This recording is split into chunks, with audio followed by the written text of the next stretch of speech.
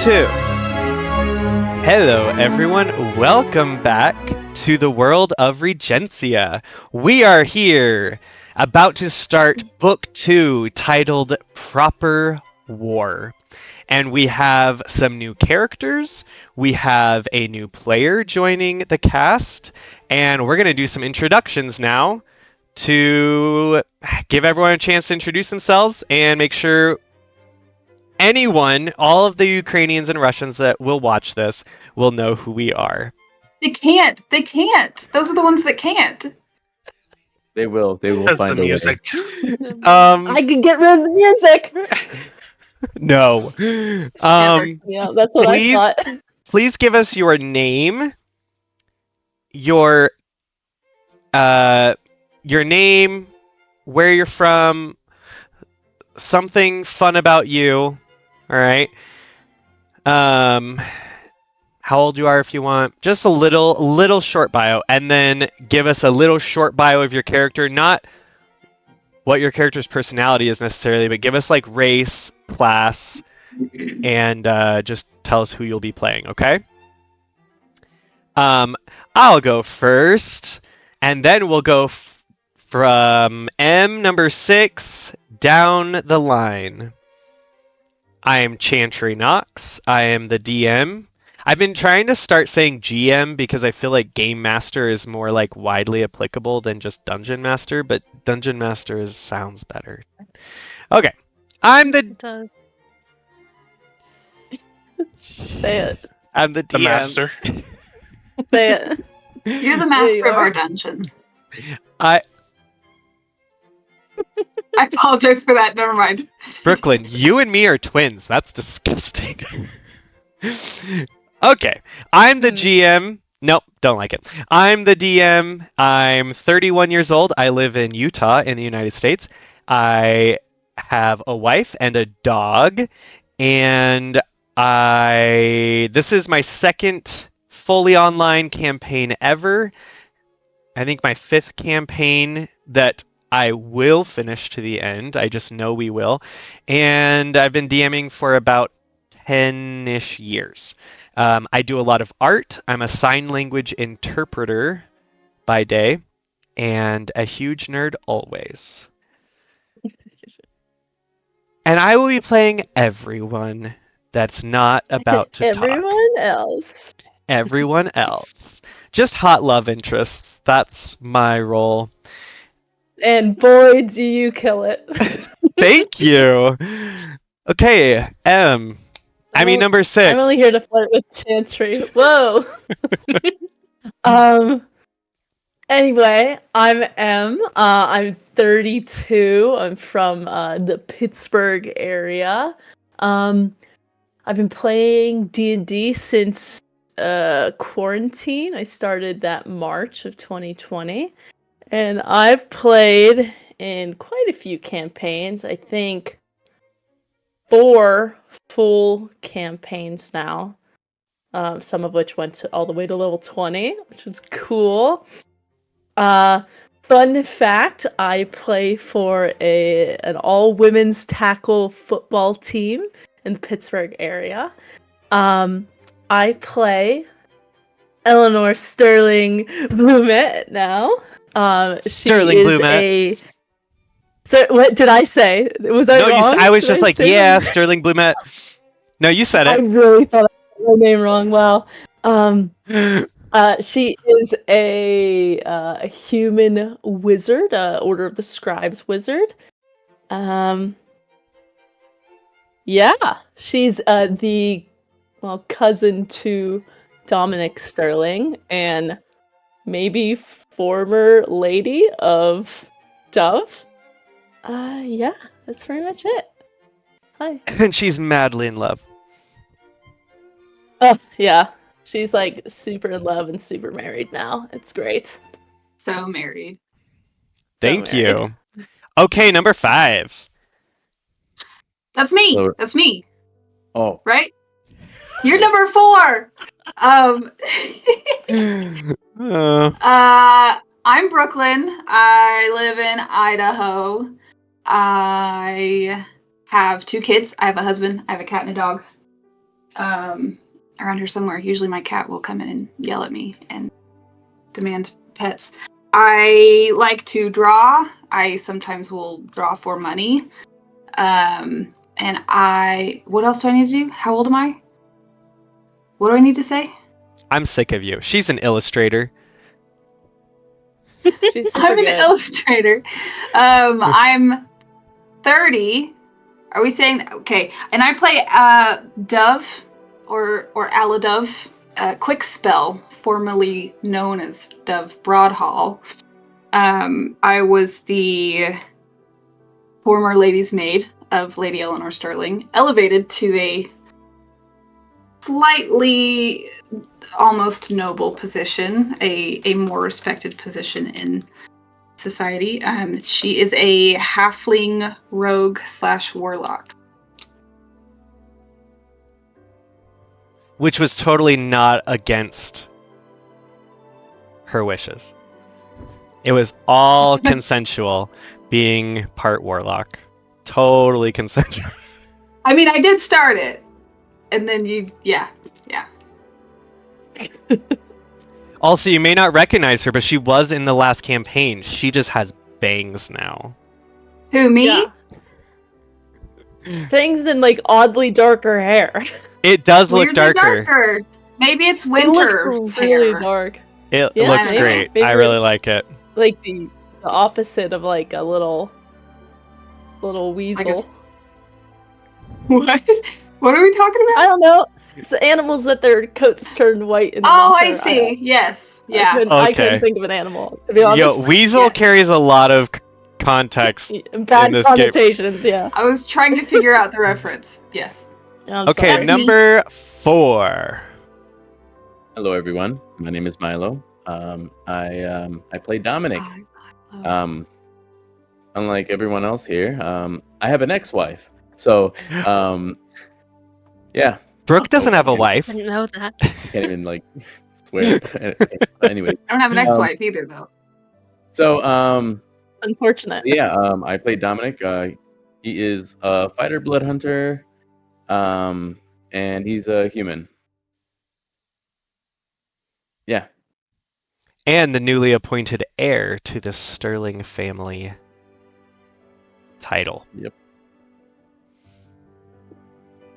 Also, I don't know if y'all saw Dominic's new picture on World Anvil, but You were like the question. It's nice. it's hot. Hot. Okay, great. Oh, and you have a cute doggy. Oh yeah, Mochi. Wonderful. And Mochi. Oh yeah, by the way, if you're watching, I was like, when did Dominic get a dog? Ukrainians and Russians, if you're watching, please comment, rate, subscribe, but also don't look me up. Look him up. All right. Immediately. What? Number 3. It can't. 3. Pick number 3, my lord. Hi, my name is Seth. I am Hi, Seth. returning from book 1. You might remember that I played Nicholas, the silver-tongued, spoiled brat heir of House Sterling, who did the one thing he was born and raised to do and marry above his station. So I decided to move on to a new character. Her name is Solana St. George. She is a princess from a foreign country who is coming to Regencia on business, let's say. Was she fancy? Yeah, I don't play half-ass characters. I guess not. He was like, Nicholas is now basically the highest station he can get without having married the prince, so I'm gonna move on to the princess. Yeah, pretty much. I have been playing D&D since before COVID. Played several... Okay, sorry. What? What? Brag. I'm so confused. Well, some of us got into it before we had other things not to do. Like, some of us did it for fun before we were confined to our homes. I'm just saying that. I worked all through COVID, Seth. What I'm Who hearing is some didn't? of us chose nerd life before nerd life chose us. I chose nerd life before it was cool. Wow. Okay, whatever. What I just heard is that you're really cool. I heard that I was a fake nerd, I think is what he said. Also true. Wow. Shots I fired. my Nicholas main is job in this gone. campaign is to give Eleanor a hard time and to make Chantry gasp and sputter and catch him off guard with romantic and smartass remarks. True. And that's me. I was only the Mhm. first one of those. Good to know. We're gonna skip over me and go to our number 1 spot. We just Ooh, got number introduced to Number 1. our first new character, and now we have our second new character and first and only new player. Yes. Hi, I'm Megan. I'm the new player of this campaign. Yes. I am 30. I live in Utah with my husband and my daughter. I mostly spend my days hanging out with them and taking care of them, mostly the daughter. I also love nerd stuff. I have been playing D&D since 2017, if we want to put a year on it. So for a while. But when my friends who I used to play D&D with moved away, I just moved on to playing Baldur's Gate 3 instead because that was the closest thing I could get. So I've logged almost 1,000 hours in that. And now I'm back to playing real my God. D&D. And I'm very Yeah. excited. Holy crap. Welcome back. Thank you. Yeah. Yeah. I don't know if I should be proud of that number or not, but it's a fact. That's so many. Fact. It's there. I am playing Bridget Thorne. She's a new character in this series. She is a life cleric of Ino. Yeah, I'm sure you'll get to know her more. Human. Did you say human? Human. Yes, human. Sorry. And she's new to the pages that we tell, but she's always existed. She definitely was here through all of the trauma that everyone else went through in Regencia. She's always existed in our hearts. Yes. The cleric we never had, but really needed sometimes. Mhm. Yeah. And is now So coming to help needed. you. Also, it's so weird because like Nicholas almost was going to be helpful in that way, and then he decided to move. Marry up and become a playboy. It's fine. And You everybody, can marry up and still come back. Also, Yeah. Gale does not want a playboy. No, I know. I know. Yeah, that's the god that you dissed. Hey, Nicholas in You the got world jokes. still does that That's true. and other things. Thank you for your introductions. I'm excited to play with you guys. Now to our intro.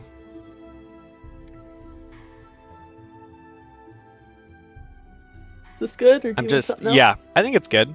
I'm just assessing music. I've got other things.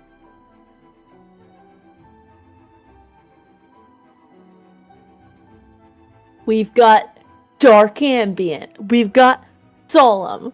We've got sad. We've got house blumette. House Blumette. Always plugging that one. Always. It's my favorite. It's the most solid of all the playlists. It's my Okay. favorite. Oh, I man. think this beautiful, slightly slower solemn is perfect. Okay. I will change. Okay. Because this is still the blumettes. You let me know when you're ready. Gosh, I can't type. Okay. Good. oh my gosh, Pancake, shut up. Notifications. Book 2. Proper War. A Regencia story.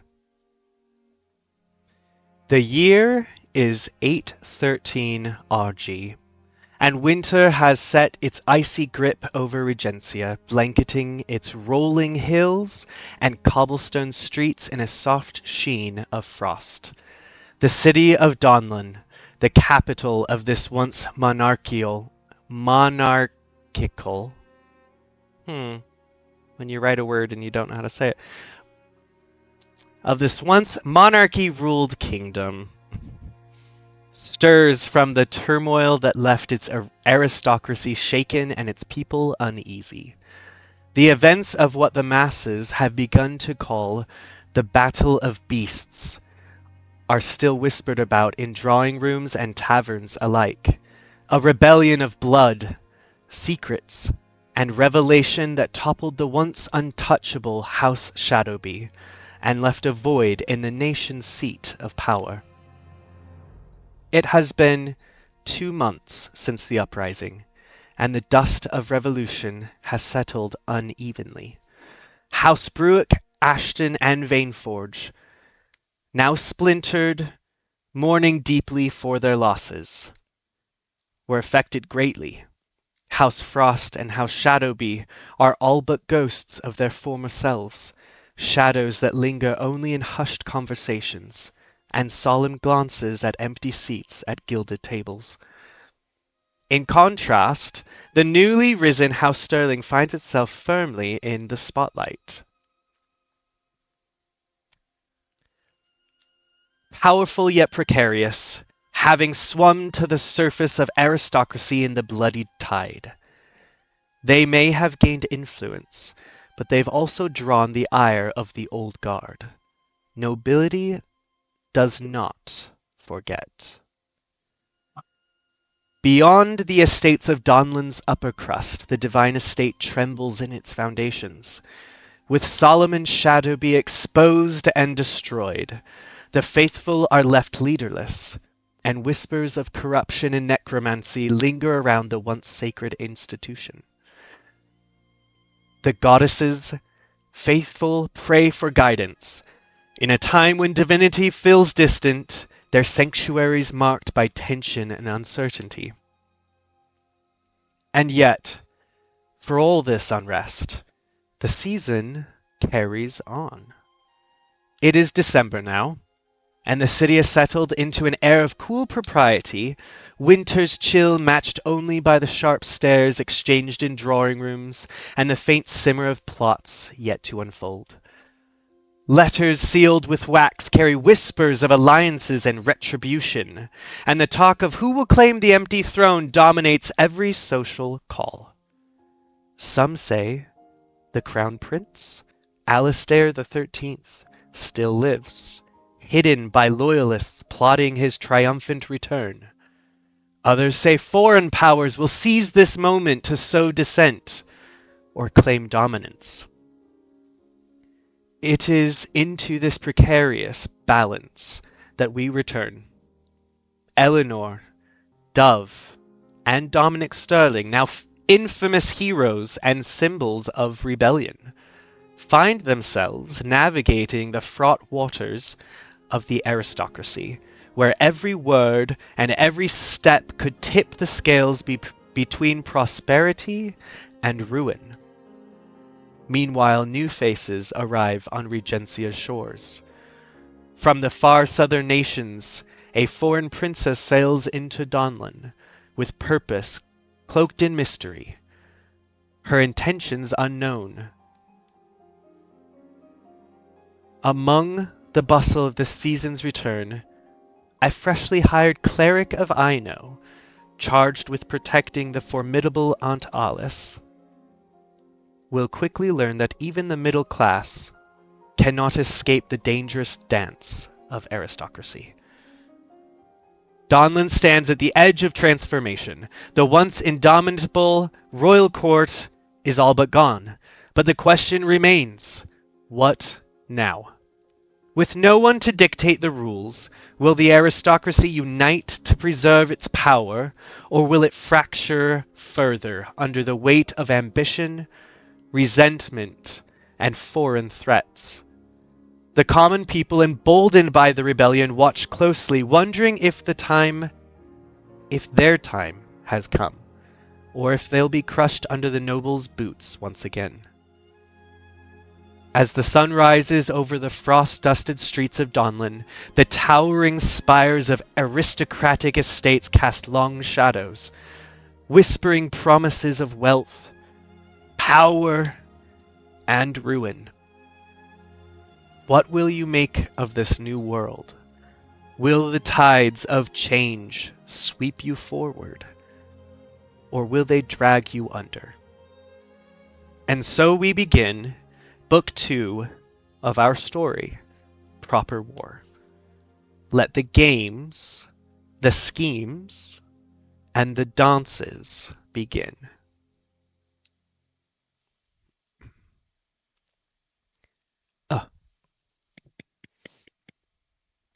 Bravo, bravo. Rabba. In the aftermath of the rebellion, the Tower of Gore captain has seized command of the Shadow Cloaks, the elite enforcers of Regencia's order. In tandem with the high bishops of Manel and Aino, they have become the nation's tenuous arbiters of peace, their influence extending across the land as they work to restore a sense of stability. Meanwhile, the royal courts of law, led by the pragmatic and ever-efficient legalitarians, have temporarily assumed governance, their cold, calculating approach to rule a stark contrast to the chaos that preceded them. Together, they form a fragile alliance, balancing on a razor's edge as the country lurches toward an uncertain future. We are going to start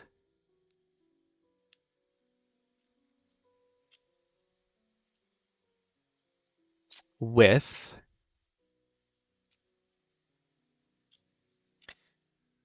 Bridget.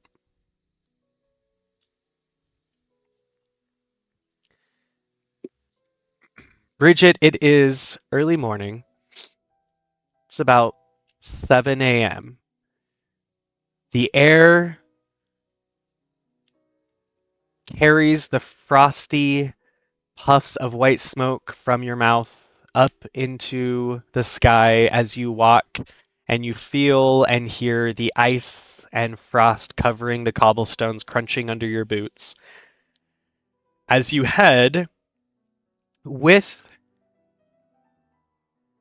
a collection of your belongings, which are not many,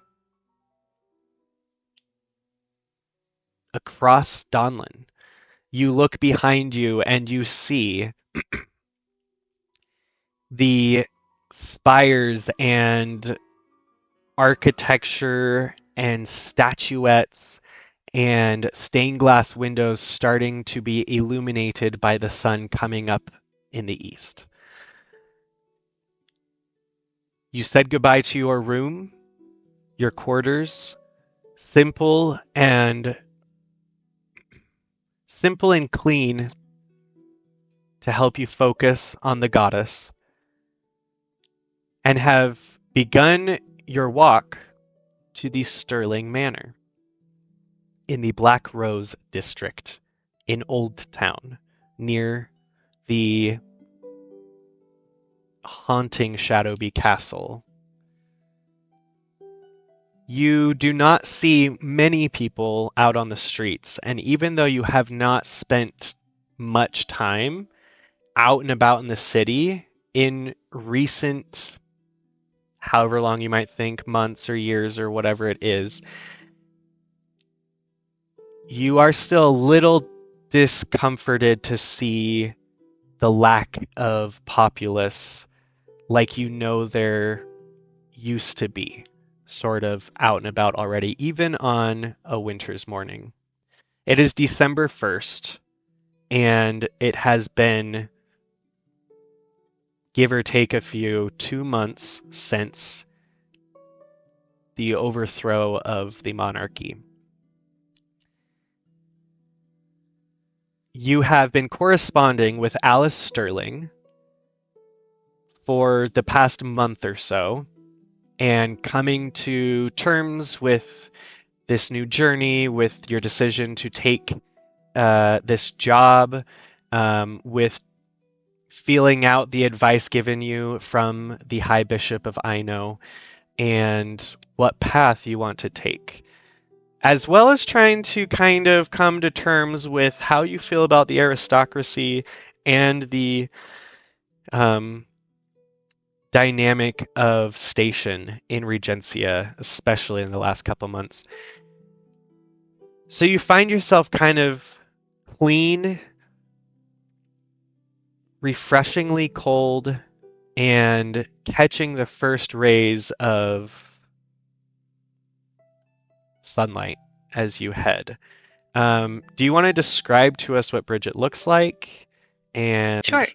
give us a scene? Tell us how she's feeling or what she's doing. Right. Okay.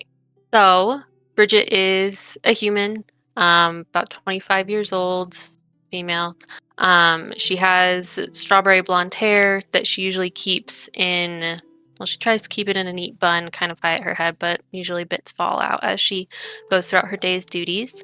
Her clothing is always very simple and functional, always emblazoned, with symbols of Ino on it, of course, that she can be easily identified by anyone who might need her help. She uh, is tries to always blend into the background, so she doesn't, use a lot of heavy cosmetics or anything like that. She's also, thinks it unseemly of a cleric to do so. As she is walking towards the Sterling estate, this calm morning is a strange mix of both refreshing, calming, and unsettling. As she knows that the streets are emptier than they should be. She saw firsthand the aftermath of the battle as she was called in to help with cleaning up bodies, identifying those who had died, giving people, last rites, connecting them with family members, delivering news to family members who had lost loved ones. It was not a very fun job. And so a mix of that as well as hope for potential new beginnings is kind of running through her mind. Since she saw all of that firsthand, she also heard of the Sterling family and the role they played in this battle. So going to work for them is maybe a bit intimidating, but overall she feels, I guess, hopeful, yeah, is the word for it, as she goes towards their house. You get to the Sterling house. What time did I say it was? 6:30-ish? 7, I think. 7? You arrive to the Sterlings. You have to sort of give your name and reason for trying to come through the Black Rose Estates gate, which always has some local guards protecting it, just like a gated fancy neighborhood does. And they let you in and you cross the square directly over to the Sterling Manor. You can hear the rushing of the Great Sea River that flows just behind the manor, and you know that the Sterling Manor has a bridge spanning the water and connecting to the very prestigious and infamous Sterling Bank on the other side of the river. You are expected, and you are on time, if not a couple minutes early, should you have needed a moment. What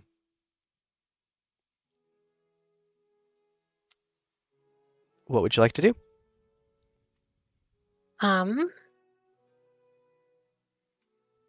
Think she takes a deep breath, exhales it all out, puff of, condensation in the air, and approaches the main door, gives it a knock, gentle knock, as she knows people are probably still sleeping inside, but that someone is up and about in there. You find the door opened by a footman. And this footman says he's a strapping lad. He's tall. He's got sort of golden brown hair, and his eyes look a little puffy, like he has recently gotten up and gotten ready starting the day. But he opens the door formally and clicks his heels together, gives a bow, and tags your sort of attire and says, Lady Thorn, I'm assuming. Miss Thorn. Yes. Miss Thorn. Yes. Please come in. Thank you.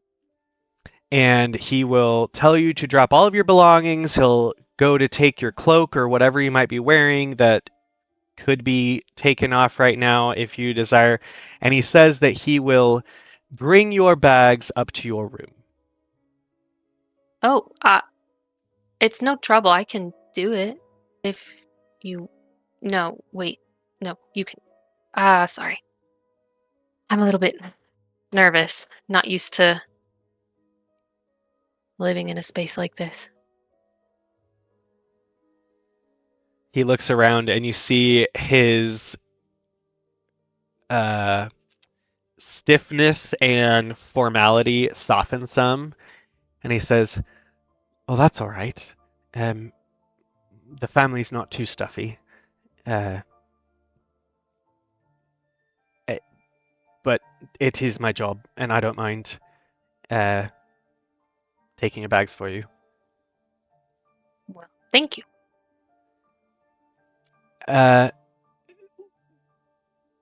Lady Alice is, Viscountess is already up. She's having a morning tea in the drawing room. I assume that you would like to be taken to her, unless you'd like to wash up or No, postpone. I'm ready. Yes, whenever I can. Yes, all right. And he sort of just barely noticeable kind of glances down at your boots that you walked here in some of the cobblestone frosty sludge. And he says, "Yes. All right. If you feel ready, then you are ready. So I will. The drawing room's there." And he just points at the door. And he goes, "Sorry." Puts your bag down, goes over and opens the door for you. If you look at the handout screen, we've got a great picture of Bridget and we've got a picture of Aunt Alice as well. Oh, 2 pictures of Aunt Alice. How did that happen? Now I'm gonna have Double the fun. Aunt Alice and Aunt Alice are here. Woohoo! Twin? When They're Long twins. lost twin. Long That's lost our twin. secret. What? All right. That's why she's so mysterious. They've been swapping out this whole time. One that faints, one that fights. Like, yeah. You go in, I'm assuming, yes? Mhm. And you see Aunt Alice sitting in there in this very outfit, this sort of chocolatey orange sateen dress with a matching cream and sort of this brownish rust colored flowers all over it, with a noblewoman's ruffle collar, but somehow she makes it seem relatable still. She doesn't seem overly overstationing you with her outfit or her demeanor.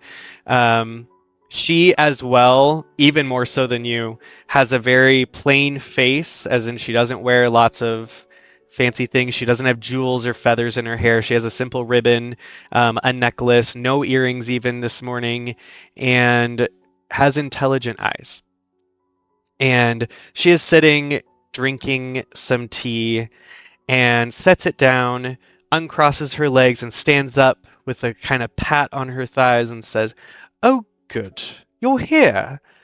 Welcome, darling." And she goes up to you and just kind of does a cheek kiss to you and says, "It's so good to see you in person after all the correspondence. I'm assuming Kyle took care of your bags." Yes. Yes, he was very kind. Good, good. Please sit. Tea? Oh, no thank you. Oh, yes, well. Take the seat closest to the fire, love. That will help warm you up. Oh, thank you. She sits down. I can have some other drink brought in. I've already had my morning coffee. I fear anything else will make me entirely too nervous. Thank you, though. Well, my dear, she sits down and says, "There's indeed no reason to be nervous. I'm quite excited to have you here, as I am hoping you are excited to be here." Yes, I am. Sorry, my lady. I didn't mean any offense. Just I'd be this offended if you place. weren't a bit nervous. It's so fancy. It's lovely. So lovely. Well, her late, the late Lady Sterling had a very strong hand to play in the design of the rooms, in the upholstery, the curtains, everything. She had quite the eye. It is lovely, isn't it? Yes. I'm sure your rooms at the Divine Estate are not so ridiculous. Oh, well, just more plain.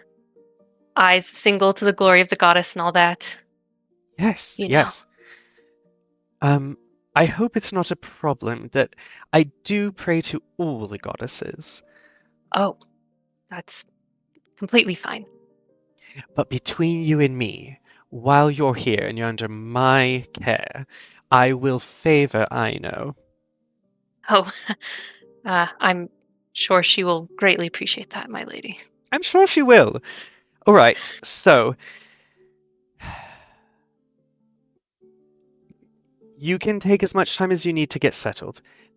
As we've discussed, the main reason that I wanted a cleric here is not so much because I fear that we, as a family, will be in mortal danger, though that always seems to be the case. No, it's because I've been desiring to have a companion for quite some time, and instead of just pulling some young thing off the street, making her my lady's maid, I don't really need someone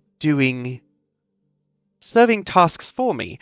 I want someone that I can collaborate with, that understands threats and when it is important to be with me and important to not be with me. And I think from everything that I've heard about you and our correspondence, it's going to be just perfect. Wonderful. Yes, I am here and fully prepared to do anything you might need of me. Well, don't be fully prepared to do anything that people say in this house. You could hear a lot of things. Now, I need to forewarn you. I'm sure in the last couple of months, you've heard probably many things about Battle of the Beasts, about this family, about those who are now no longer living here, and I want you to know that unfortunately, probably 50% of it is true. Oh. Well, I haven't heard that many things, honestly. Mostly good things, really. lots of heroic acts and all that. Some stupid ones, though, as well, yes. I considered them rumors. Didn't put much stock to them. My dear, naivety is not an admirable trait. Right. However, I'm happy to hear that you think of the things you have heard positively. Now, there are business times. His Lordship, Lord Dominic, may not be around yet. He is either still in bed, or he is already at the bank, or in the study. He's doing something. Her Ladyship, Lady Eleanor, is currently staying at a hotel with her new bride, as they are getting their new apartments fixed up and ready to move in. Lord Nicholas, I'm sure you have heard, has moved to the northern parts of the country to take residence in his family's estate, and his wedding is up and coming, which we are very excited about. Yes, congratulations. What a match. Yes, he did do quite well. The Lady Dove is still currently here, and who knows what her schedule is. Of course. But if you would Yes. like to join me for breakfast, you can come back down at around 10:30. Oh, yes, I would be honored to, my lady. Thank you. Yes, and we can discuss later more of a day-to-day expectation, and when you shall get your wages, and when I would love your company, and all of that. Wonderful. Yes, I do love a schedule. Oh, noted. All right. Would you like us to pray before we separate, or? Would you like me to do that, my lady? Well, I would certainly like you to do it over me. Oh, I don't pray all the time, but if it would bring you comfort, I'm happy to offer that. Oh, well, I mean, I would hope that the goddesses would always bring me comfort. I hope it would bring you comfort to.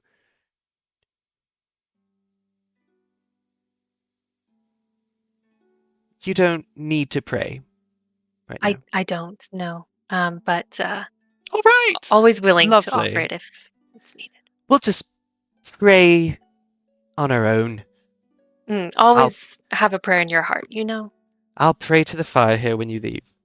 I mean, I'll go out to the garden and find a bird and pray at the bird. Wonderful, of course. They do so need it this time of year, don't they? The birds. I mean, Well, I was talking anyway. about the wings. No.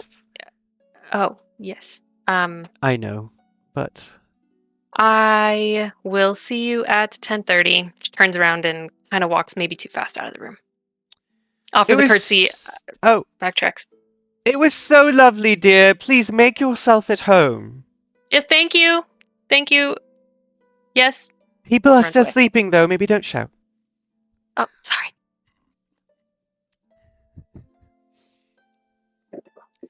Okay, Bridget is gonna head up to her rooms, get herself settled for now.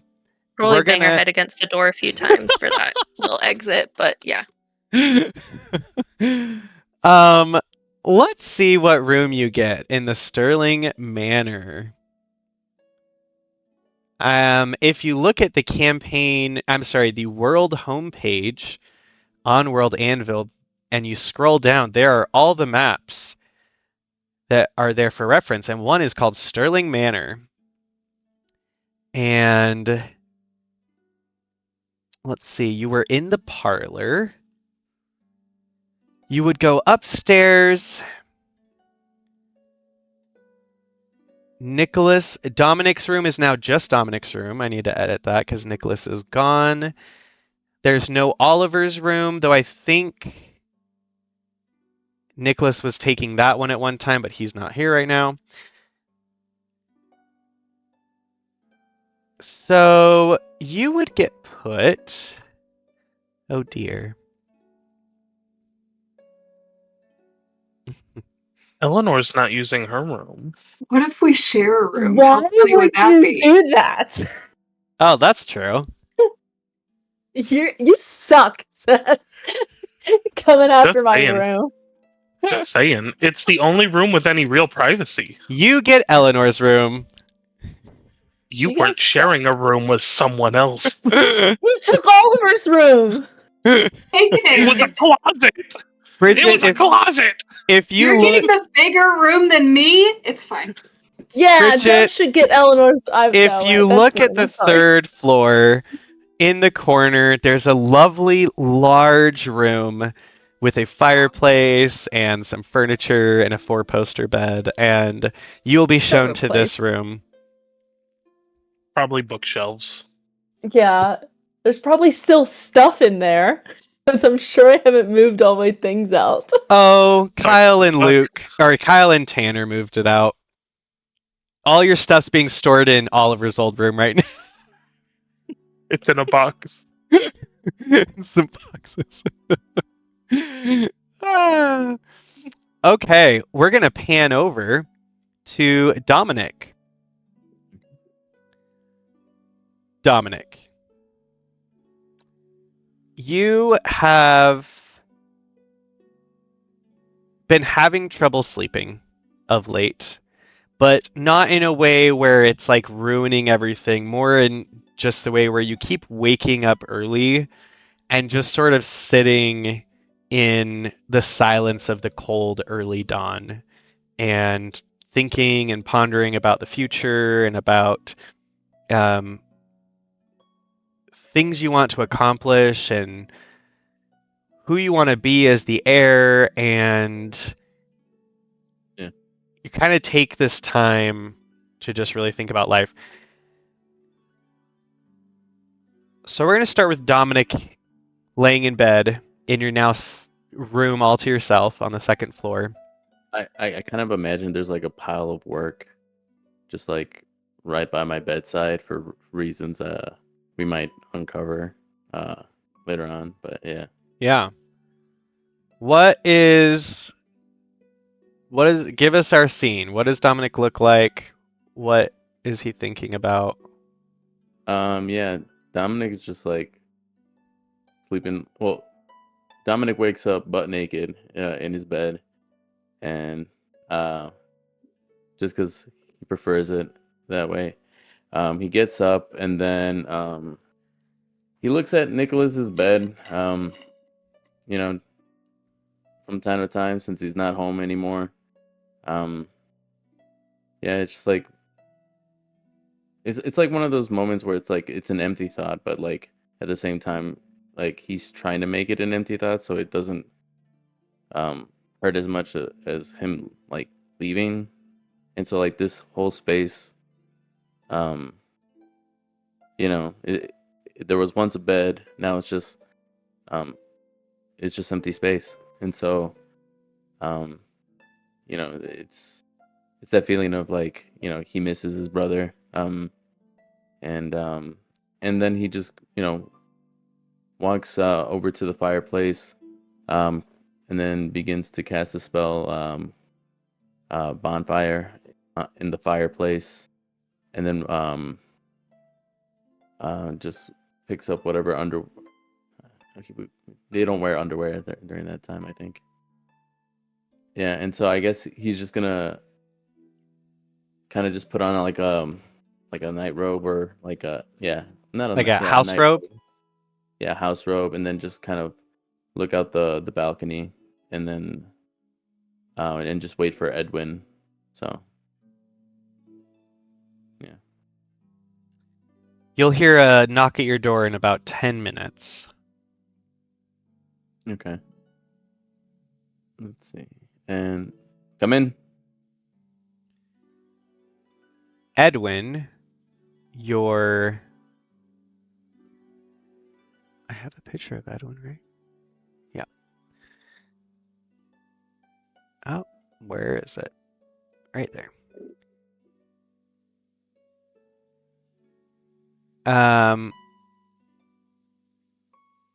Edwin, your valet,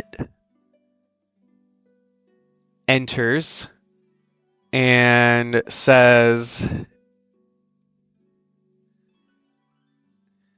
"Ah, up again, your lordship. I can start showing up earlier if that would suit you." Everything's fine, Edwin.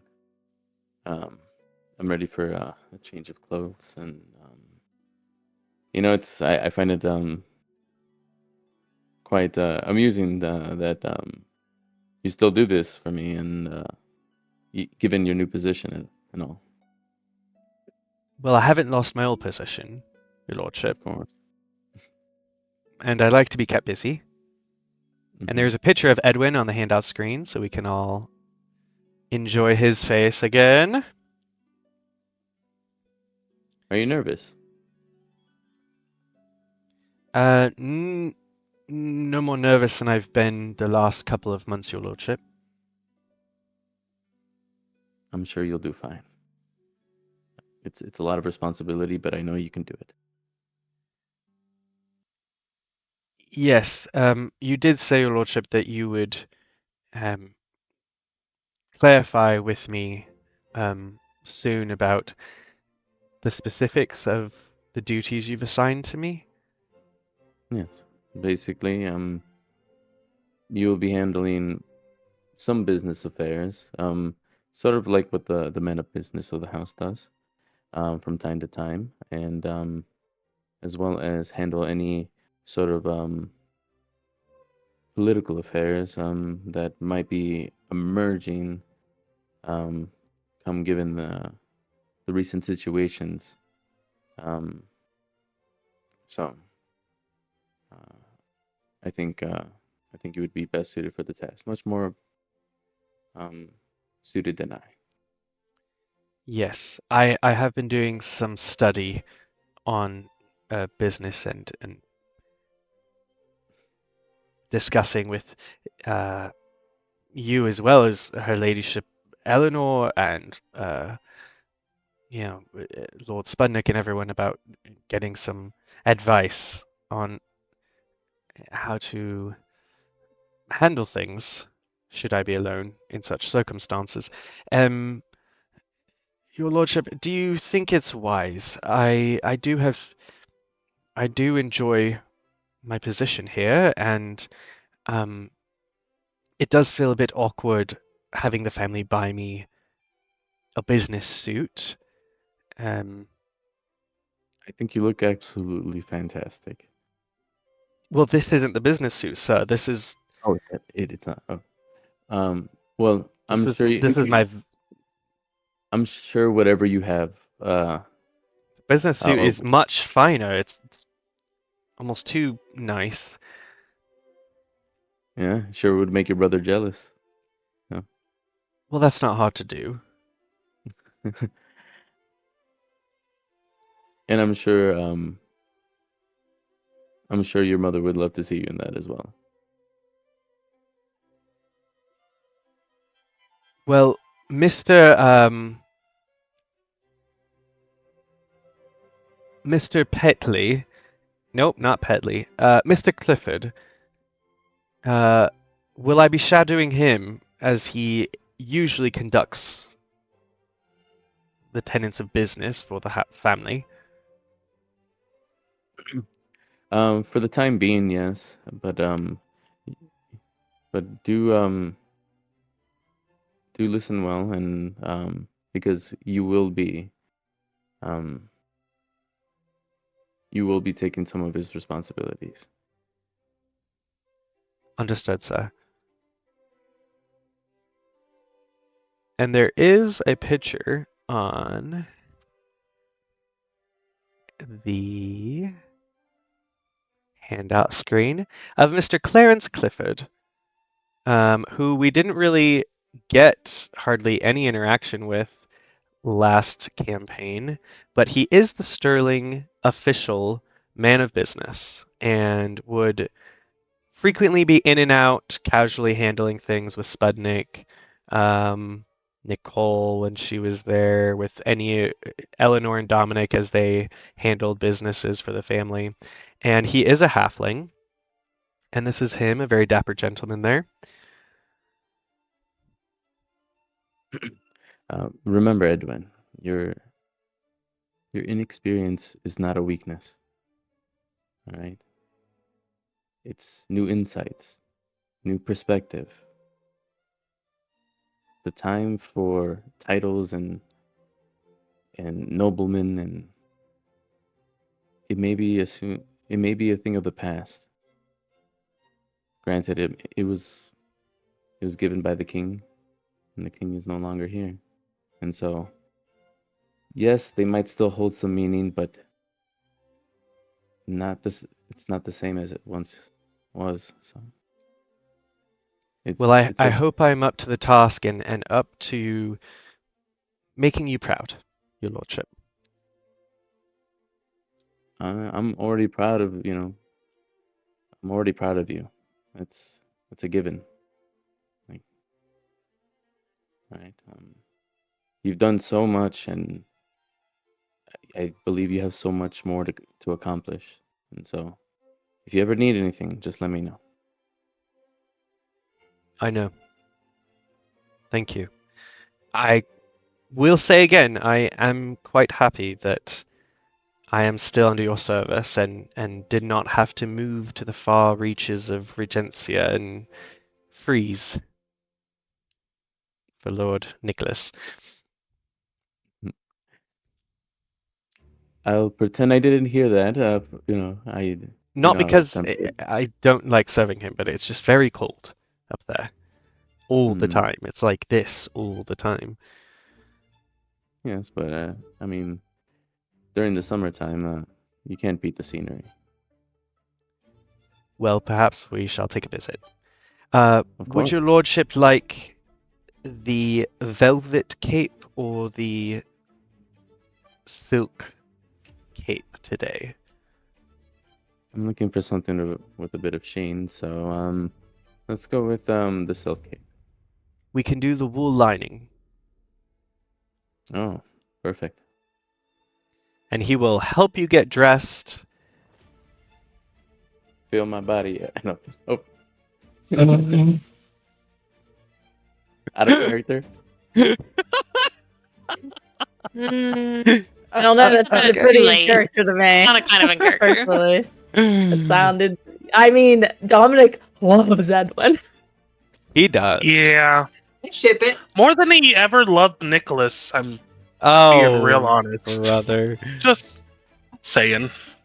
Mean. Okay, Dominic, where is Dominic going this morning, and what is he planning for the day? And this is up to you, and then reinforce agreed upon from M.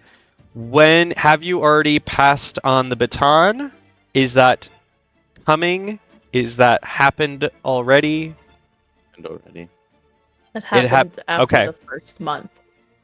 You think about the fact that you have many times just woken up and gone straight over to the bank and your offices there as vice president, as Spudnik is still technically CEO. And you realize that that's no longer under your direct responsibility. So what does Dominic do?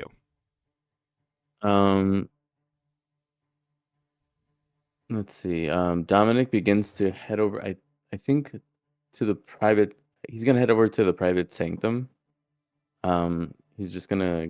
I think the entrance to it is in the library. I think it's one of those book things, right? Where Yes, if you look at the map, you get to the private sanctum by going through the salon on the second floor into that north turret, and then down a spiral staircase to the sanctum, 2 floors down. Yeah, he will head down there, and then he will then now, did you say there was a way into the tunnels through the private sanctum? Okay, just making sure. Um and so, like, what's in the private sanctum right now? Would you There say? was just sparse furniture. There's glyphs and wards on the walls. There's a fireplace, and then seating and a table. Okay. In my backstory that I posted on World Amble and sent you, there's a specific book I was uh, having people look for. Was I able to get that book? Jog my memory. Did you send that to me recently? No, it's been a while. Yeah. Okay. I mean, well, I sent it a while back and then recently as well. Can you Like send during, me the memory jog in a message? yeah. Um, Tasha's Cauldron of Everything. No, you cannot. I'm just kidding. That's not what I said. and,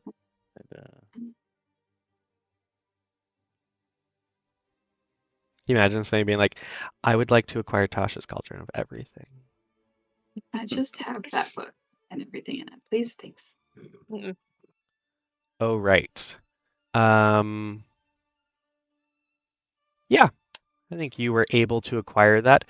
yeah, so It I was think hard, within but the you were able to get it.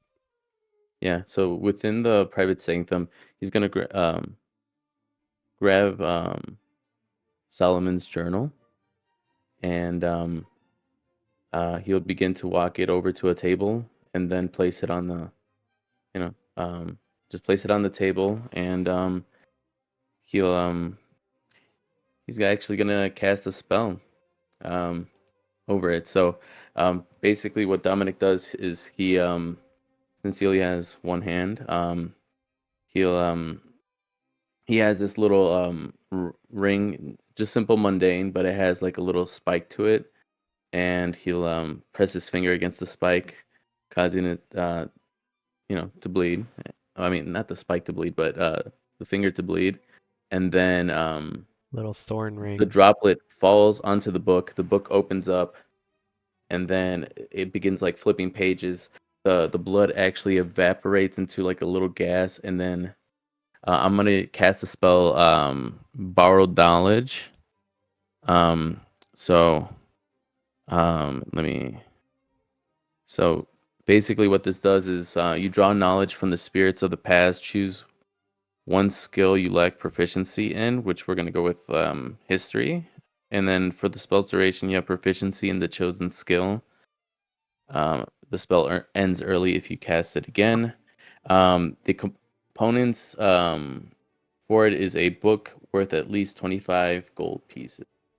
So I think Solomon's journal is priceless, given that it's from the former royal family. So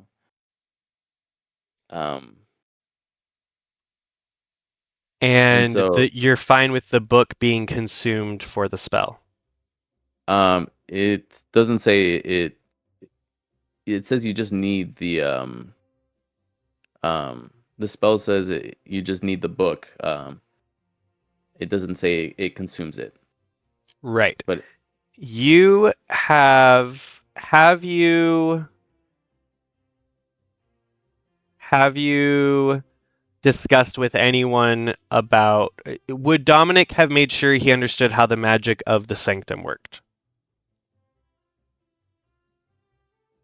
Because there are lots of wards stopping a lot of magical things, or that would affect how it works. Especially things for like scrying or outside sources communicating within the sanctum, which I think this would fall under. since would it would hope be that taking. there's something inside the book as opposed to something outside being like, hey, Okay, okay. So a little bit more of like the book's contents are sort of like put into your brain. Sort of, yeah. And so like how I envision it is like once that droplet of blood hits the book and the book opens up, the droplet kind of like evaporates into a gas, and then it forms like images like the holocrons from Star Wars, you know, I like and that. then it kind of just plays out a story or whatever. Um, and So so you do that, and the book, as this evaporates and starts to coalesce into some images or forms, which skill are you choosing to have history. proficiency? I'm trying to like tap into like um or like investigation, I would say. Yeah. As I'm trying Investigation? yeah, as I'm trying to tap into whatever's going on in just to get more information about like the darkness that's coming from what Solomon has referred to. It's saying it's coming from like a different land, um, and that it's coming. Um, so I kind of want to investigate it further. All right. You feel sort of this surge of magically supported information, or this awareness of information that isn't your own. And sort of, even though you're seeing things, I'd like it to be almost like you're asking the book for knowledge. So have Dominic throw some questions out there for me to sort of tell you what you'll see. Um, And also, you'll have to roll. So you can roll now, oh, or you can roll after you ask the questions if you'd like. okay, I can ask the questions. Where did Solomon get his magic from? Who gave it to him? And how many questions do I get? Oops, I wrote magic friend. Who did Solomon get his magic friend? Yeah, yeah. How You many can did you ask me 5, and I'll tell you what you see based on your roll. Okay. Where where is this darkness coming from? Um,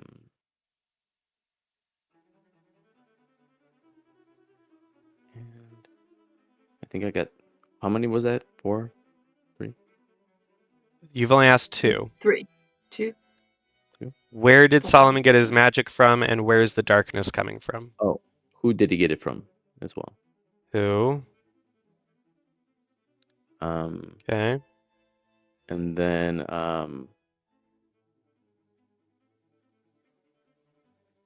when is the darkness supposed to arrive?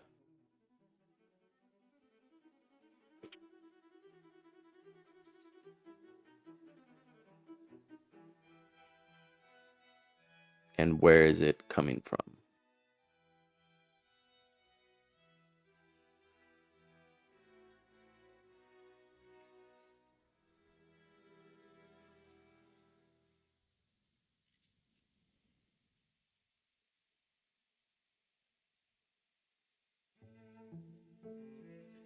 Okay.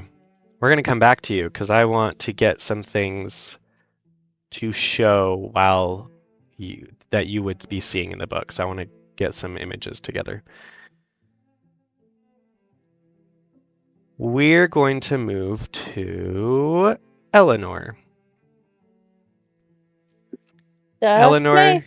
you are waking up earlier than you would like.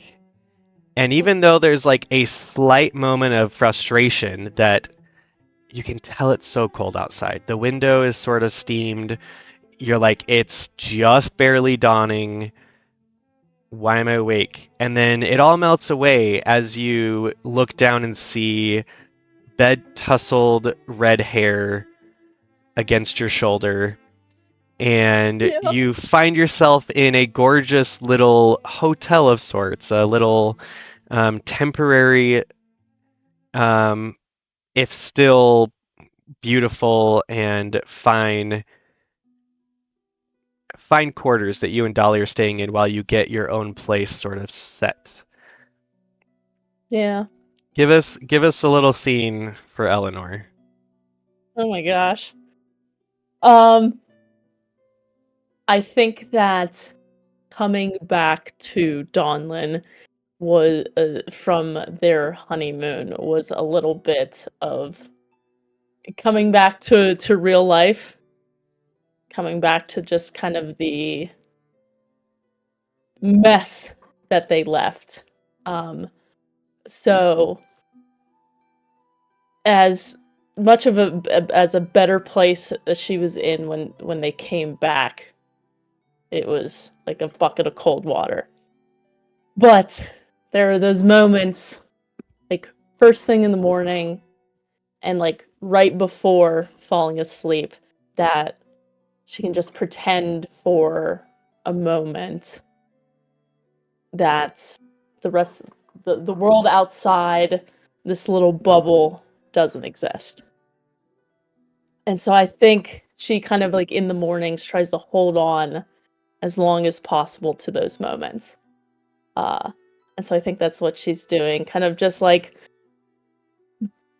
burrows back in to the covers, maybe kind of pulls Dahlia in a little closer and just tries to, put off the rest of the world for at least a little bit longer. You hear a knock on the door. It's fine. Everything's fine. And she very carefully, like extracts herself, from the bed and kind of like rushes to put a house coat on, before another knock comes to see if she can, kind of let Dahlia stay asleep a little bit longer. And so she comes to the door, cracks it open. Yes. It is one of the sort of inn or hotel's maids, one of the room maids, and she just has a small silver tray with a letter on it and says, "Another letter, your ladyship." And you can see a bright orange wax seal with the sterling crest smushed into it, clearly from your mother. A lonely Yep. and missing you, Maeve Sterling. I know. And I take it. Thank you so much. And I will shut the door real quiet. Look, like peek over my shoulder. Okay. And I'll crack the seal, and I'll open up the letter. Stealth check. All Eleanor did for many years was open letters. She's like, oh, Yeah. It's like second nature. Like she can open it in any circumstances. Is Dahlia a heavy sleeper? Do I have to worry about waking? just like everything Dahlia does, she sort of dives in 100%, and the same goes with sleeping. She like very Eleanor takes a cutely is moment like, to, yeah. Eleanor takes a moment, like kind of like bites a knuckle, like she's so cute. And then reads the letter. Big simp over her wife. yeah. This letter is not too different than the daily letters you've gotten from your mother, though this one has come earlier. It Yeah. starts with basic, you wouldn't say pleasantries because they're much more formal and forceful than you would use in a pleasantry to just someone else. But it's all about how your mother is missing you and how she's sure that you're just getting up to all sorts of fun without her. and she really would like to have that tea that she's asked you for, but not normal tea, the tea that turns into an entire week's stay. And she adds near the end that she says, "My dear, there have been so many suitors showing up to the house to ask after you, and it's so terribly hard for me to explain why you're never around to turn them down.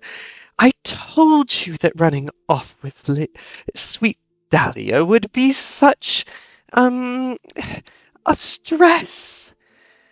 Please, dear, when are we planning the great celebration? I'm sure your cousin and dear Nicholas would not mind it being within a fortnight of each other. It would lessen my nerves, for I am quite vexed. There are so many eligible candidates, and your name has been passed around on many a tongue in the last couple of months. Please come see me, or I fear I shall not make it till the new year. Your mother, dearest, Lady Maeve Sterling." Where are we staying? We're in a hotel. Where Oh, is I'm glad this you hotel? asked. On the map of Donlin, number 47 is called the Avenues, and if you hold your cursor over number 47, there will be a gorgeous picture showing what the avenues look like, and you can click on that and zoom in. And it's sort of this beautiful boulevard of apartments and storefronts and shops. It's quite lovely. A very middle class situation that nobles and splurging peasantry like to visit. Right. Have I not been going to work? Have I not been like going to the office in the bank? You have. Whenever you've been okay. having to figure out a schedule with helping Dahlia and being at the bank, because Sputnik is still officially CEO of the bank. You are still CEO of mining operations and currently VCO, right? No. What is it called? Whatever I said it was. Vice president, essentially, of the bank. Yeah. And Dahlia, due to Lord Feanor's death, it's just her and Finch, essentially, and any like basic hired cleaners or workers. So she's been a little bit more desperately in need of immediate help, and so you've been kind of bouncing around. Okay. So she has seen me. She's just being ultra attached. Okay, I got you. Yeah, but if I the seeing you doesn't last longer than an hour, she hasn't really counted it. Yeah, like I probably have like lunch or tea or something with her every time I'm in the office. I'm sure. Yeah, which is like every 3 days, probably, at least. Yeah. Okay, I just wanted to make sure. I was pretty sure I was in Donlin. On the days that you do see her, she says she's so excited, and she tells you just to disregard the letter when you get home, because it should be there. Okay, fantastic. All right. I'm not going to pen a response at this point. I will if it's necessary. If I go to the office, I will just see her. But if not, I'll write a letter from the menagerie.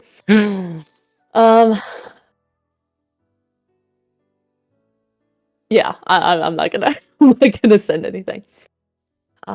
I'll put the letter. I would say that there's a pile of them, but Eleanor wouldn't leave a pile anywhere. It is Eleanor is starting to feel a little claustrophobic. Oh, 100%. Two businesswomen very passionately involved in their enterprises. Yeah. I will file it away in the system that I have for my mother's letters. I'm sure I have a drawer that's full of neatly organized letters because I don't throw anything away. Would you like to know what kind of letters you have recently filed? From my mother. In general. Sure, yeah. Well, there's a whole drawer for your mother's letters because they started not Okay, yeah. fitting in the other one. So it's Yep. either have some clothes in sort of a basket on the floor or have the letters in a basket on the floor. Oh god. I want nothing in a basket. I've started to like take over like Dahlia's drawers. Yeah. I'm just gonna put that in there. Yeah. Yeah, let's She opens her drawers and it just like everything just pops out like confetti. look like a Jack in the Box. Yeah. Or like a can of snakes. Yeah, you've got a lot of letters from your mother. You also have quite a few letters from the last few weeks.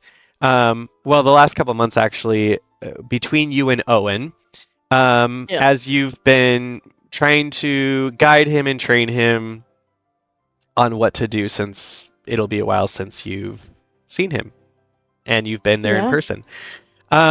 Also,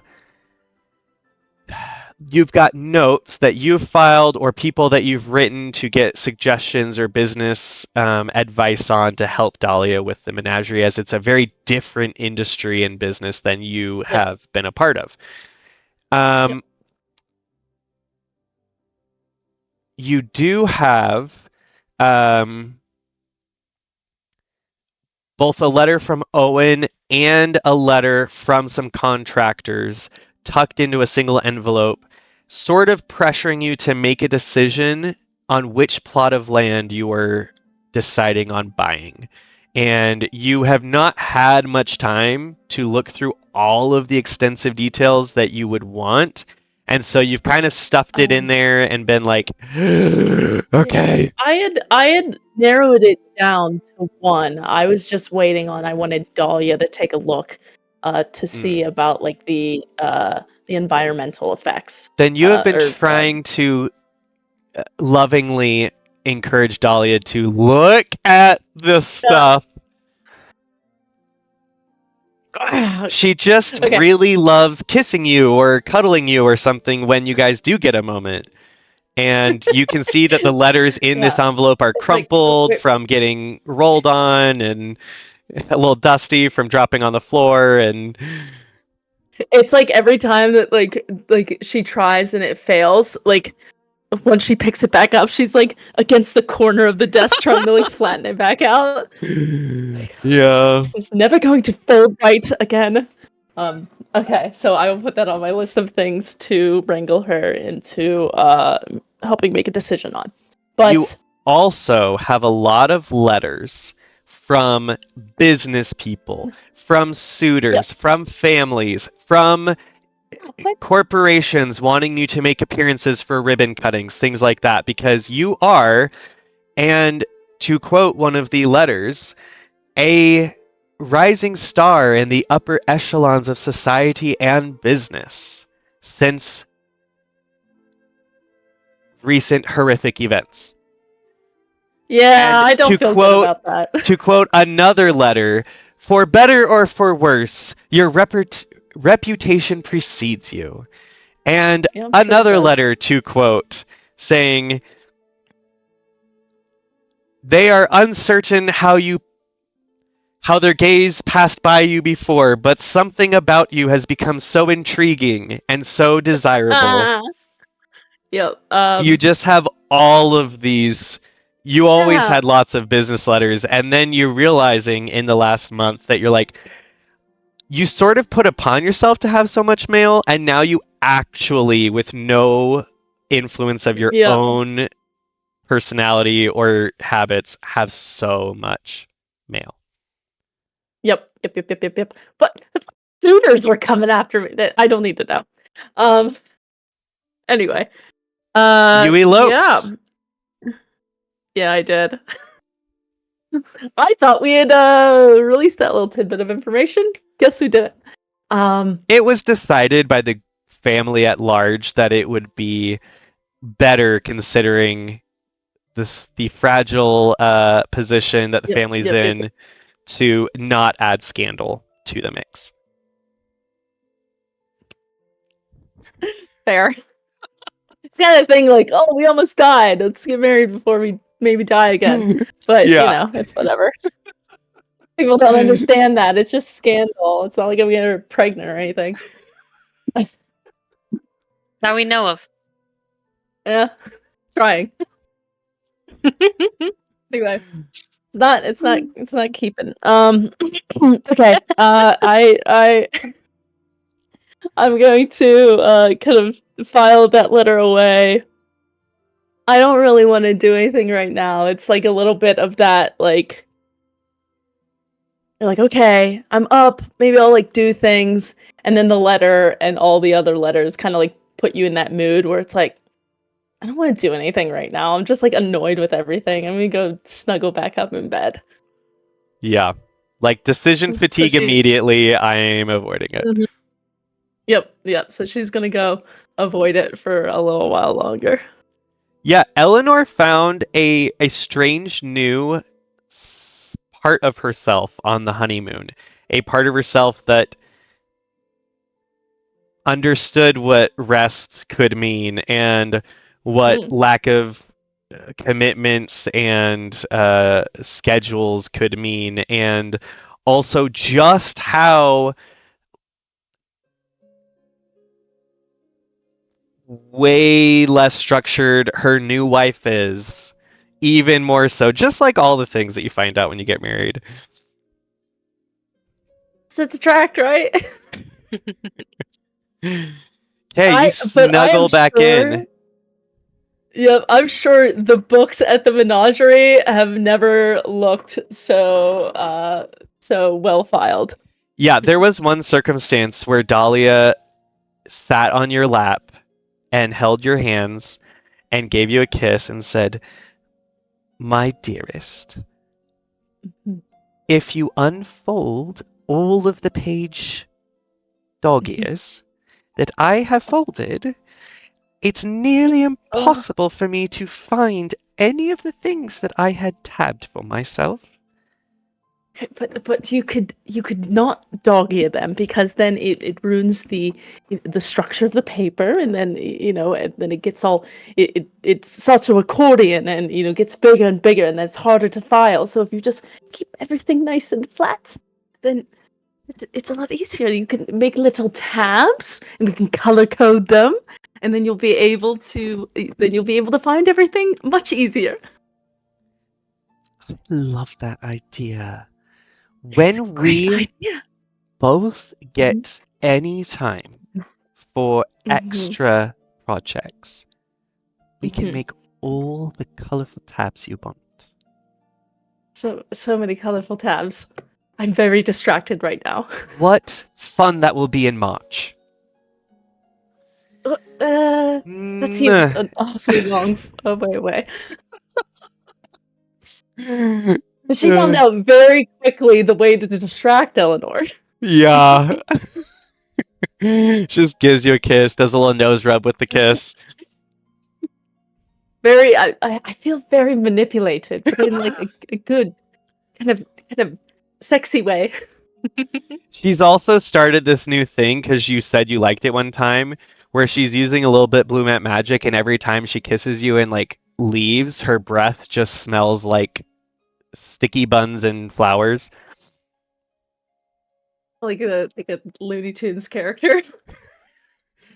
Yeah, hard eyes. Yeah. Eleanor's literally the picture of hard eyes every day now. Okay, yeah, I'll So go snuggle in for a little Eleanor more. snuggles in and is developing as a person. She goes back to sleep for a little bit. That's amazing. Maybe it's Oh, it's not not a good sleep, thing but to hear. snuggling. Yeah. No, It's too much too much anxiety to go back to sleep fully. It's just kind of like that, like kind of warm, cozy, kind of like in between kind of state. Yeah, she you just feel her snuggle up next to you and you hear, "Oh, your mother's so sweet." Isn't she? I think she's lonely. I was lonely for the 3 minutes that you were out of my bed. Well, now I'm back in your bed. Technically, it's our bed, but so I'm just gonna. And she falls asleep again very quickly. Oh, all right. You're asleep now. Okay. Please, there Dang we go. it. Okay. I'm alone Wait. again. Wake her up. Wandering hands. Never. Brooklyn's such a pill. Hey, hey, I wanted to see where this was going. I wanted to wake you up Tell me more. so you could be awake with me. Okay, we're gonna pan over to Dove. Hey. Yeah, let's go to you, Dove. What are you doing? I don't know. What am I doing? Are you okay with me telling you where you're at and what you were doing? Yeah, let's go for it. Okay, I Dove. don't get a wake up scene like everybody else. you do. Okay.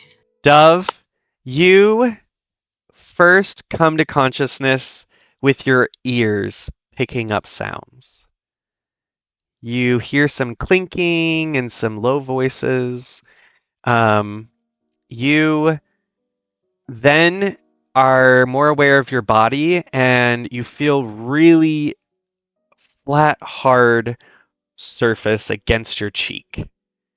What? Okay. And the more aware and the more you're like, what the? You're like, ow. And you realize that your back is stiff and your feet are cold and that your feet are against a hard surface. And then you realize that your hand has been clenching for a long time and you slowly sort of like unclench your fingers and you feel the uncomfort of a beautiful frock that you had been wearing and that you had allowed to be cinched in just a little more than usual, and yet you've been bent over sleeping in this frock and corset. And suddenly you open your slightly crusty eyes to find yourself in the still cozy and yet much dirtier and emptier tavern that you had been having drinks with Berrigan last night.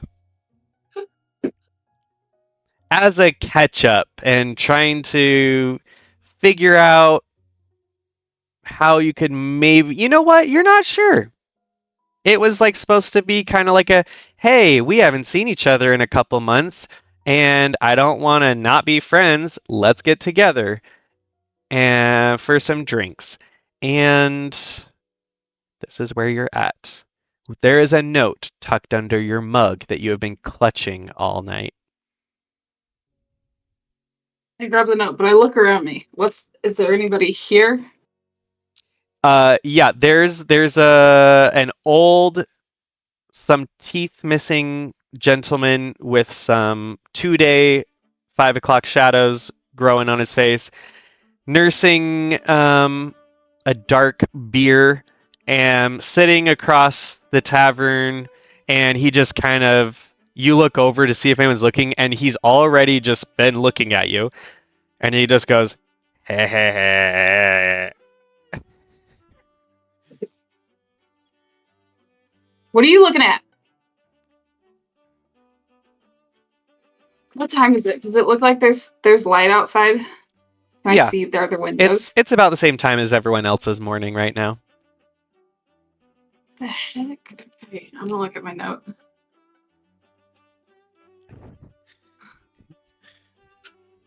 Says, had fun.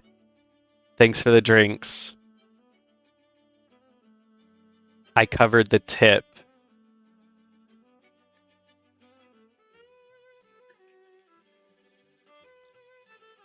Hope you're not mad that I listened to your demands to leave you.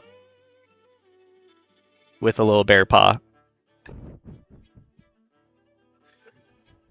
We got like a hangover plot now. I gotta figure out what happened last night. Yeah, roll me a Constitution saving throw. Oh no!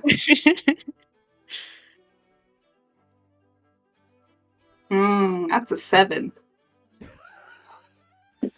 Your head kills. Your face kills. Your feet kill. Your abdomen from this corset kills. Your eyes are hurting right now. You don't know if you're going to be able to start remembering things until you like get freshened up or something. Is there a bartender, a barkeep? Yep. I'm gonna wave him over. Ah, she lives. Do I though? Now, what would the little lady be needing this morning? How much the tip? Do I owe you anything? Oh, I think you owe me something. Yeah. No, yeah, you do. Mm-hmm. Okay, how much? 2 gold. 2 gold. Yeah, I remember your friend sort of giving you a hard time about being stingy now that you have money, and then you got this like scrunched nose look on your face, and then you demanded that I bring you all the most expensive and exotic drinks just to try a sip of each. Is he telling the truth? That was after your 3rd tankard of, house ale, of course. Mm. Ah. No, How that roll? doesn't sound No. like me. You can roll insight if you want. I'm gonna roll. Okay, I'm with really good at insight disadvantage, since you got a 7 on Constitution. Oh, the first one's a 7. Second Hey, one's a Chancellor. nat 20. It's fine. Oh. Share You're- character art. We forgot about You're- mine, but shared devs. Oh, You're infamous for not doing well on. shoot. insight I Don't didn't share share. mine. Yeah. We'll do it. We'll do course, it when I Oh, come back. bloody. And of course, I get a We'll nat get 20 on my insight check when I have When disadvantage, disadvantage, of yeah. course. Yeah. So, yeah, Ain't it's a that 7, just the way? which is par for the course. You. He upsold you in a moment of dispropriety, and he took advantage of your new title. Oh,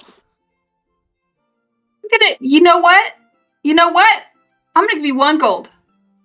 I'm gonna give you 1 gold for it because I don't think that you're telling the truth about this. I know what happened last night. It's not that I don't remember. yeah, I'll just keep the rest that you owe me on your tab, and you can bring your red-headed friend back to verify if you'd like sometime if Red-headed you want friend. to clear your tab. I'm the redheaded friend. Who's the redheaded friend? I'm sorry, your blonde-headed friend. Oh, okay. Yeah. Where'd he run off to? Did he say? No, it might surprise you, but I wasn't having drinks or invited to your drink carnival, as it were. Because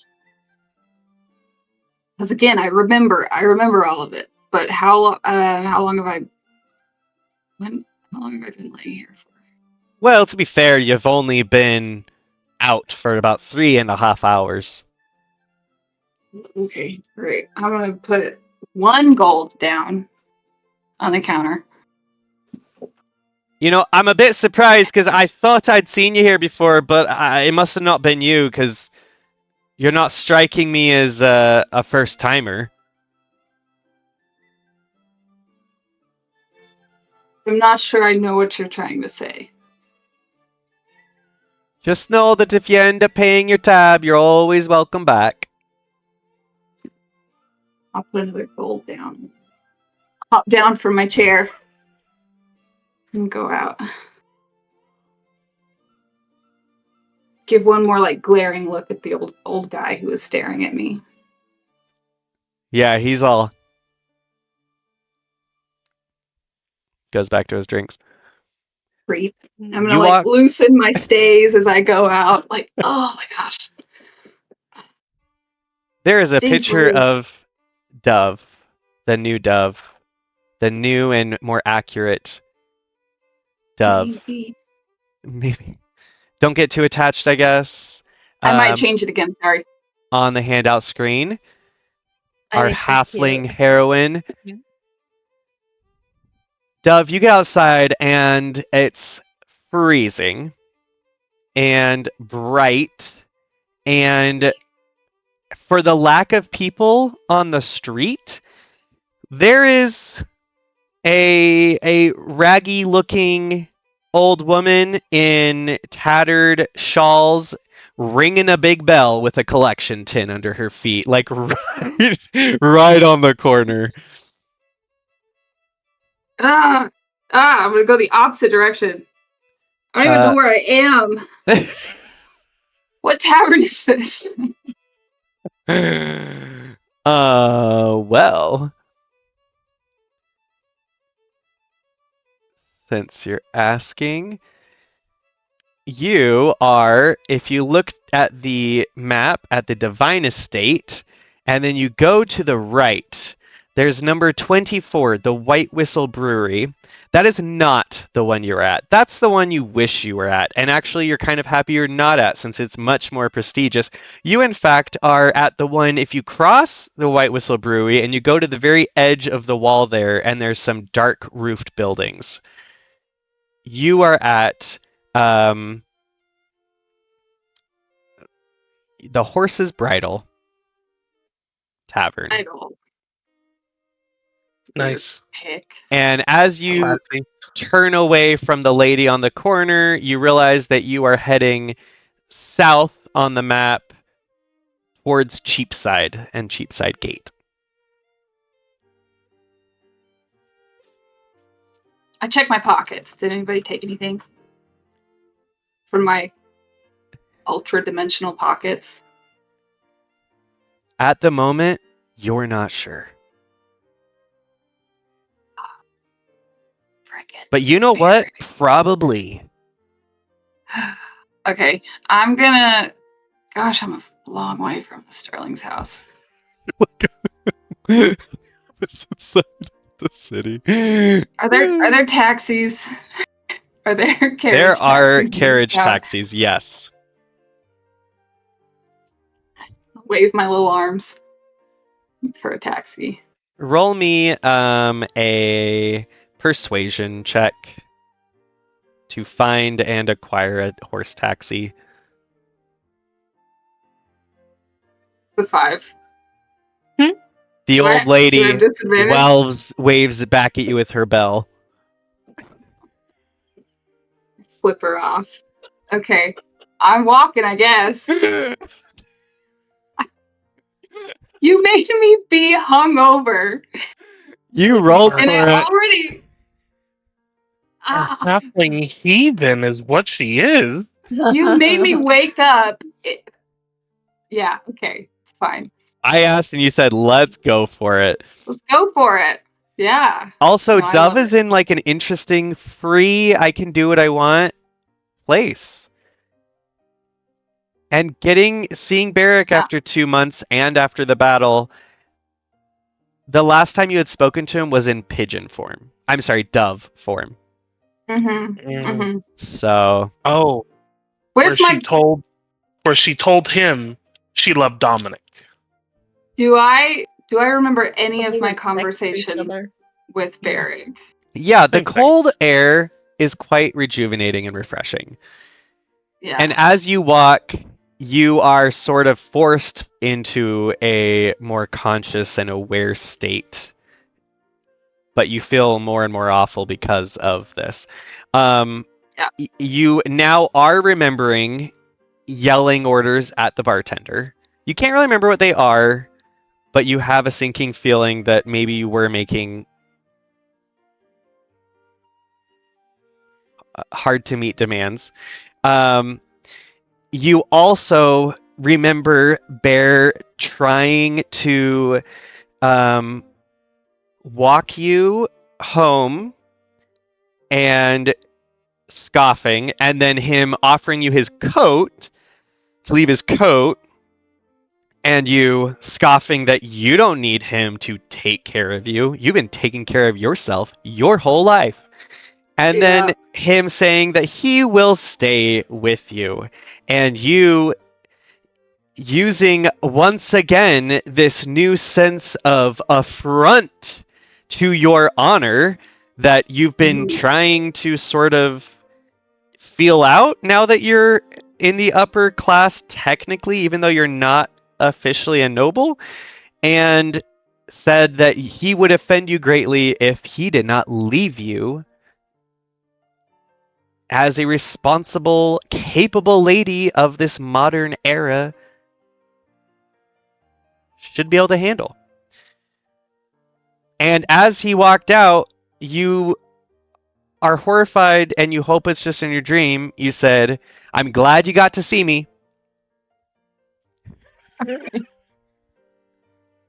Oh no.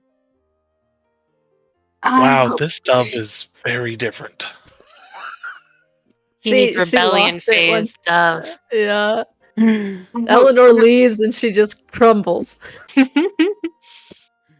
Let's be honest, they Oh. weren't together all that often, anyways.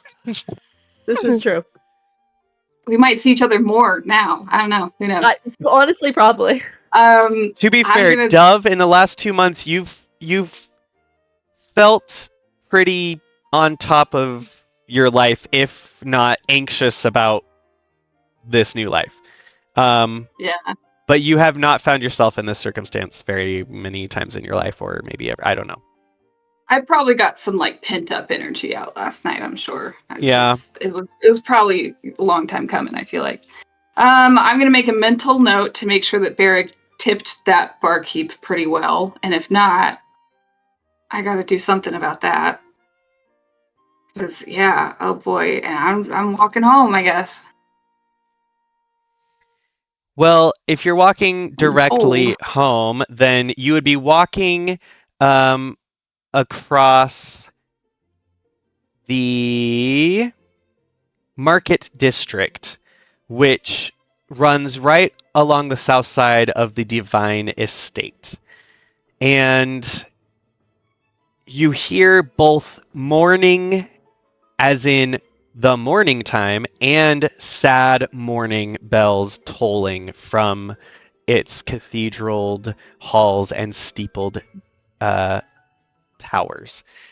City's so loud. Okay, that one wasn't even on purpose.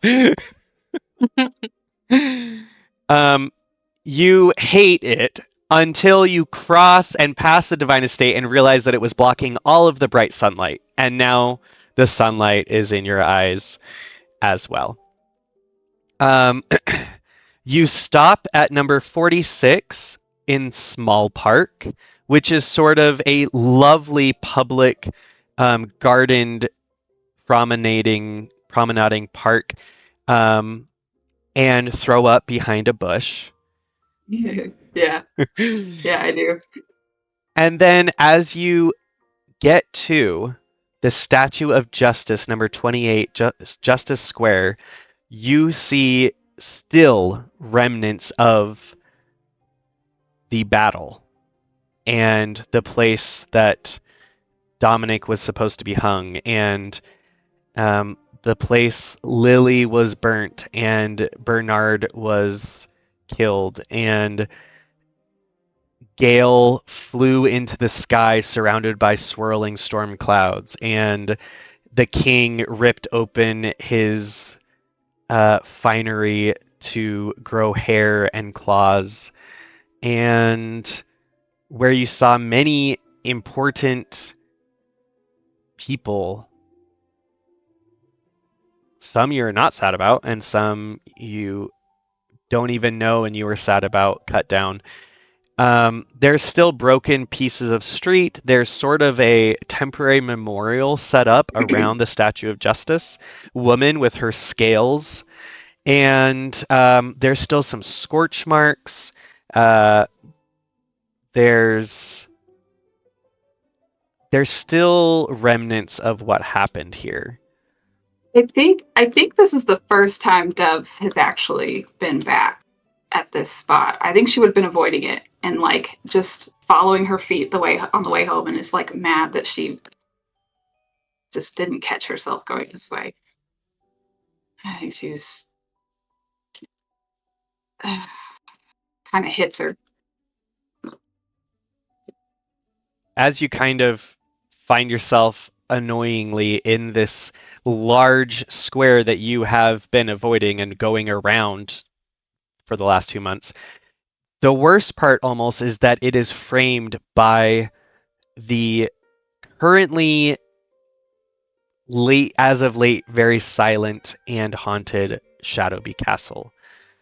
Just looming on its hill, taking up the entire sky for what seems like miles. And you feel very small.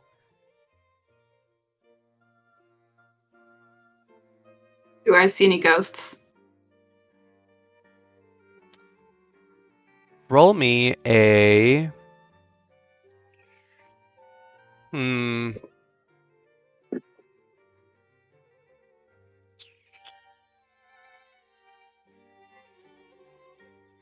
I love this song. Roll me a perception check. Am I still at disadvantage for things, or is it just straight up? Roll me a Constitution saving throw again. I'll let you re-roll. No, okay. Ooh, a 16. Okay. You don't feel well, but you are more clear-headed. It takes a while to walk across Donlin, especially as a halfling. So roll me a perception check without 11. disadvantage. Okay.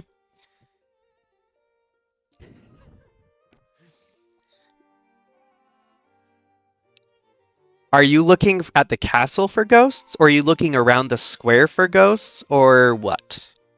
I think a big part of the reason why she doesn't want to come here is because she's like wary that there's going to be people she's going to have to confront. I don't think that she would be able to see ghosts that far away from the castle, right? Because it's way up on the hill. I think she's kind of just like hoping not to get spooked by what's around here.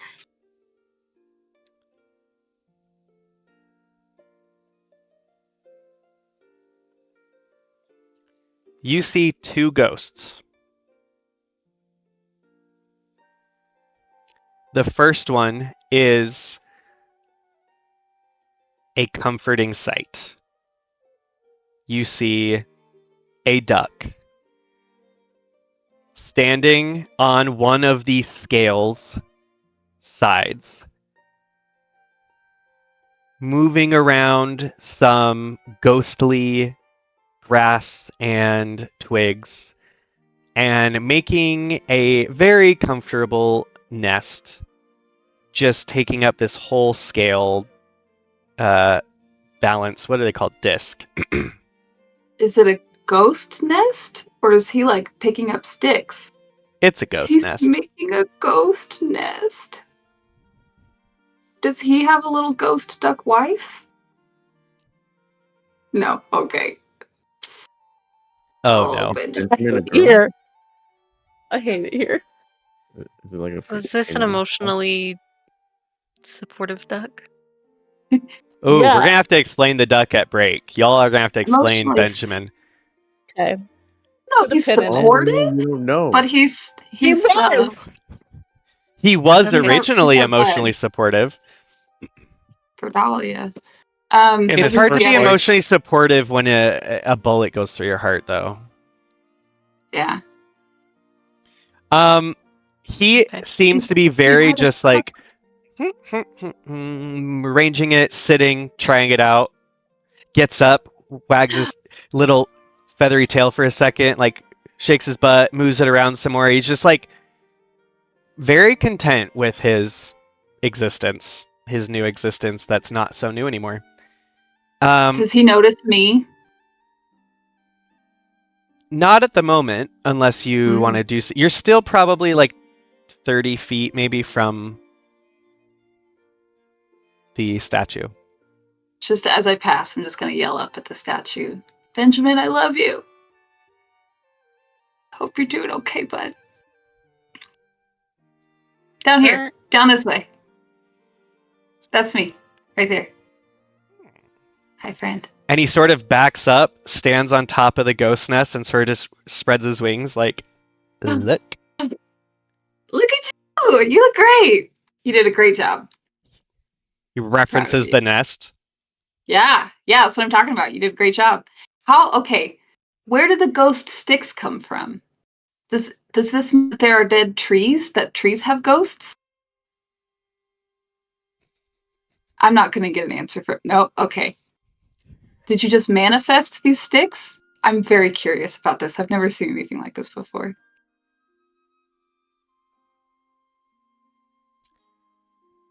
Picks up a stick, snaps it in his beak, and as the two sides fall off the thing, they just fall and go through the cobblestones.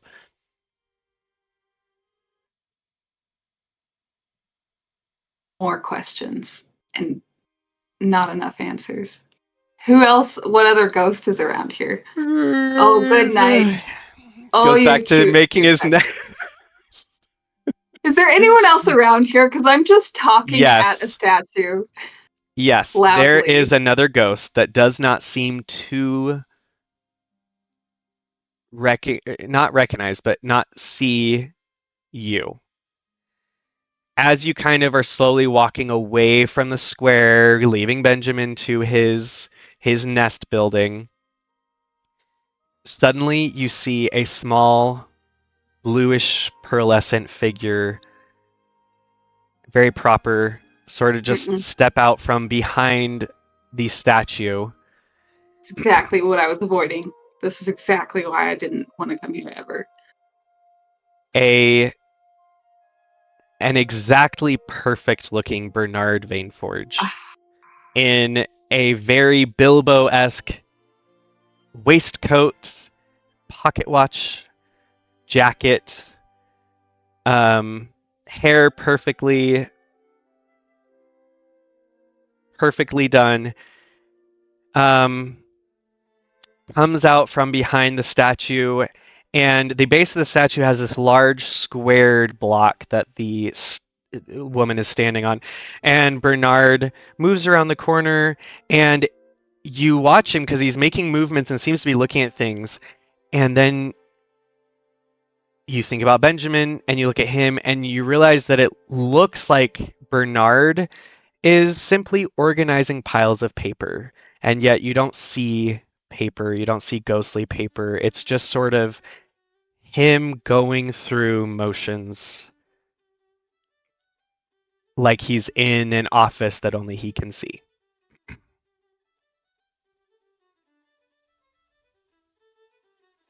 I don't want him to know that I'm here. I don't want to talk to him. I'm gonna try to go away without him seeing me. I'm not ready to face that. Dove, you worry that he's going to see you, and as you kind of turn to like try and get into some of the buildings to go through the building alleyways and stuff, something inside you, something from having been in communion with ghosts for so long, you're suddenly sad to realize that you don't think right now he'd be able to see you anyways.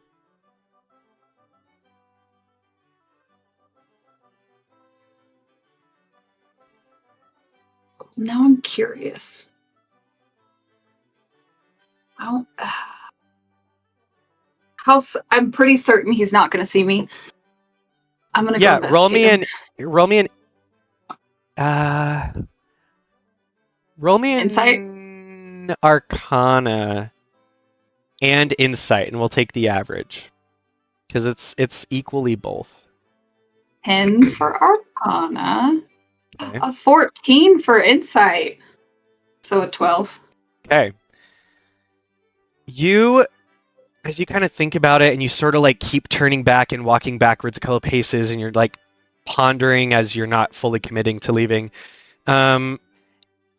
this is giving you almost a sense like a ghost that's stuck somewhere because they've not either been able to move on or they weren't ready yet, and not like imprisoned, tortured, but sort of like, you know that Bernard is not at rest yet, and maybe he needs this processing time, and also maybe he's not choosing to be stuck. It doesn't seem like some terrible curse or something has been laid on him, but you are sad to see him in this sort of repeated clip. Hurts me in a place I don't want to think about. And I'm gonna go home. Okay. Dove, you do finally make it home. We're going to pan over to Solana.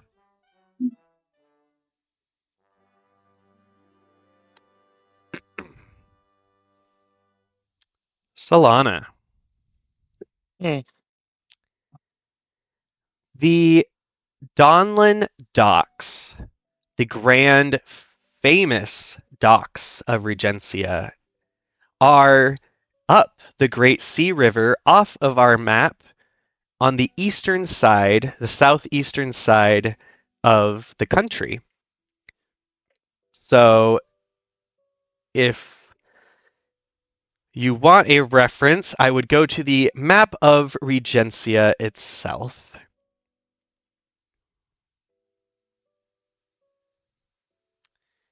And you will see the large plot of land that makes up the network of streets that is Donlin,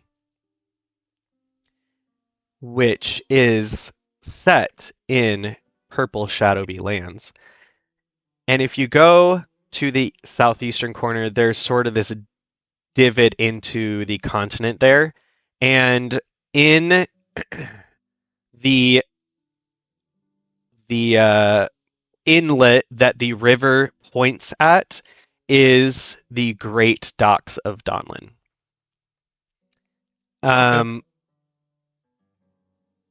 Your ship is anchored. The others that traveled with you have been sent ashore to get travel to the city ready at the standard which is expected for you. And the only others that are still left on the ship are two guards at the gangplank of the ship's exit or entrance, making sure nobody boards the ship without leave. You are in your quarters. Beautiful, if small, bed with woven silken sheets, and it's a four-poster, but the four-poster has been built straight into the top of the cabin. It's anchored to the wall by the headboard. The table and chairs that are in this space that you took many teas at during your oceanic voyage are also anchored to the floor of the cabin. And you hold a large brass key in your hands that is the key to lock the cabin, your quarters, when you leave. There is a small mirror hanging on the wall, and a small porcelain vase with fresh flowers in it that were quickly acquired and brought onto the ship for you to enjoy for however many minutes you have to enjoy them before you leave. And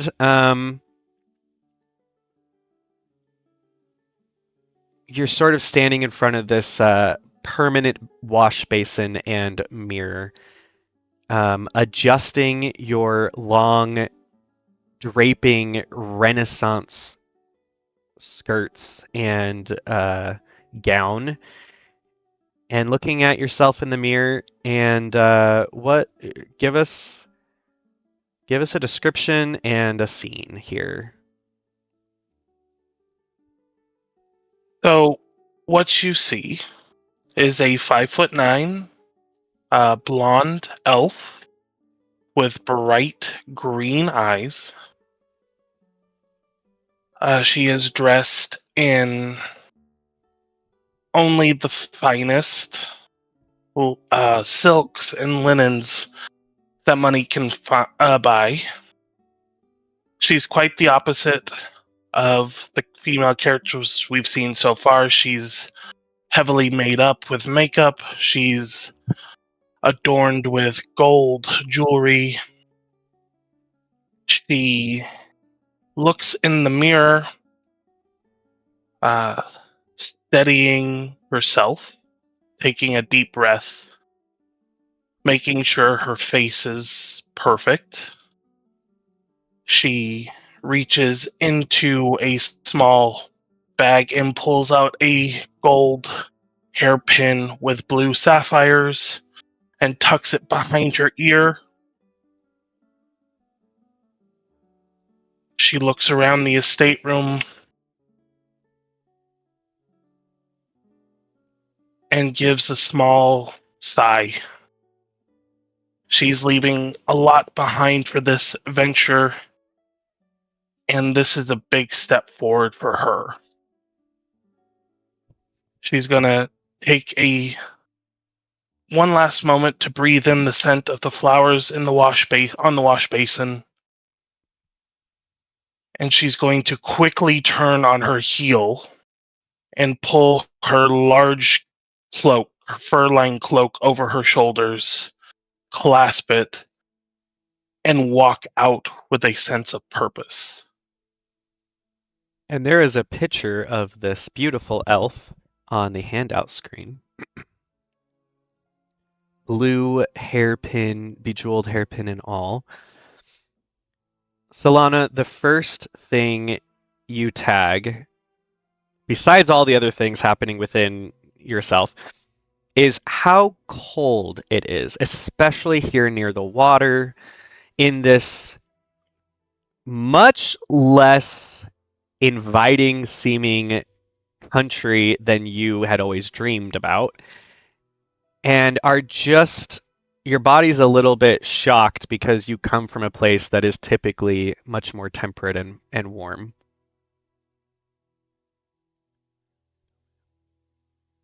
Wait, which one? No. Hi, Sarah. Okay. Sarah, I love you. Sorry. It is cold. And right now, right here at these docks, it is not beautiful. It is not inviting. It is not giving you the sense of everything falling into place like you were desperately hoping. It feels very much like stranger soil as you walk down this gangplank, and your gown drags behind you in the Bello Verde fashion, as the gowns typically do have longer trains and sort of hang from the widest part of the hips. Drags down the gangplank behind you, and your cloak resting atop of it. And the fur, you kind of pull even closer and maybe even pull the hood up so that it's framing your face. There is a carriage, couple of carriages, very fine, awaiting you. Your company and attendants are either outside awaiting you or already inside. And one of the ladies' maids has a cup of something hot standing at the door where you are to enter your carriage. So I think Solana looks out, and it's this overwhelming disappointment. For what she's heard of Regencia, it only smells like fish right now. And there's no envoy here to meet her. Is here to she's here to marry the crown prince. This is unacceptable. So she. So she. Stop it, Em. Everyone's faces. No, Oh no. stop it.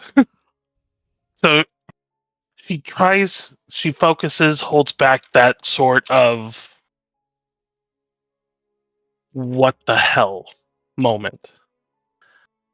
She's going to walk up to the carriage, getting in and taking the hot beverage, and ask her lady in waiting, where are they? Do they know who I am?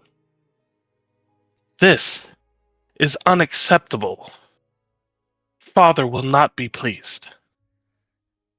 Yes, of course, Your Majesty. Um, just to make sure, are you referring to the representatives from the capital city? Yes, they sent for me I had a sense months that's who you ago. were meaning. Yes, they should be here. It's quite unacceptable. Yes, very.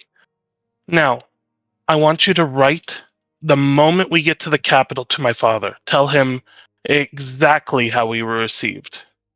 I will transcribe it on the road. Thank you, Rose. Yes.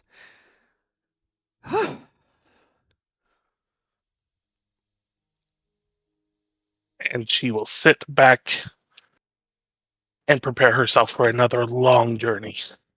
Rose sits there just staring at you intently, not even blinking, waiting for you to say that you're ready.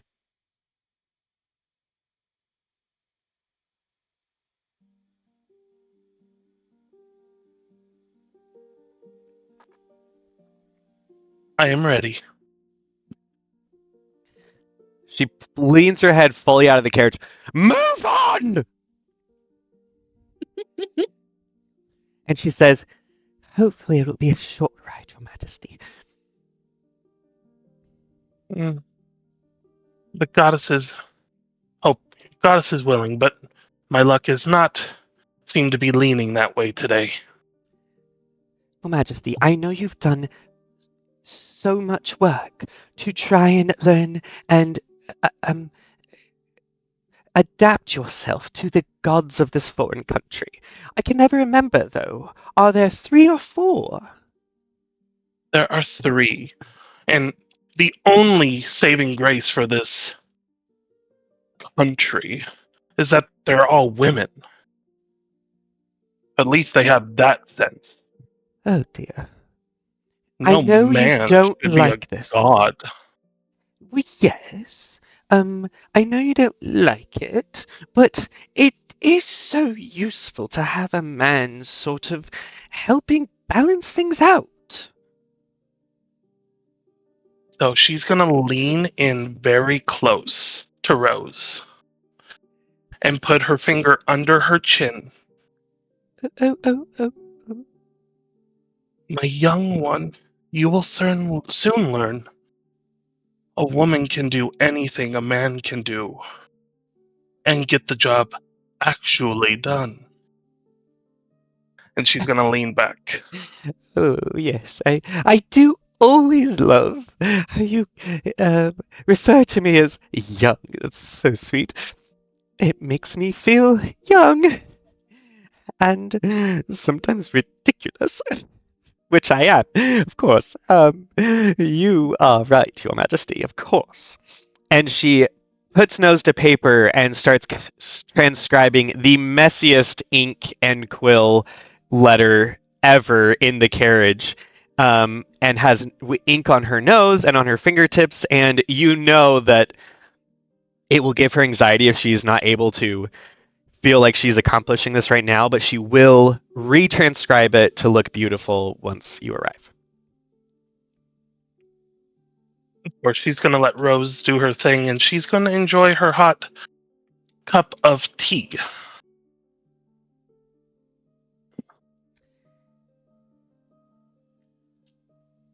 We're going to take a break, and when we're going to come back, our players are going to start interacting with one another. What? Hey, I know. That's crazy. I know. It's That's like crazy. so original of Bananas. me. This is I daring. love Solana. I love Rose. She's hilarious. Rose is I love Rose. Okay, Meg, I'm gonna learn you up about one duck. Yes. That's very near, important. Tell me, near please. And dear. Let's go Very for near and dear. a 10-minute. His room as well. So It was one of the best we're scenes in the whole campaign. It was so funny. Yeah, Oh but my it's so gosh. messed up. It was hilarious. It's Yeah. still it's great. messed up. It's still messed up. So we're at dinner later that day, and like most of the at least half, if not more, of the Bluemettes are vegetarians. So they don't eat meat. I think all of them but one. Yeah, All of them but the father. I don't know about Frank. Yeah, but or Ruby. He seems but, like a vegetarian. Ruby doesn't, though, huh? Yeah. I don't know. I'm He wanted her some Yeah, dom she likes meat. the warm-blooded. So they start talking, and they're like Dominic starts talking about, oh yeah, you know what, we went hunting. They were supposed to be hunting like grouse, right? That was specifically, we're going grouse hunting. He starts going like, yeah, I shot a deer, and I shot a this, and I shot a duck, and blah blah blah. And I shot a duck with a little bow tie on. Oliver's there.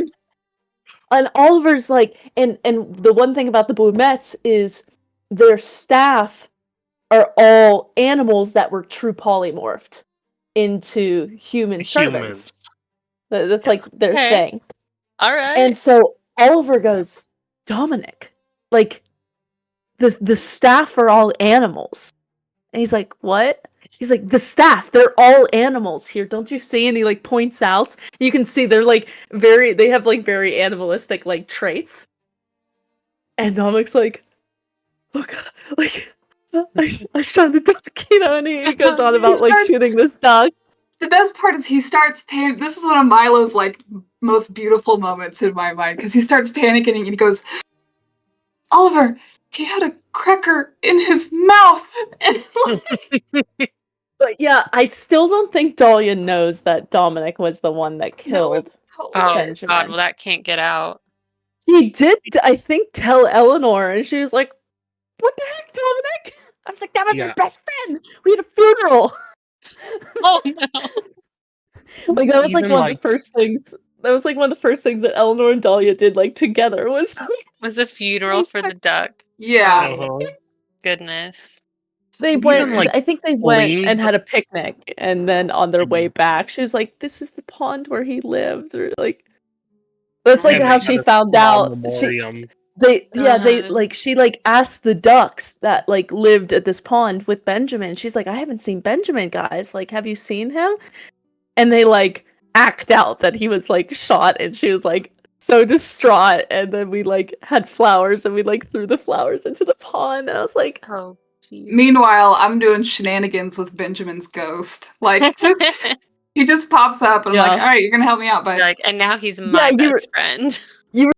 Let's see. And Alice is sleeping with Kyle, or at least has in the past. No. Oh, Tanner? All right. Oh, was it Tanner? Kyle? No. She's been sleeping with Kyle. Yeah. Kyle. Young Maybe, footman why not who both? opens the door. All right. Yes. Cool. Yeah. God knows who else she's boinking in this. The help. Yeah. I mean, or just generally. Go Alice. Seriously. Or generally, Slay. That's cool. Mm-hmm. Slay Queen. Mm-hmm. Take back the power. It's fine. It's good. It's fine. Chantry, where are we going? Where are we going next? So I know what playlist. We are going back to Dominic to finish his scene. Okay. Solana's real hot. Have we covered that yet? Gracias. Everyone's hot. That's just how it is. Everyone's D&D, hot. Brooklyn. Yeah. D&D. Everyone hot. Everyone's hot and everyone's a little. I don't say it. You know. Dungeons and Dragons. D&D does not stand for Dungeons and Dragons no more. It's, I don't know. dragons and dime pieces, okay? Dime pieces. Also, can we talk about Bridget and how perfect she is? And just Her face is perfect. I was Megan, you're staring killing at it. Stop. Thank you. Yeah, her face is so So cute. good. Her and Eleanor are gonna be fast friends. They're gonna get on like a house on fire. Or they're gonna But- hate each other. I don't know. I don't maybe. Probably not. Okay. Silly. Is everyone still young. else ready? Are Oh you? my god, yeah. Are you Chantry? Yeah. Dominic, Mhm. you are in the sanctum, in the Sterling Manor. You have pricked your finger with your thorn ring, have dropped some of your blood onto Solomon Shadowbee's personal journal, and have utilized some of your newfound magical powers to heighten your awareness and the ability to glean information from this text and from the soul of Solomon that he put into his legacy that he left here. You gave the ether, the journal, the magic, Balon, 5 questions that you kept in your head. Where did Solomon get his magic from? Where is the darkness coming from? Who did he get his magic from? When is the darkness supposed to arrive, if it hasn't already? And where is it coming from? Please roll me. What did I say? You said it was going to be Investigation. Investigation. Okay. Roll me an investigation with If your there's a heightened abilities. If there was a nature of fae, fiends, or undead, I get advantage. Ooh. I think we can count this since it says the spirit of whoever it was as undead. Okay. The essence of the undead. I'm gonna use physical dice. Please don't be one. Please don't whip me. I believe in you. I got a 3. With advantage? Oh, right. Ooh, 18.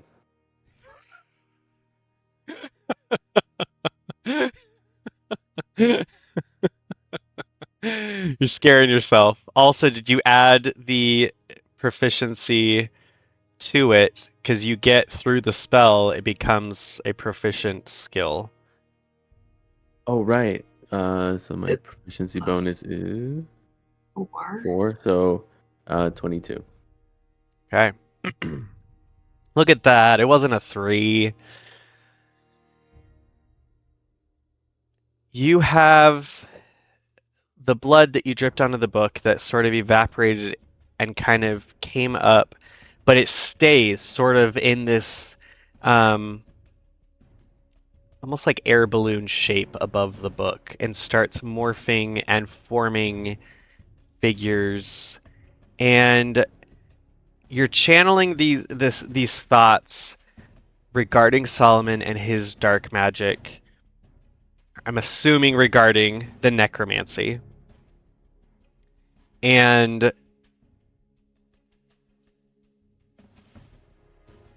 you got a 20. That was really good. And I said I would answer depending on your roll.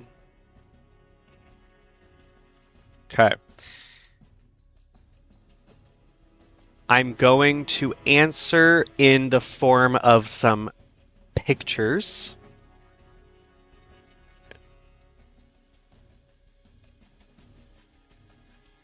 Some I'm going to send physically, and then some I'm going to describe.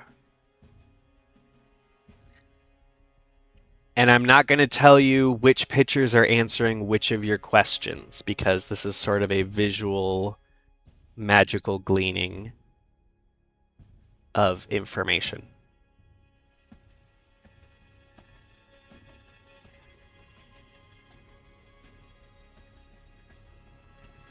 You first see this evaporated blood take the form of, it looks like undefinable shapes at first. And then you start to see a miniature scene unfold before you in the red mist.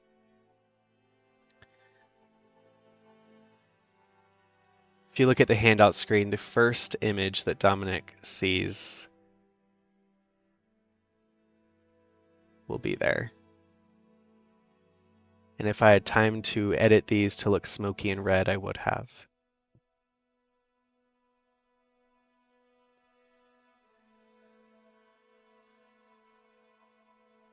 Because you rolled well and because you are gleaning information about what you're seeing, I will say from this image in the red, it appears to be a foreign land. It's a place you've never seen. You somehow just know it's a foreign place.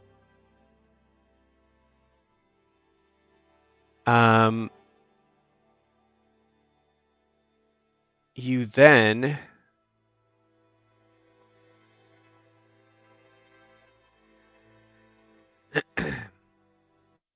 see the landscape mold and form a new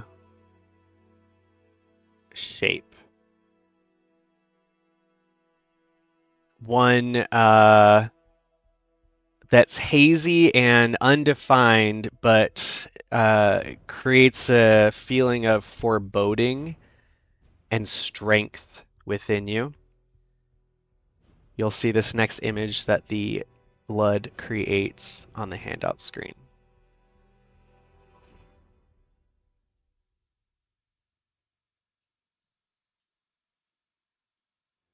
Okay.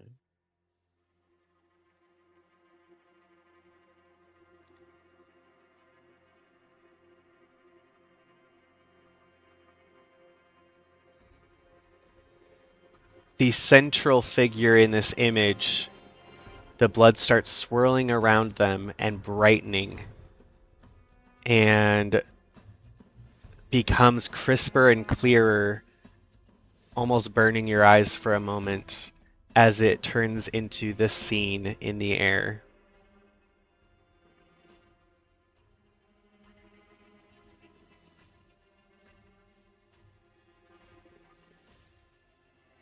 And finally, as this barbaric-looking figure and the cowering figure before them stay, but they start to mold and shift in the red smoke and become different figures entirely, and the red smoke spreads out to encompass a new scene, becoming dark and what Dominic can sense or knows from this is, once again, this is from a place you've never been to, but not only that, a place you've never thought of or heard about. But you're getting the same shiver up your spine that you did when confronting Solomon and his darkness as a were creature and as a necromancer.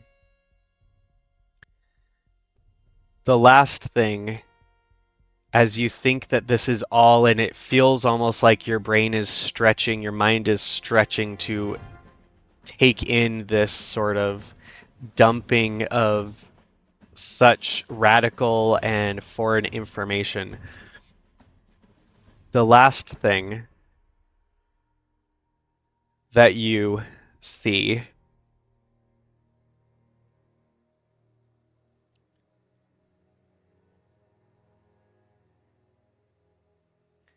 is the smoke becomes a red version of this. The symbol for House Bruick. And what you sense as you see their family sigil, the potion bottle, crystal and clear and powerful, whereas before you felt dread, you now feel a call of impending danger and answers.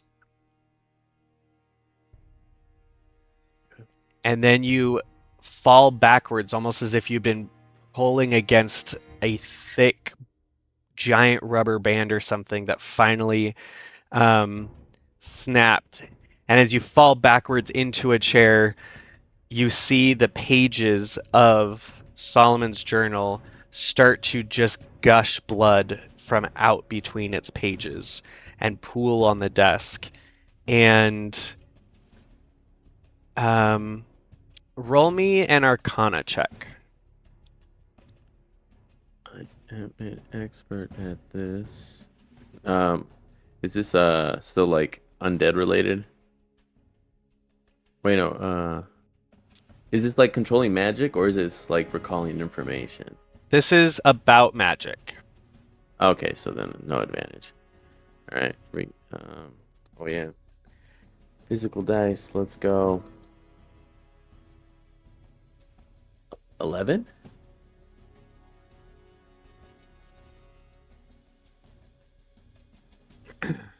The blood seeping and pooling out from between the papered pages is staining and bleeding and covering everything except for the areas at the back of the journal that you assumed were empty. Those pages are staying almost as if they're protected by some sort of coating from the stain of the red.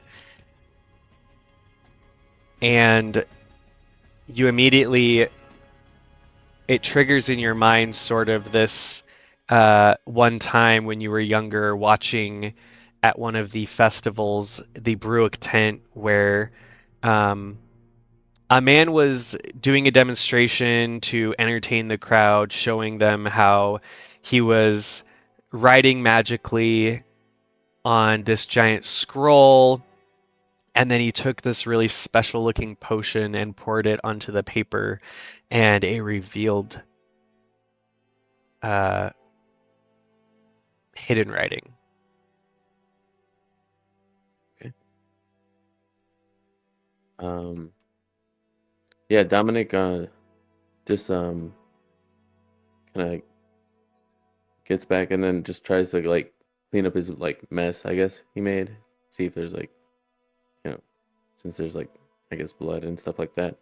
Does it get on like the table at all, or? Oh yeah, it's all over the table. It started to drip off the side of the table. Yeah.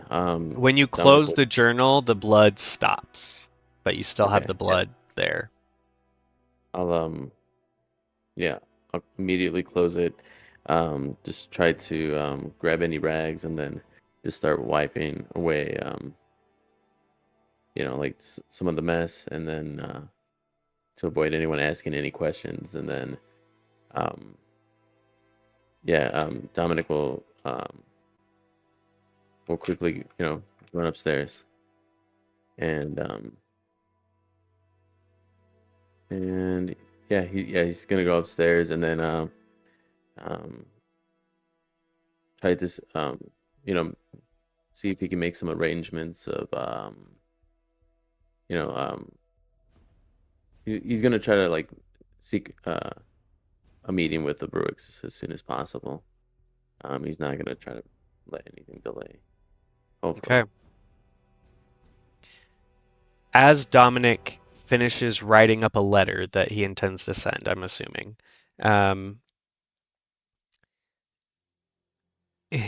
Dominic, you come out of your room just in time to catch a lovely and yet completely haggard and run through the grinder dove.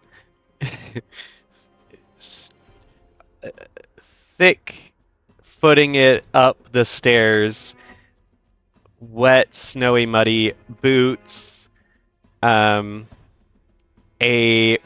corseted gown, half undone, but not like open, but like not finished getting put together.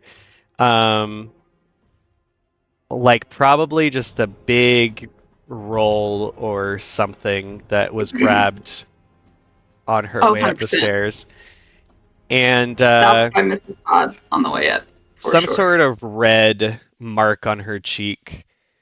Or her nose and her cheeks are pink from the cold outside, but one side is like significantly redder. And you guys sort of just catch each other right on that, right at the top of the steps of the second floor of the Sterling Manor. Dominic is just like pauses a little bit, just seeing how much of a like, I guess, a mess she is right now, and he'll You like should kind of like. see the other guy. I hope whatever you were doing is I guess last night you were enjoying yourself. So I don't remember a whole lot. I think I owe you some bread, though. Do you want this? I'll pass for now. Let's see. Did you talk to Barrick about the orphanage? Did I talk to Barrick about the orphanage? You definitely were going to when you I was went. certainly planning on it. Yeah. Yep. Yeah. Yeah, I'm sure we did. I talked to him about it. All right. About like, did he mention anything about finalizing the location at all? I mean, I'll get it in writing from. Next time I'll make sure I get it in writing from him. I'll hand it to you. I got a little drunk. I'm sorry. I don't remember a whole lot. Right. I understand you're going through whatever this is. But Not through anything from you. if you need It's anything, great. just let me know. You got it. All right. I have a meeting with. Well, I'm gonna try to get a meeting with the Bruicks. Let's see. What do they want? It's not what they want. It's what I want. So it's. What it's do about, you want? How about when you've sobered up a bit? I guess. I'm sober. I'm fine. I just have a headache. I'm sober. I didn't drink. I haven't had anything since last night. I just. There's a picture of Dominic and Dove, both updated versions, Dominic and Dove, on the handout screen while we enjoy the scene. Just like.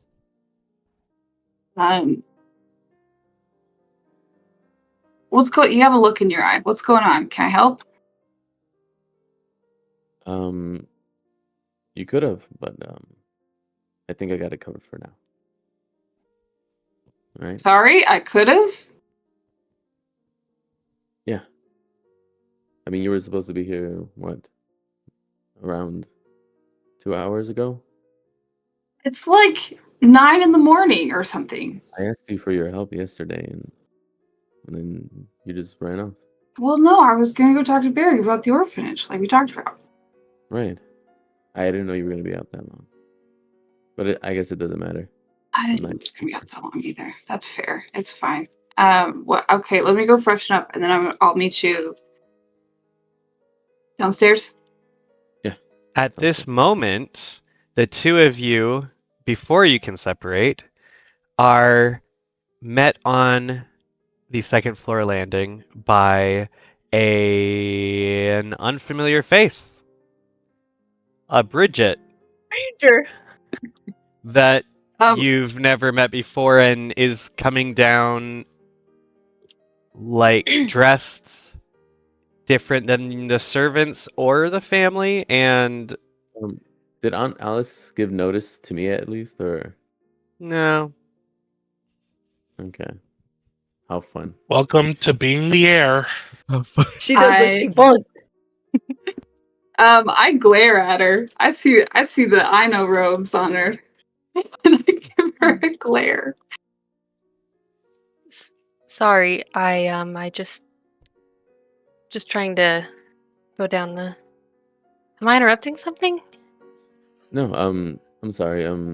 What is your name? I don't think we've met before. Right. Sorry.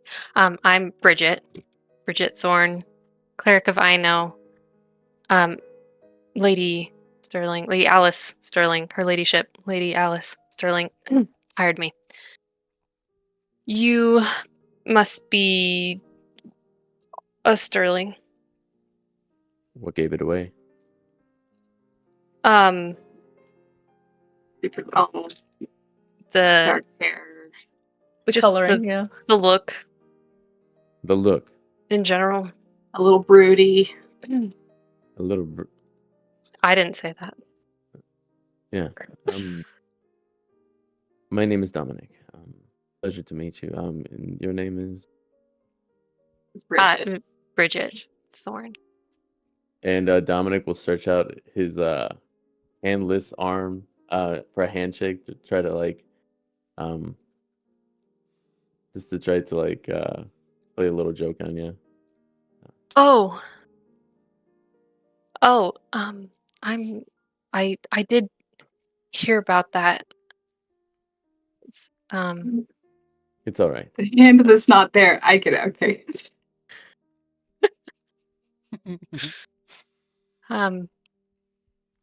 Anyway, I'm so sorry to disturb this discussion you No, two are having. Just going down to the breakfast room. thank you. I'm Dove, by the way. Oh, yes, of course. Apologies, my lady. Lady Find the. Broadwall? Oh, just Dove's fine. Oh. No, it's just Right. Dove's. Great. The servants' quarters are downstairs. If that's where you're. My things were actually put in a different room. But I will of course be sure to check in with them downstairs. No, I'll take you. I'm going that way too. Yeah. No, let's go. I appreciate the offer, my lady. I am just going to go and meet Lady Alice Sterling in the breakfast room. Don't want to be late. Anyway, it was lovely to meet you all. Zooms through the two of them, bolts downstairs. Wow, I love her you so much. both are so awkward. The worst two people to be left in this house. Ugh. Hi, I'm. Hi, this is my name. I'm sorry, what's your name? Oh, it's so good. The hand thing was so great. That's good. Oh man. There are still Oh. two people in this scene, so Yeah. Okay. Breakfast. Breakfast. Is that? Downstairs. after both Yeah, of your no, I'm- mornings, you're both starving. Yeah. I'm gonna go get dressed, and then I'm gonna go get breakfast. I'm gonna meet you there because we're gonna talk about whatever is in your brain right now. Actually, I'm gonna get to my just not here. And he's just gonna um just continue walking, trying to find Edwin. Because this is far more important than just breakfast. And so yeah, he's gonna find Edwin, have him proofread his letter, and then and try to get this meeting with the Brooks as soon as possible. Edwin tells you that he will Um, have a pigeon take the letter instead of having it sent by horse Okay. to try to just get Um, it there quickly. Also, Dove, if it matters, you see a look of extreme concern in Dominic's face. He's trying to code switch between meeting people he's never met before, and then just trying to make everything seem like, oh, everything's just fine. But yeah, I think you would get a sense of like, oh, this is this is maybe serious. Yeah, I'm for sure finding you the second that I have a full stomach and a clean shirt on. And Dominic, you know that the letter has to go to the Bruick estate and lands because the Bruicks had retreated and gone back to their estate and area of the country after what happened. And every once in a while, one of them is seen in Donlin, but they have been sticking to their stronghold and safe place right now. Would Mr. Lockton be around as well? I would probably want to write him a letter as well. Just trying to get in contact with somebody that I can see if I can get something for this, like, invisible writing. Like, do they speak business? Yeah, you Or- wanna ask Mr. Lockton's opinion? Yeah. Okay. Yeah, you can. He will check in at least every day at the manor. It's sort of Okay. as y'all are his main client and his responsibility. So you can leave a note for him with Mrs. Whitaker, the housekeeper, or Mr. Wallace, the butler, to make sure that when Mr. Lockton does come by, they're aware of everything that happens at the manor, and so they will make sure he gets it.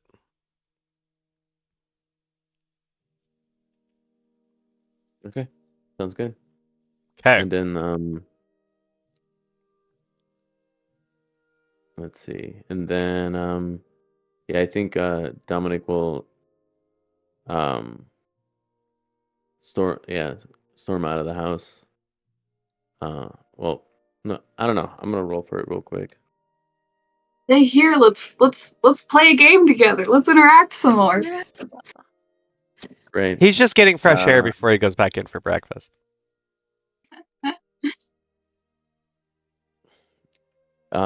Yeah, Dominic will like step outside real quick and then realize like he doesn't want to upset Aunt Alice anymore from missing all these dinners and breakfasts.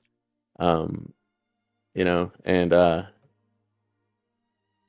and yeah, he'll just come back inside and just maybe like grab like a bread that wasn't like from a bar or something like that, and just like take a bite and then just try to head out as soon as possible. Okay, so Um, Dominic's sort of trying to eat just enough to show that he was there. Yeah. Dove, are you going straight to breakfast or? I'm gonna go freshen up. I'm gonna go upstairs. I'm gonna take off my corset and stays or whatever. And I'm gonna look at my wardrobe, and I've bought some fancy new pieces, but I'm gonna put on like a blouse, like puffy sleeves. I'm gonna look at all my corsets.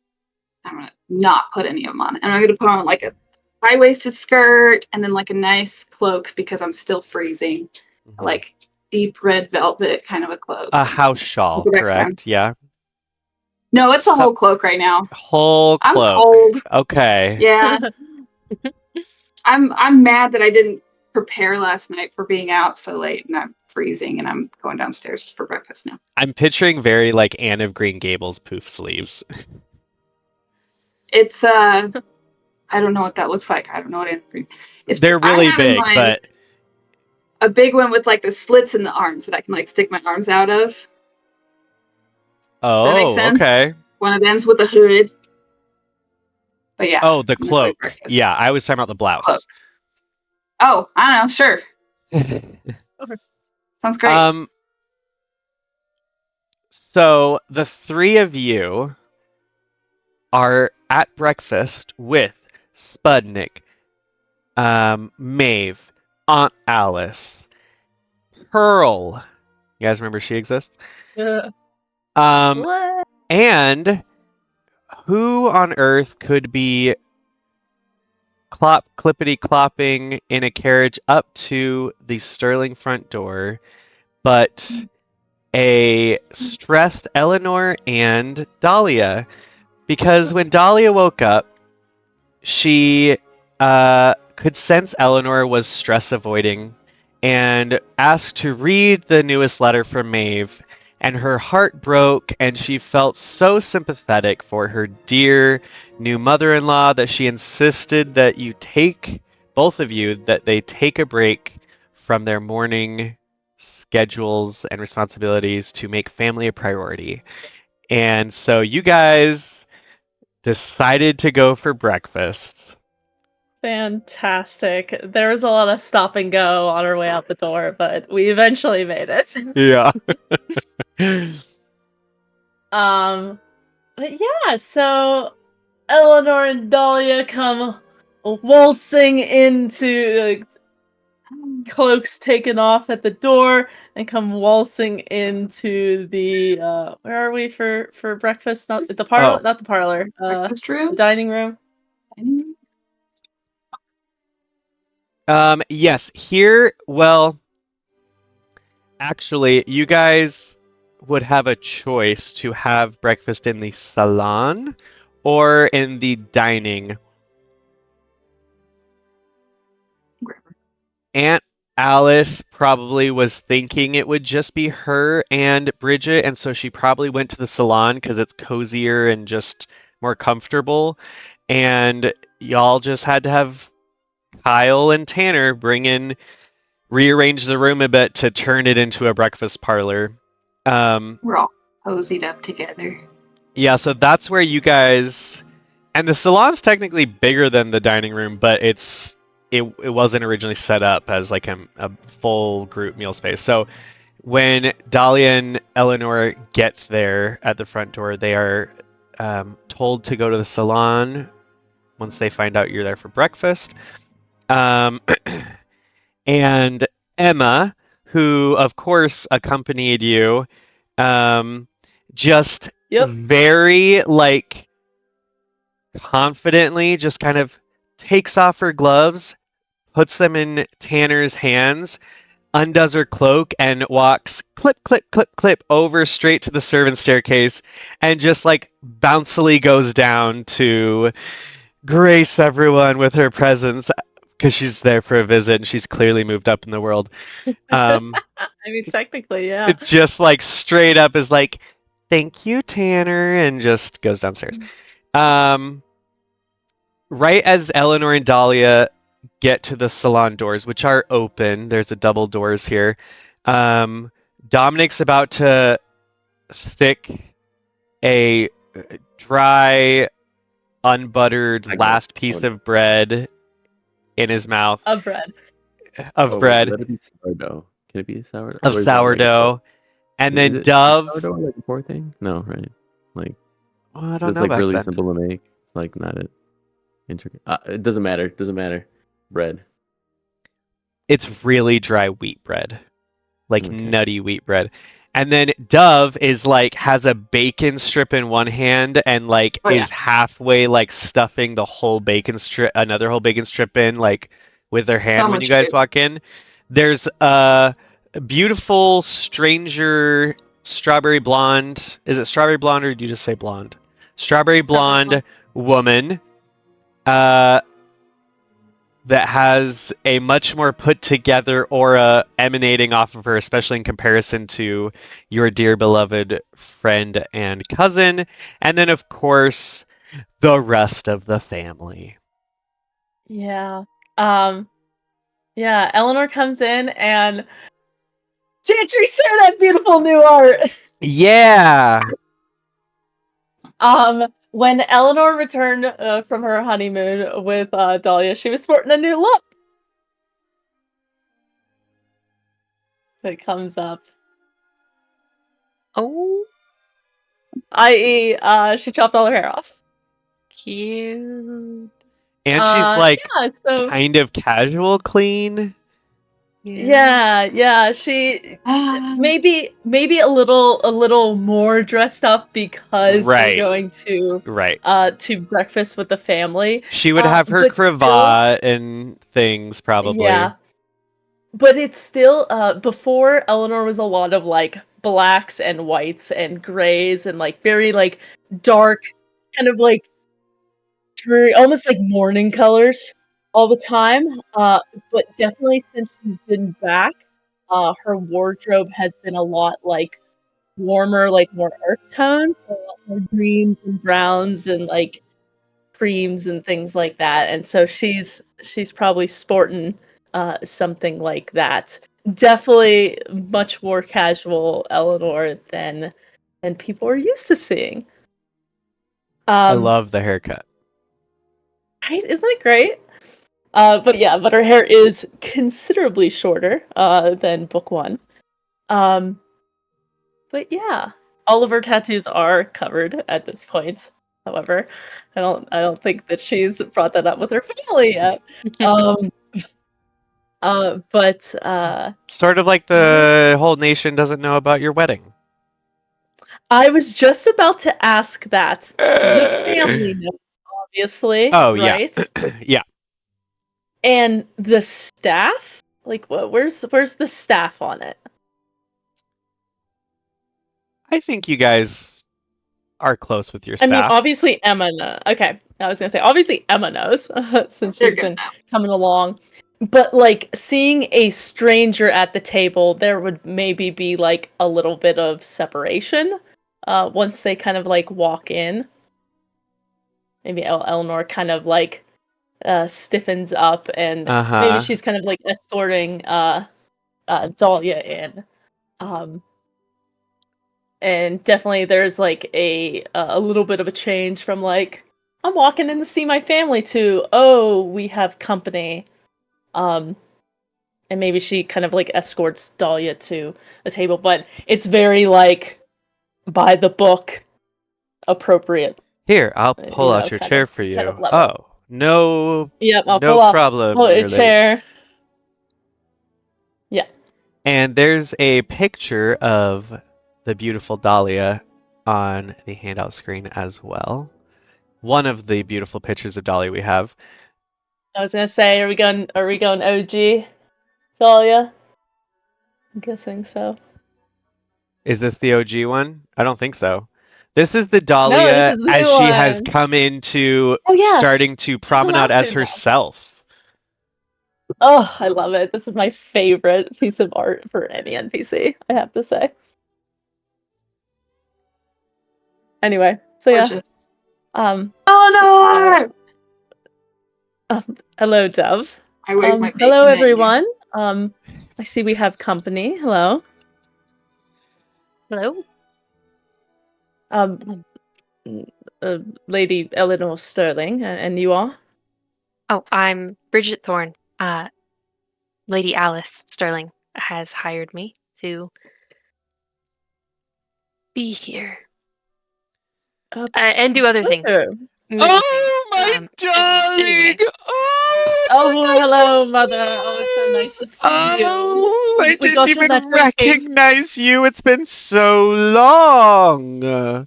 I was here a few days ago, but it is lovely to see you, Mother. A few days, a few years. Look at me. I'm on my deathbed. Oh, it vexes me when you stay away, darling. And she she like sort of leans forward, like she can't stand up to do like a cheek. And I very, I placate her and, give her a little kiss and maybe like a little hug and say, I missed you, Mother. She reaches past you when you go for a hug and she goes, Dahlia, my dearest. Oh, it's so good to see you. And Dahlia's like, oh, hello, Maeve. And she goes over and like is very affectionate.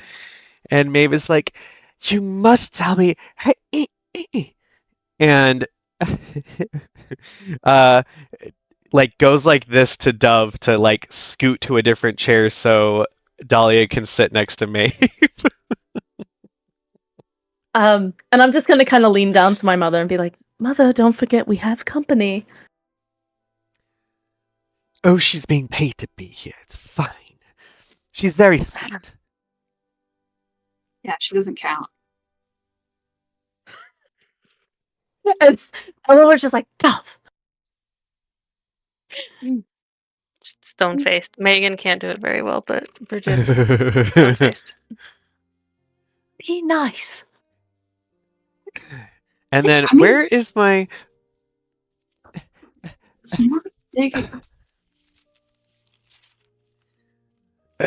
What? Who's being paid? Oh, There's my Uncle! Sputnik. He's You back. wouldn't- Oh, Uncle, that's so nice to Alice. see you. You wouldn't bring a prostitute into the house, would you? We already have so many things we're trying to smooth over. Uncle, let's not talk about prostitutes at the breakfast table, all right? What else do Especially you not call in a front of woman being company. paid for something? Yeah, Um, yeah, somebody who's paid for something a- who's a woman. a working professional, perhaps? I'm not a prostitute.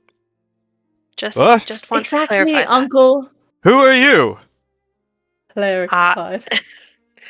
I'm Bridget Thorne, cleric of Ino, here on Lady cleric? Alice Sterling's bequest. Yes. Oh, Yep. yes, well, I'd like to apologize that we did not say grace before clearing our plates.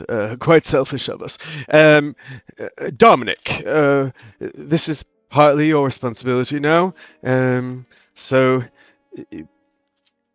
we will all repent when we next go to the estate. Right. Anyways, and Dominic's just gonna like start pointing with like this like bread, just like I will do that as soon as I come back. I have to be somewhere.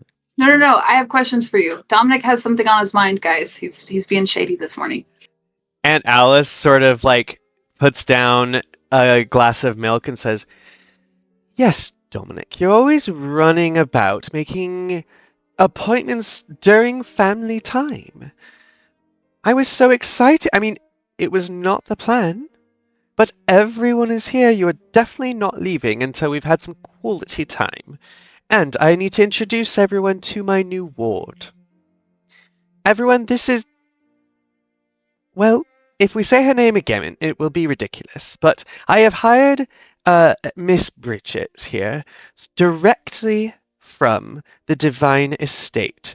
She, as she said, serves under the goddess Ino, blessed be her name, and the High Bishop himself, Themselves? Aunt? it's a he, Right. It's If you don't know, you could just say them. You kind of cover both. Any and all. Eleanor, dear, I'm at the Divine Estate so often, it's just hard to remember everyone that I see there. There's so many of them. Yes. I meant acolytes and bishops and priests. And There's only things 2 like- high bishops now. I'm sorry, dear, and she looks at Dominic. I know this must be so hard. Anyways, I've hired her directly from recommendation from the High Bishop of Ino himself. I thought that it would do the family and Dove well if we had sort of a clear outside help to keep an eye on things, to make sure that the goddesses are keeping their eye on this family, and to help us navigate when we forget how to be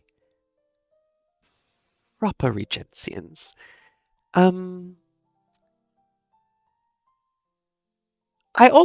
just lonely. All of you have left me, and there's only so many times, as Maeve goes to be like, there's only so many times I can bully Maeve into playing cards with me or taking a walk in the frigid air, so I decided to use some of this hard-earned money and put it to good use, and it's come in the form of beautiful Bridget here. I think we could all agree that we're happy to have her here, and we shall make a toast. Oh. Ignore Yes, the a toast to Miss Thorne. Your presence here is very welcome, and we look forward to all of the insight you may provide. Thank you. I do hope I can achieve all of that and more, and serve you all well. Perfect. Well, Before you guys Yeah. can drink, Maeve goes, "Oh, recite a sonnet from Aino's scripture for us." Oh, right now? Oh, mother, we don't want to put our guest out by asking such a thing. Let her get acclimated to the Eleanor, house before. people like peacocking. Don't steal her moment. Yeah, share a sonnet with us.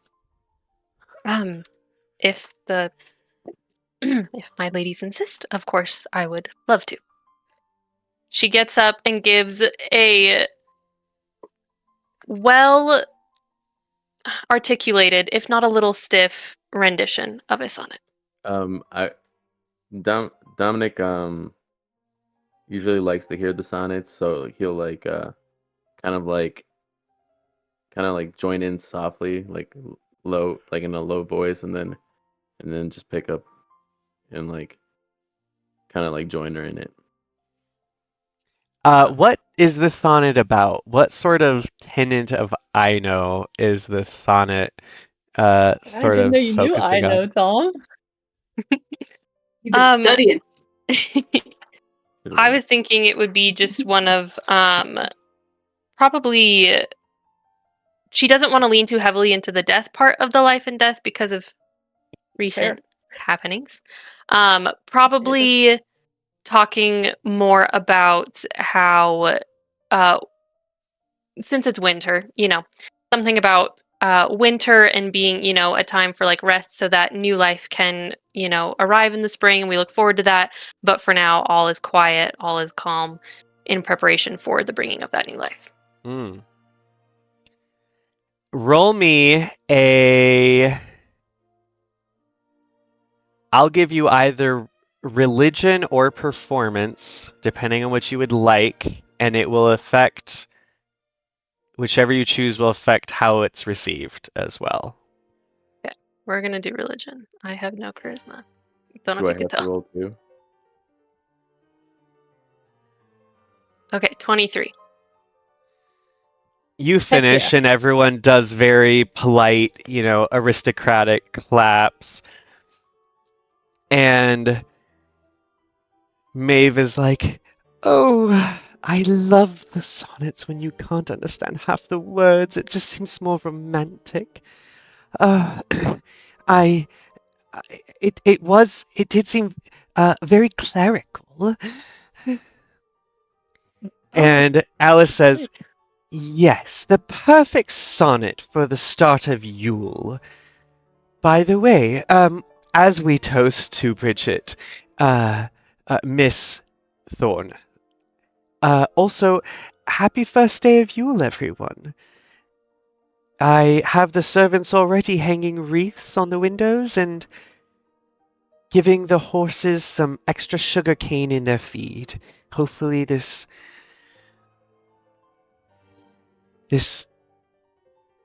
cleansing cold air will bring a new sense of revival and renewal for us all." Now we. Doing another one, Dove. And Maeve goes, "And we wish Nicholas was here." Yes, and for dear Nicholas and Gale. Yes. I am Yeah. sure they are enjoying the.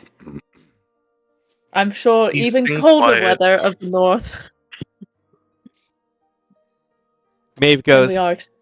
"It just would seem so difficult, living all the way up in the north, in the same manner, and yet not being able to sleep in the same room yet. It just would be very hard. I don't know why they would choose to tempt themselves that way." It is very Very, hard. very, Very hard. very difficult Very, to very be hard. so close to each Morning, other, noon, and night. and yet Yes, very difficult and it is hard. I So just many so think difficult. positions. their Twitter patient is not driving poor Emily or Lafayette crazy. Latham. What was that? Latham? Who's that, Frost? darling? Never mind. Oh, well, Anyway, Well, yes, we've- no, I sure hope that they are doing all right in the lead up to their wonderful wedding that they are having very, very soon. oh yes, a wedding, especially one at Yuletide. Oh, how wonderful. Bridget, So good maybe for you them. could marry them. Oh, that would be so sweet. That would be fantastic. I Um, love that for them. Oh, I shall If write them it this is morning, asked to Bridget, be. and tell them of the good news. Oh, maybe ask them if that's something they'd want. Alice across the table from you just says, just accept now and we can fix it later.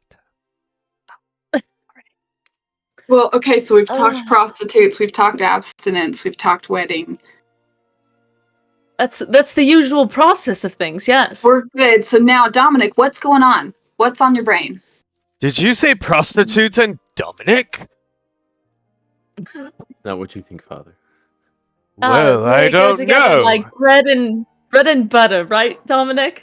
You have been I'm acting a sorry. little dreary lately. Maybe it's the shame that you've brought upon yourself with visiting these sort of institutions. None of that happened. Oh, well, I should hope not. Okay. Yeah. Anyways, But something's on your brain. Maybe it's because you haven't gone right. for a while. Wait, this is everyone. This is not the proper breakfast time conversation Thank in you, front cousin. of Miss Thorne, a woman of the church. I assure you, I just as a want woman of everyone- the church, I've heard much worse. Wonderful. Yes, but we are not going to do that, right, everyone? Or continue to do so. Yes. Especially what I have on my mind. So, What's on your mind that I wanted? Okay, all right. not here. I need to We planned we murdered a king 2 months ago, and the whole family knew about it, and we all talked about it together, and we all talked about it afterwards. I don't. Do we need to Sure. keep bringing it up? And We are all Alice Above very goes, well aware. and Alice goes, and Maeve goes, Above table. yeah. Preach, dove, preach. We're just gonna pretend things Uh. didn't happen, or are we just gonna keep secrets? Maeve's just About- sort of like Pretending- not cracking her hard-boiled egg with her spoon, like. We I are assure you not it has pretending that it didn't happen, Dove. We all know that it happened, but I do Stiff not upper lip think and that all. we. Yes. Nicholas from the far north. Preach, dove, preach. I'm just curious what it could be so much worse than regicide that you don't want to bring it up at the table. If it helps, I could step out of the room. Yeah, that's fine. You can do that. Sorry, Megan. Above table. No, it's totally fine. It's super funny. Love it. that was, So Oh, I am pretty so good. sorry, Miss Thorne, for Dahlia goes, that. you know what? I was needing to make a trip down to the servants' quarters to say hi. I just haven't seen everyone in a while. And this breakfast is so delicious. Miss Thorne, would you join me? Oh, I'd love to. Yes. I'd love to get out of this room. Dahlia stands up and just sort of brushes her hand along your shoulders, Eleanor, and then puts her arm friendly, like, I don't know, in Bridget's arm and sort of walks with you out of the room so that both of you leave with some social dignity. All right. Eleanor like slumps in her chair a little bit. She looks like a little mess. Let's see. Stupid Nicholas gets to have his stupid wedding. You Wow. eloped. You. You chose. Yes, but I didn't think that meant that we had to keep everything a secret. It was really romantic. I thought it- So. It was super romantic. I just thought it was like, oh, we come back, oh, we're married now, we tell everyone. I didn't know that it was like, oh, we got married and now we can't tell anyone. Like, I'm tired of sneaking out of my hotel room like I'm not supposed to be there. I live there, everyone! She's Suddenly, not very good at Eleanor's- sneaking either. Claustrophobic hotel room just pops into your. It's so tiny! All right. Anyways, let's see. Anyway, what did you have to speak So about, who's in the Dominic? room right now? Not Dahlia and Bridget. But Everyone else. There, Spudnik, Maeve, Alice, and then 3. I thought maybe. And Pearl. Pearl. And Pearl. Pearl's just sitting there. Dahlia, take Pearl. Pearl's been sitting there, and she's like entering preteen years, and so she's like growing faster than normal. And she's just been sitting there slowly and very properly eating her breakfast with like a smirk on her face at everyone, like, wow, the adults just mess everything up. She's not wrong. Oh, she learned All from right. Nicholas. Oh, she did. She was raised by Nicole as well. All right, Dominic, what is it on your mind? The end of the world. Anyways. Yeah, Yeah, elaborate but, on that. All right, We'll just Elaborate on we're going that. to walk. We're just gonna walk that back a little bit. I Misty No, he's Step getting up. over in front of Getting him. up I and he's Misty gonna like- walk away. So you I get cast onto the Misty table. Step, and I cast Misty Step and stop in front of him so he can't leave. In front of the door. Dominic is just gonna pick her up and then Oh, that's Place her such a back bad down. idea. and then just walk. And then I Eldritch Blast his face. Oh my god. I panicked. Right to the dome. No, I don't want to do that. I already said it though. Oh, shoot. You already said it. Impulsive. You can use Yeah, that's dumb. your roll to, at the last second, aim just to the side of him. I am ruining breakfast, you guys. This was not my intention today. Well, I got a 19. Yep, that'll I do. will say that you can choose to redirect it if you would like at the last moment then, since you were in control of the... Yeah. An You're Eldritch dumb. Blast, just scorching blast, splinters the beautifully wallpapered and paneled wall Nova! behind Aunt Alice's head.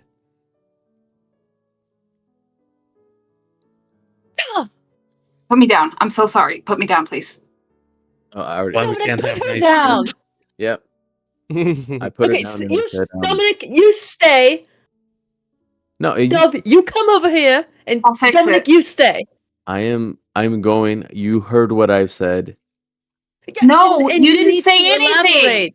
You have to tell us more things. You can't just say the end of the world and then Well, I leave hope and that think we're going to everybody be would fine come with and that. Follow me, and instead Well, of then just say that. forcing me to say impending doom in front of my little sister. We all look at Pearl. Yeah, we all look at Pearl. She's like putting a Read the piece room. of a tiny little golden fork with a piece of cantaloupe on the end, and she's like, She's not paying attention. Are you, Pearl? I bet I know more about what's happening in this family than you do now. Yeah, because you live here now. And that's with me All not the time, even I mean. paying attention.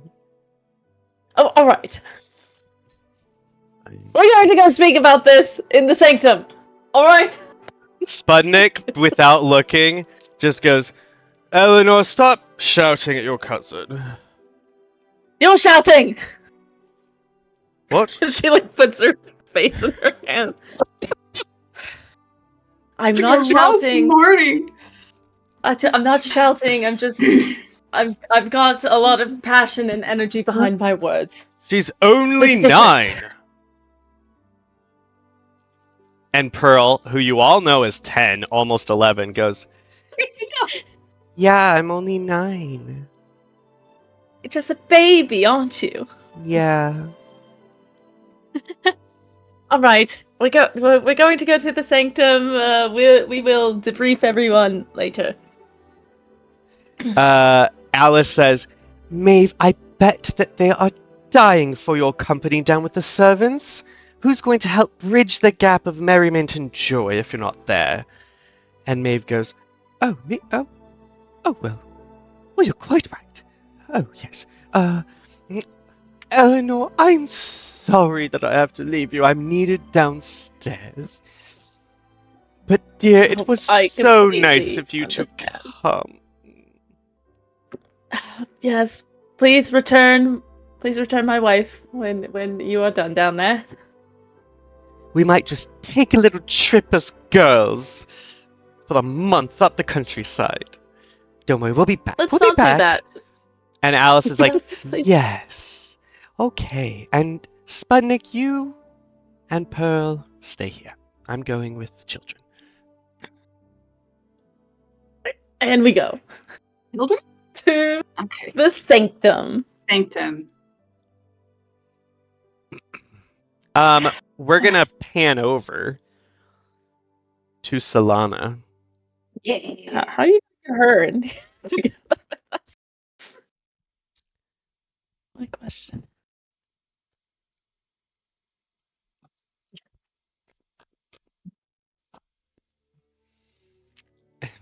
It may not be possible to get Solana with y'all this session, but I didn't say everyone was gonna interact with each other. I just said players will interact with each other. Oh, poor Solana. Solana. Honestly, it's okay. Y'all are a freaking mess. Sorry. Oh, so great. He's not wrong. I didn't No, mean to be this. it's amped great. up, It's but like when it you happened visit family and you're like, why am I Oh throwing out man, the window can I just go back to my everything? marital bliss? Mhm. In your tiny cramped apartment. Why do you Oh, think God. Nicholas moved as far away as he could and has not been back yet? Eleanor's is got too smart. many things in Donlin to take care of, okay? Yeah, Nicholas was literally like, I don't have any business or the airship. Bye. Whoop. Bye. Solana. We out. You are, if you look at the map of Regencia. I'm sorry, if you look at the map of Donlin, which I am going back to. Okay.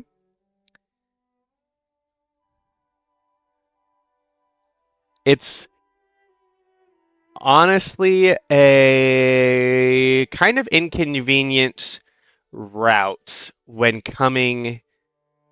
Well,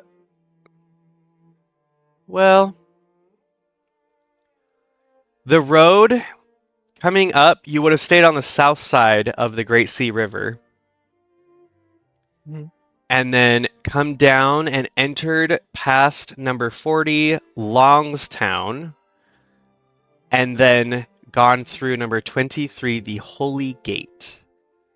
It is technically the Holy Gate. Lots of people in the outside town call it the Sea Gate because it's the one everyone that comes in from the docks comes through. But on the inside, everyone calls it the Holy Gate because the Divine Estate is right next to it, and that's the predominant thing there. You have and your entourage have come through the Holy Gate, entered, and then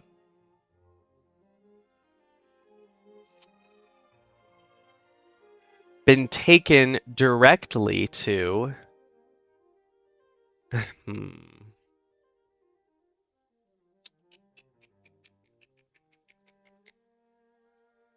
I'll let you choose.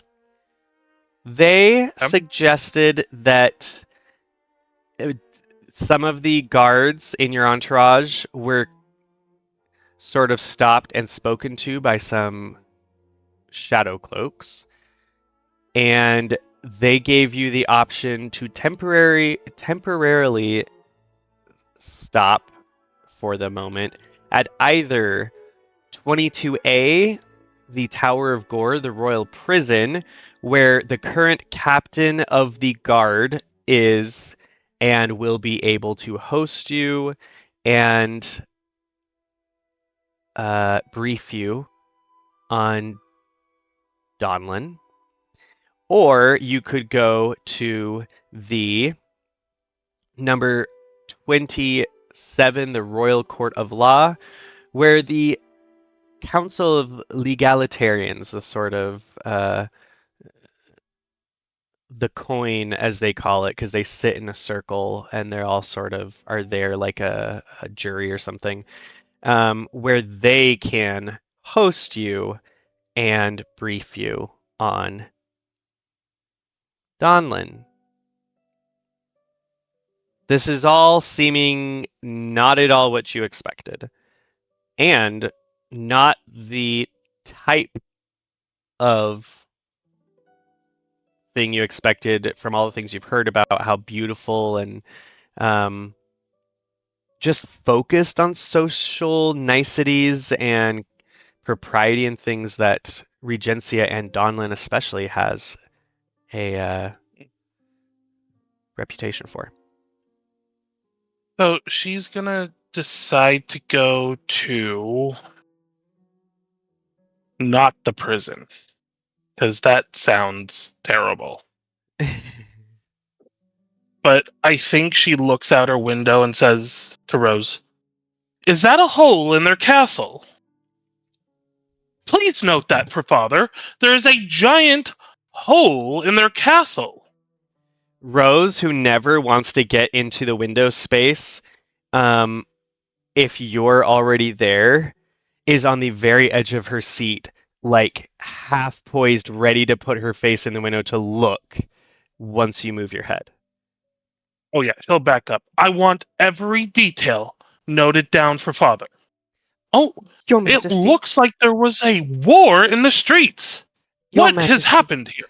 Your Majesty, it's definitely a hole. "What would make a hole in a castle that large other than a dragon? Do they have a dear. dragon problem?" Oh dear. I'll make a note. "Not Your at Majesty. all what I was promised." I don't want to alarm you or cause you extra vexation, but I heard rumors that the princess's royal chambers are on that side of the castle where the hole is. The place where I'm you sorry. would be. Do you think it was an attack against me? Do you think they were trying to kill me and got their days wrong? Note that for Father. Yes. Though you weren't here yet, so perhaps not. They're commoners, probably. They probably can't read a calendar properly. Yes. Oh, good point, Your Majesty. Oh, vexing. Rose, Yeah. I and believe she I have a pulls out. migraine. She pulls out a fan and is fanning you while she sticks her head out the window and says, "Not to the prison!" Oh, thank you, my dear. Oh, hopefully they'll have some answers for us at this council of theirs. You are taken, and if you hover over number 27, the Royal Court of Law, on the map, you'll see, well, if you hover over the chest first, that's the Royal Warehouse, and you'll see this grand market and sort of this colonnaded, arched, very nice and well-kept marketplace of business and law. Very much sort of like that painting with all of the Roman and Greek philosophers, all standing around talking stuff. It's kind of that vibe. But if you hover over number 27 and click on it, you can zoom in and you will see the grand and opulent and impressive royal court of law that is currently partially running the country at the moment in lieu of the lack of a monarchy. And their carriage and series of carriages is pulled in through the arches up to the doorway of the court of law, where some shadow cloaks have been sent ahead to warn the court guards to let you in and who you are. Your carriage is finally opened, and you are assisted down the step onto the cobblestones, your gown just sort of falling and spilling behind you out the door. Once again, the carriage had finally gotten warm probably by the time you got to Donlin, and now you're shocked by the cold, but you are pleasantly surprised now that you are standing on the streets of infamous Donlin how beautiful this city is. It clearly is a watering hole of culture, beauty, society, status, all these things. I guess it's charming in a way. Not home, but And you have a man. Ooh. If I can find the picture. Not Nicholas. No. You have a man. Oh, yes. Ooh. You have a man. Finding the picture.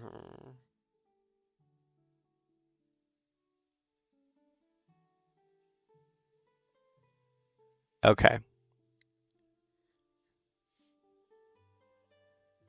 Save.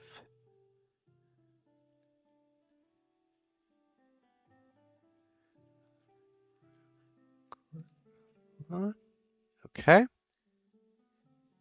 This gentleman comes down the steps.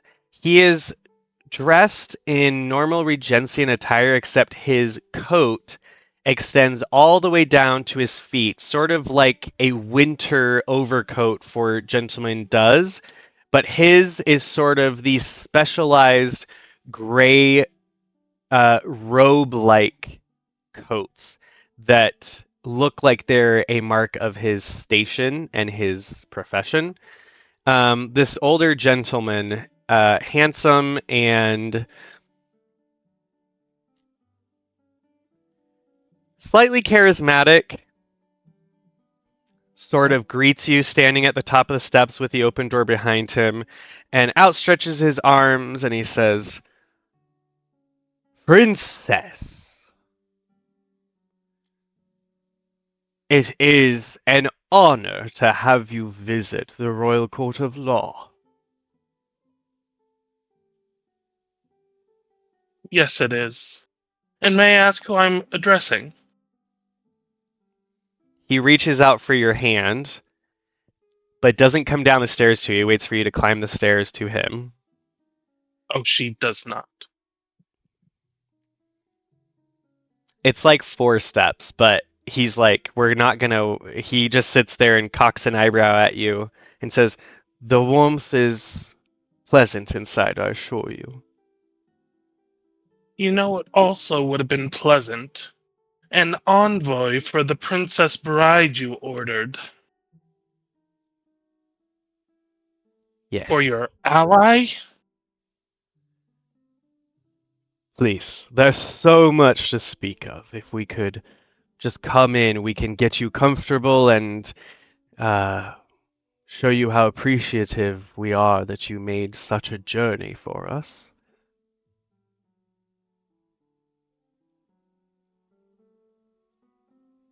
I will be expecting answers. Of course. And she's going to walk up past him. He lets Rose come in before him as Rose is like right on your tail, but then takes the spot behind Rose to follow you in while the others are kind of getting things settled. He brings you into a room adjacent to this grand chamber. It's smaller, but still just as beautifully architecturally designed, and has more of some couch situations on it. A little bit more formal and less like loungy, but things that you can sit at.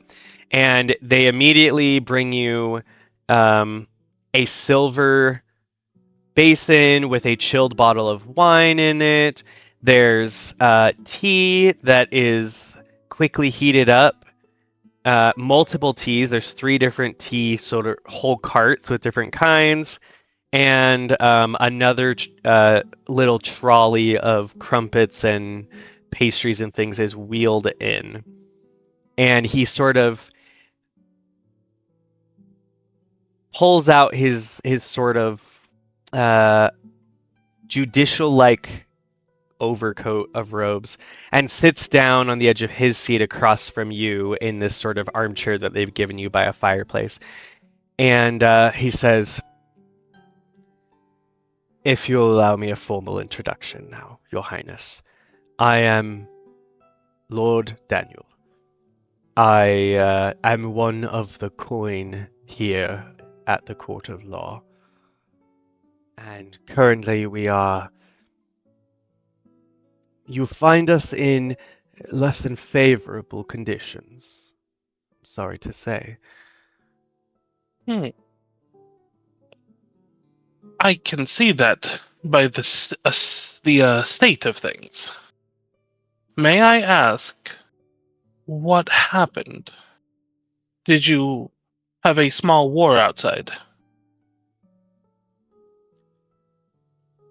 I don't think records would claim it was a war. You know, it did not have the scale nor the death toll to warrant such a title or label. However, Lord Daniel, they put a yes, hole in Shadowbeak Castle. yes, you did see that. I assure It's you, the hard to miss. castle is structurally stable and sound. And I'm assuming frigid. I would assume that turret of the castle is frigid, yes. If you would pardon me, I must ask you a couple clarifying questions before I am able to give any information of my own. I'm sure you understand. Of course. You see, and you seem very sure of yourself, we have no record of any such agreement you claim to have with the royal crown. And indeed, we were hardly expecting your visit. I'm sorry. Are you joking? Because this is in very poor taste. I never joke, Your in good or bad obvious, taste. only when it comes to fashion. So, your queen, Anne Chateauby, wrote to my father. You know who he is, I assume. Yes. The King St. Good. George of Belloverde. Good. Now, I do hope your if she... quaint nation is prospering. My quaint nation is going to save you from the Empress. Because you surely can't do it yourself with the state of things. She also wanted to make a deal with us. Should I write to Father and tell her to take her up on it? Your Highness, forgive me. I want I'm to... sorry. What was the word you used to describe my people and my nation? I'm sorry, it's custom here in Regencia to offer compliments to one another Is in it civilized custom to conversation. look down your nose at a princess from a foreign country? Your Highness, if you'll allow me. Say it again. What was the word you used to describe my country and my people? Quaint.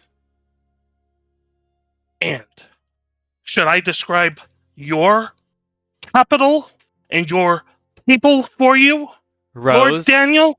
puts a piece of parchment in front of you with all of the insulting terms she had written down in preparation that you could choose from. And she's sort of just standing behind you like,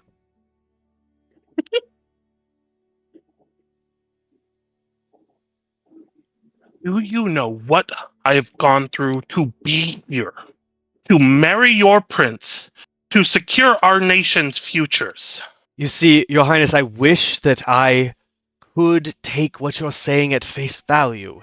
It's just you've offered no official documentation, nor missives or writ, proving what you're saying is true. If you could provide something for us, we are an institution of law.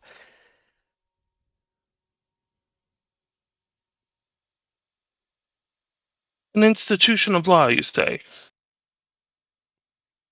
Yes, that is correct, yes. Okay. She's going to pull out the letter from Anne Shadowby that her father gave her.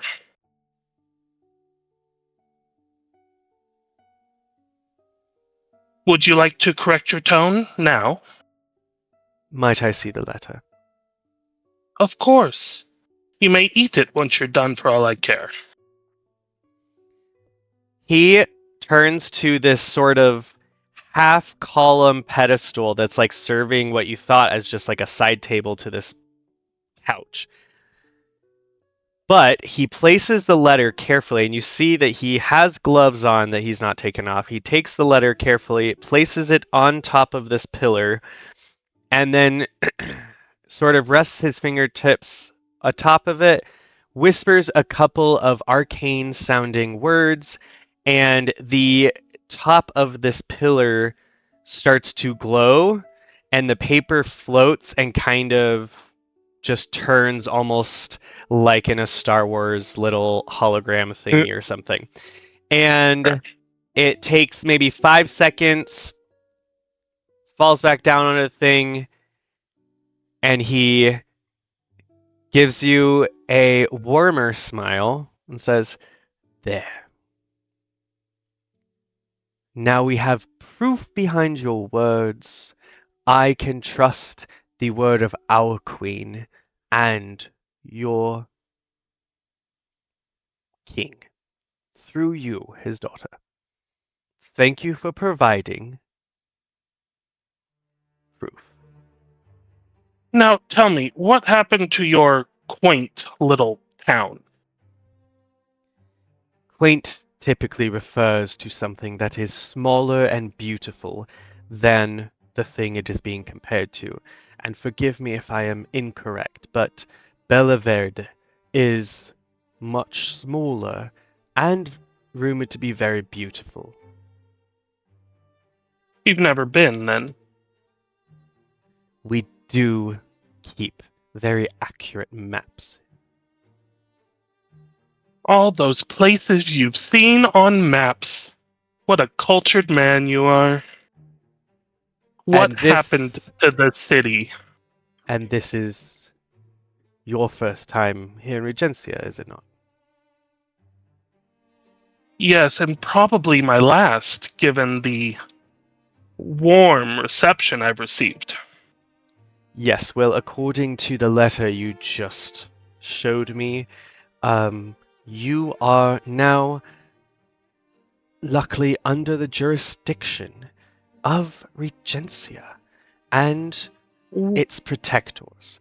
And I don't think we could let you go back yet before we make sure that you have recuperated, before you have rested, and before you have felt like we have upheld some sort of equal share of this diplomatic agreement. Now, yes, there was some terrible things that happened, and I would love to update you on what that is, for you deserve to know. Yes. I'm waiting. Where is my fiance? Why is there a hole in the castle? Why is there no one on your streets?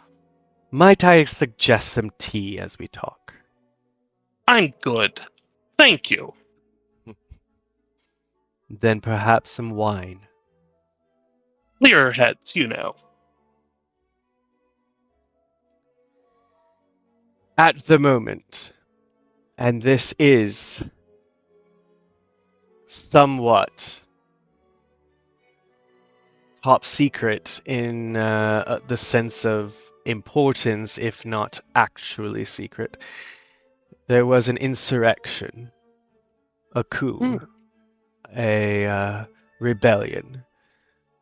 The Shadowby family, as of this moment, is, unfortunately, either dead or missing.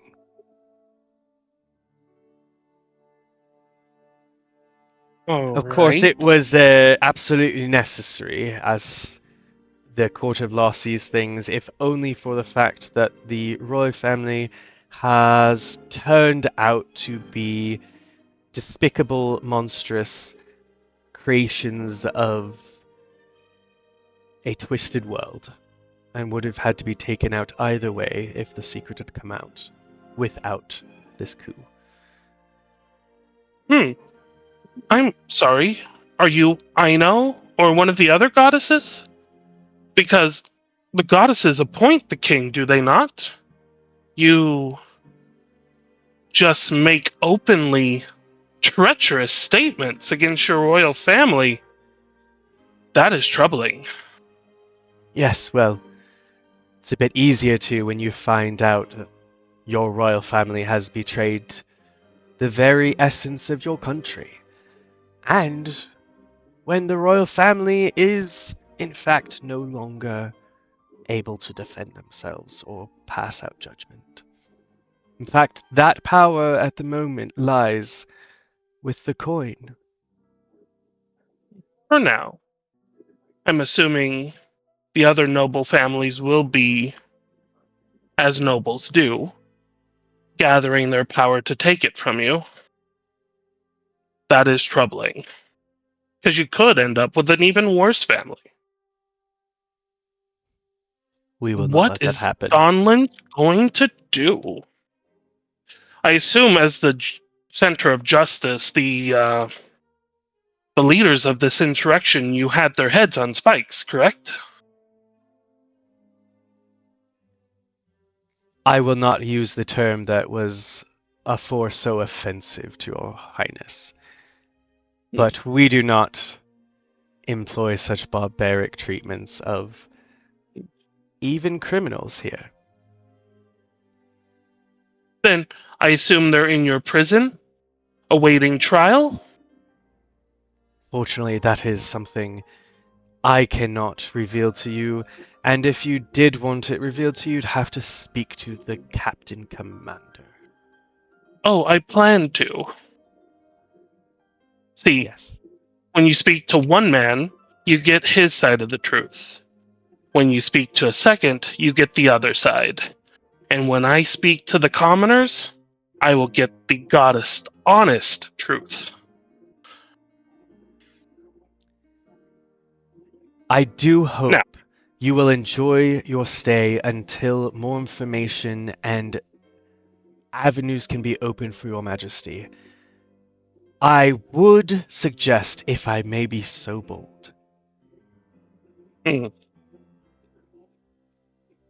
that your majesty not try to bruise too many heels just yet. The betrothed to a fallen monarchy doesn't have quite the sting that I think you think it does. It was so No. lovely speaking to you, and he stands up. Please enjoy the wine or enjoy the tea. I do hope that you'll be comfortable.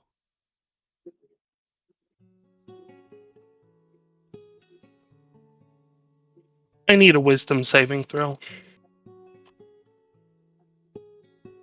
Okay.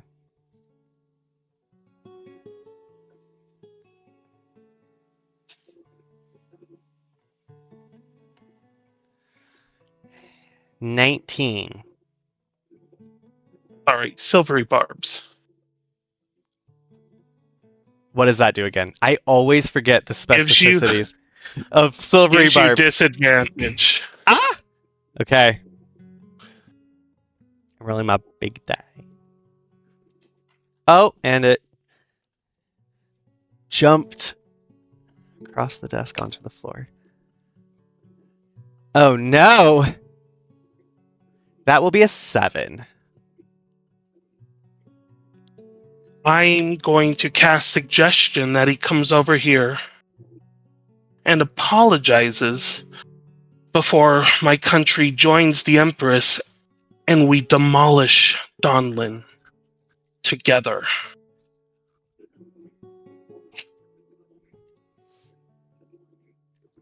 He,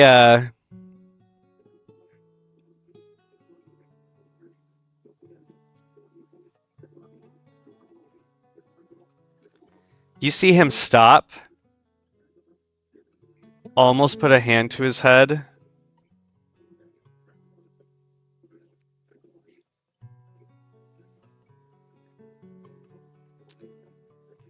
grabs a passing footman's arm, leans in and whispers into his ear, then stands back up straight and gives you a look and a nod, and turns on his heel and walks away, and the footman comes up to you and says, "Your Royal Highness, Lord Devon, right? Lord Devon? Daniel. David. Daniel? Daniel. Oh, ugh, Daniel? that guy. Oh boy. Yes. That guy. Daniel. Lord Daniel. Something with a D name. Lord Who's Daniel sends his deepest condolences and apologies. Nothing could make him more ashamed than to think that your highness has not felt welcome here in our beautiful city of Donlin.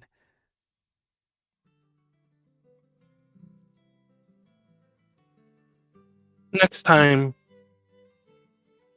I will make sure I get that from his lips.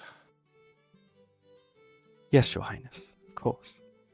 I'm sorry if my delivery was not to your pleasure. Oh no.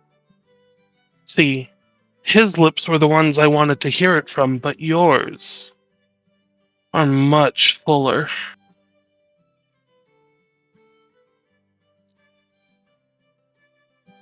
You just see his forehead get really red. Mm, Well, Thank you. you. Oh no. Thank you. You I didn't have do a anything. wonderful Stay. Oh, you've made this whole goddess-forsaken trip worthwhile. I.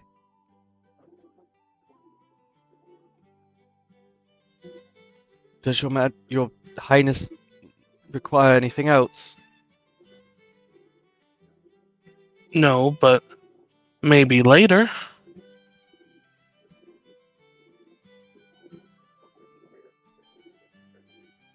And then, like, stiffly, like, barely moving his arms or his legs, he just, like, shuffles off.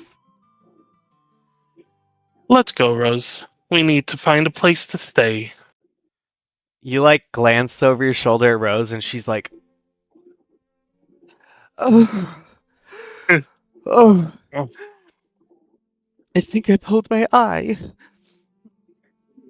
Is it twitching again? Yes, but like more than normal. I have a normal twitch, you know, and then there's like the constant twitch, and then I think I have a more severe twitch now. An aggravated twitch? Oh, it's aggravated, Your Majesty. Your Highness. It is. I've We started should get you mistaking to a your bed. royal title like these barbarians here. Quaint! It- Don't worry, Your Majesty. I mean, Your Highness. I wrote it down. I'll never let us forget that. Slight to Bellaverde. How dare he? Rose. He is a small man with small thoughts and even smaller ego. Covered he in has to try and stupidly to try and- handsome paper and a nice jaw. It's just unfair, it is. should I wait for you to get better acquainted? No, I never want to see his handsome face again in my life. Let's go, Your Majesty. I mean, Your Highness. Oh, and she just rushes off.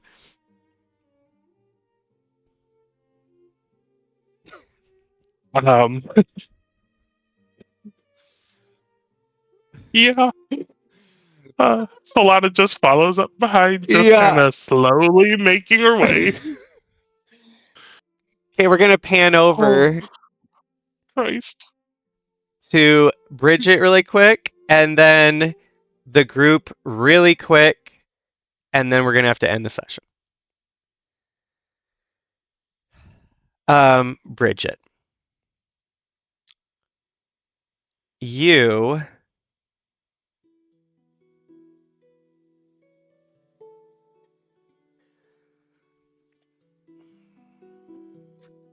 Dahlia tells you that she genuinely would like to say hello to the servants, but that you need not come.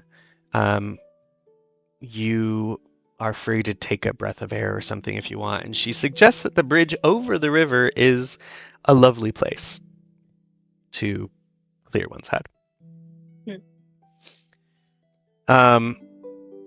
Do you want to do that, or do you want to go somewhere else, or? No, yeah, I think she just goes straight there. Well, you head back up to the third floor, and you kind of, there's the staircase sort of coming up to that floor, and then it goes straight out through a pair of smaller double doors onto the bridge. And this is right where your room is, and the very kind and capable housekeeper and butler that you met there on this level, as well as a good number of the Sterling family you heard. But you can go out onto the bridge, and it's about 11 o'clock now, and the sun is up, the river is sparkling, even more so because of the trillions and trillions of little ice crystals coating the plants along the river. And as you sort of look out and maybe even crack one of the windows, the little paned windows, you can kind of open a little bit, you see a very formal and royal procession of carriages out in the city of Donlin from where you're at this high vantage point, making its way from the far side and disappearing as it goes behind the Royal Court of Law. The carriages are hosting banners on top of them at the peaked roofs that you at first don't recognize. Oh, hi, Happy. That you at first don't recognize, and then you rack your brain a little bit, and you eventually roll me a history check, actually.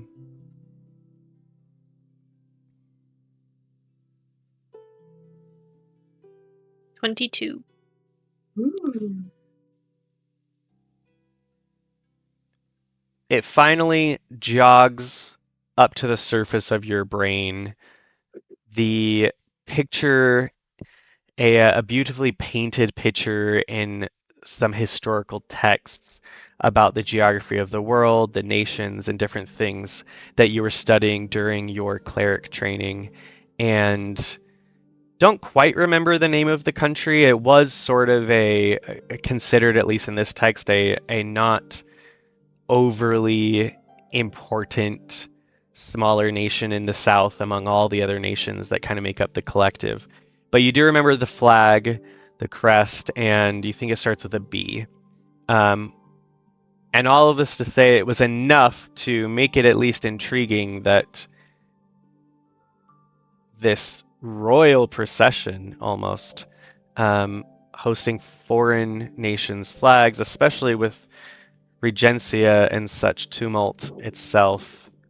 It's just the most. Besides being here at the Sterling House and seeing the inner workings of the dynamics of the family so quickly, these carriages in Donlin are the most importantly interesting thing you've seen in a while.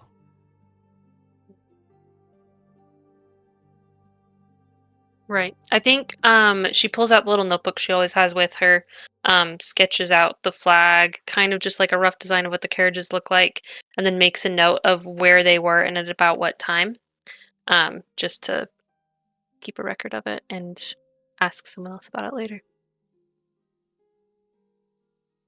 Does Bridget do anything else on the bridge?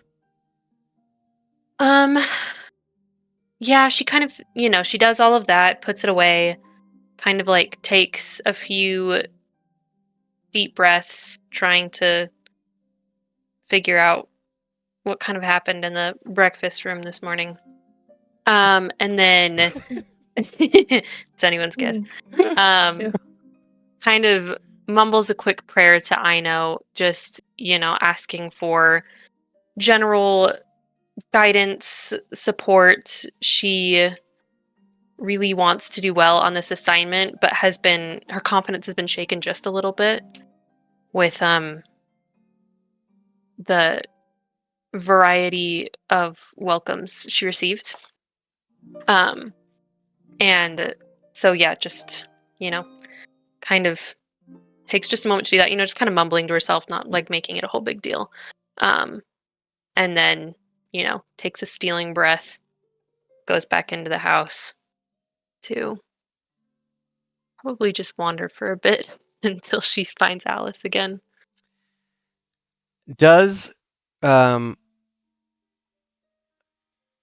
Bridget is she the kind of cleric that always has some sort of symbol of Aino on her visible and it's obvious to people, or is she sort of more of like a low key, not rubbing it in your face kind of cleric, or is it like little tokens here and there? What? Yeah, her clothing that she wears is kind of like standard temple acolyte wear, and it does have the insignia of Aino like on the arms and stuff. So anyone looking at her from a glance can tell she's a cleric of Aino. Okay.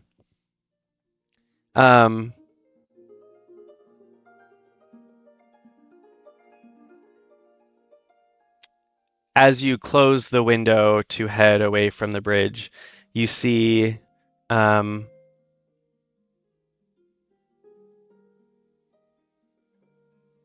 two beautiful cardinals.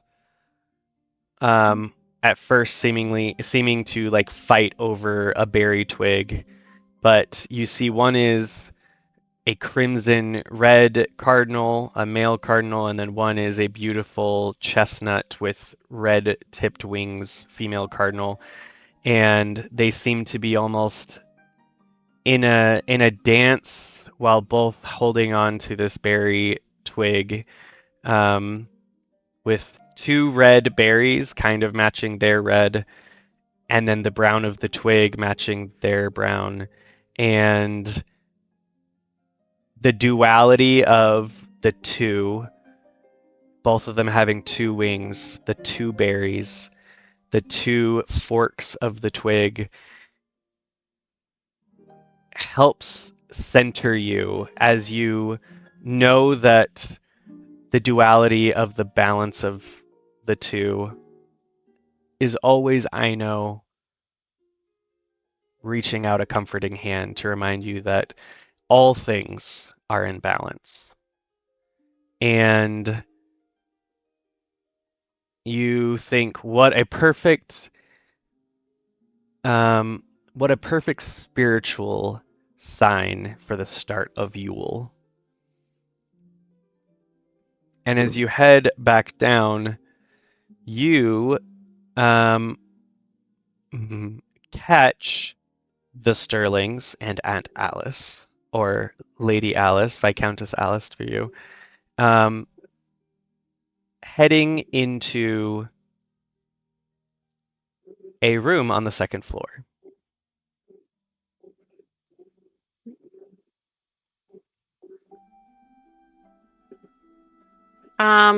I think she follows them from a distance. Not in a sneaky way, just in a, I don't know if I was invited to this way, but Alice is the only person I know in this house, and so I'm going to awkwardly follow her a little bit. Okay, you can see, because the doors are open, that they all, bickering on and off, walk through into the great hall, through the salon, and then through a door hidden in the wall, as many aristocratic houses have library hidden doors or paneled wall doors or whatever. A panel of beautiful wallpaper and wall with a painted picture hanging on it, just simply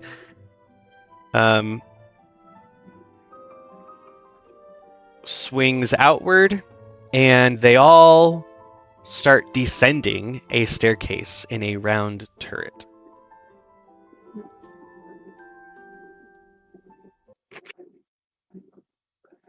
I think she'll wait a bit for them to go down and then follow.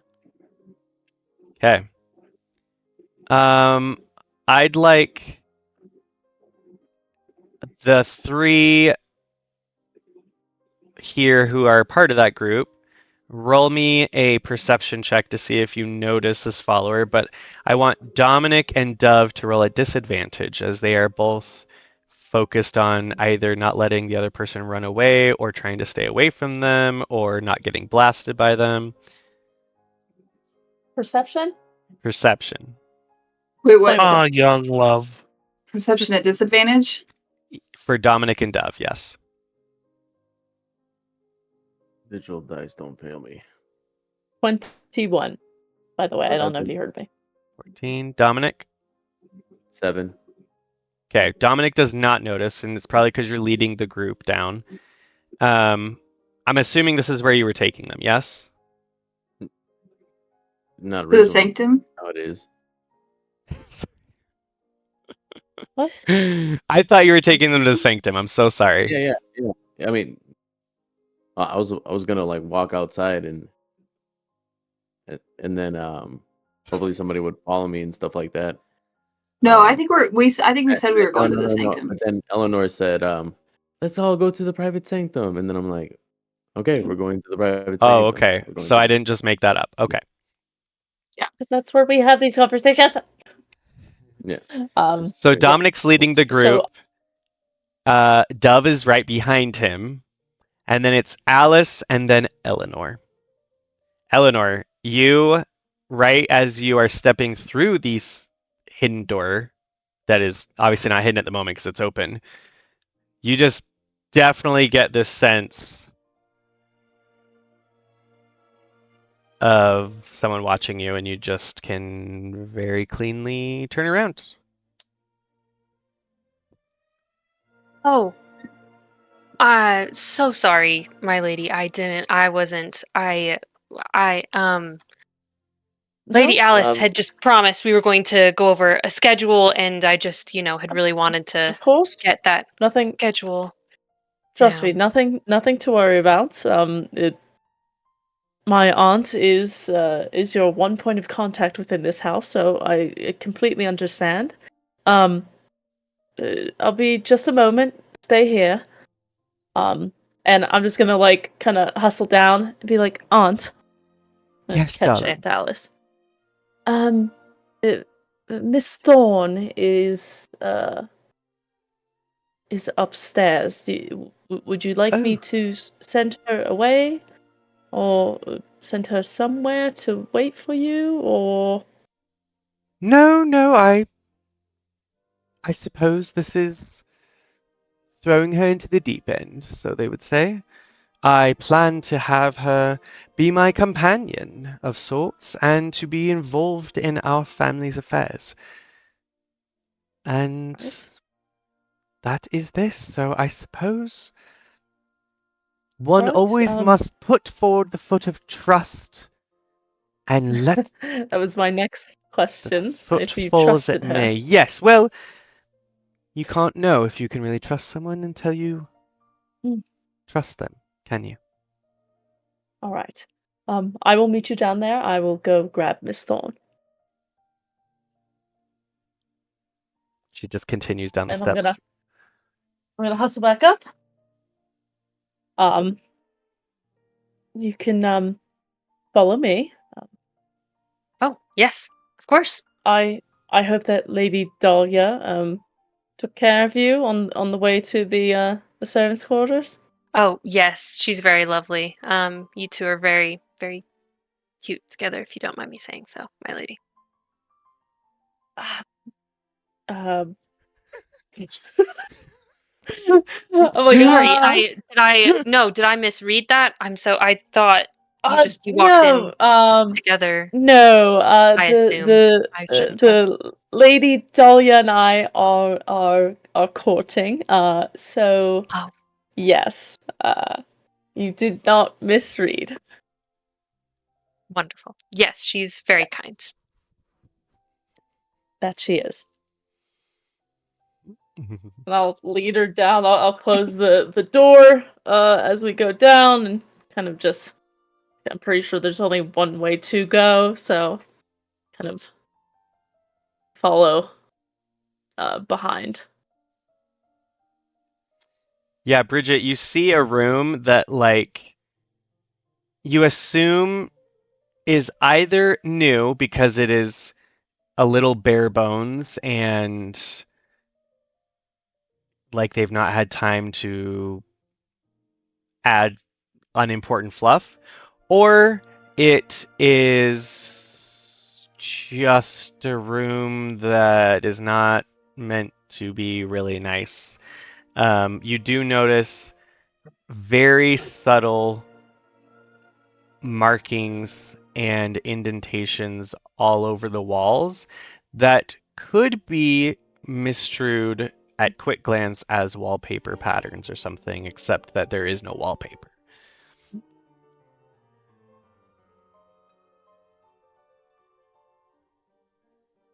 Is this what I'm sorry. What is this? Room? This is we've been referring to it as the private sanctum. I think that's a horrible name, and I think we should come up with something different. But Great. essentially, what it is, it is warded against any divination or anything of the like, Practical. so that we Yes. can speak freely. I thought it was a fine name, but anyways, you two, three, stay right here. And then Dominic's gonna go to another room. He's gonna open the door, and then he's gonna kind of like just say, can we talk for a moment? Okay. Is this because I cast Eldritch Blast at your face? Because I really No, apologize for that. I'm sorry for picking you up. That was. I know how you can get, but anyways. Yeah, you don't just pick up people who are smaller than you. Yeah, well, just know that I'm going to pick you up every time you get in my way. So, but anyways. And I'm gonna Eldritch Blast you in the face every time you pick me up. Great, glad we had this conversation. Let's go back. No. Here, and then he's gonna go inside the room and wait for you. Isn't there only the one room? Did you go up Yeah. the stairs into the salon, Dominic? Well, I thought there would be like several rooms inside the private sanctum. No, there's There's just one the private one sanctum. room. You guys could expand. Or you Oh, can like, go off how and long will have a that take? whispered Anyways, conversation we're in the gonna- corner. Yeah, that we're we just like can't in the hear. hallway. Yeah, we'll go. Yeah. You could go on the staircase.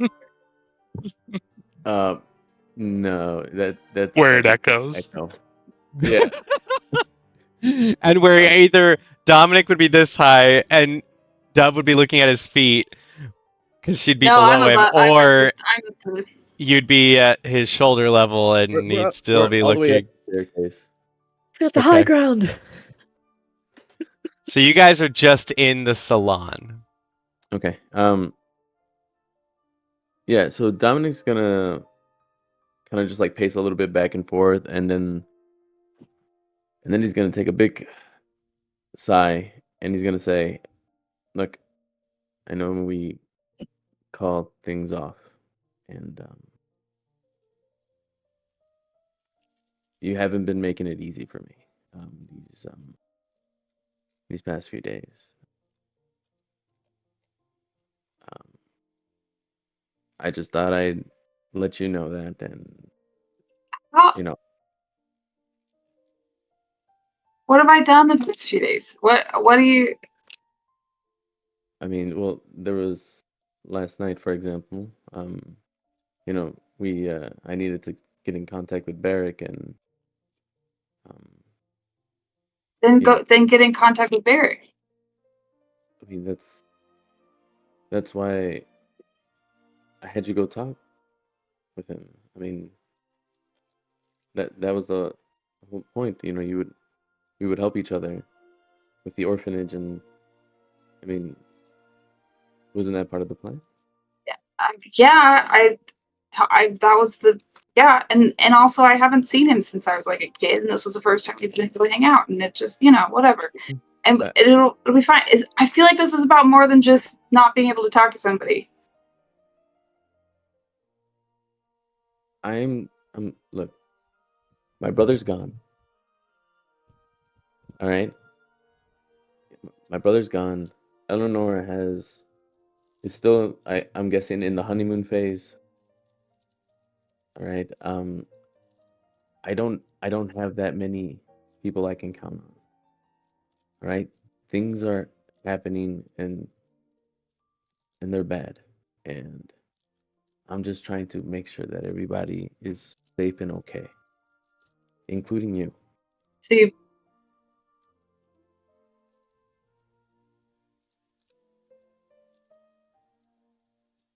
Look, what I'm about to say down there is I wish it wasn't real. I wish I didn't see the things I've seen. Okay? All right. But again, I'm trying to look for someone that I can count on.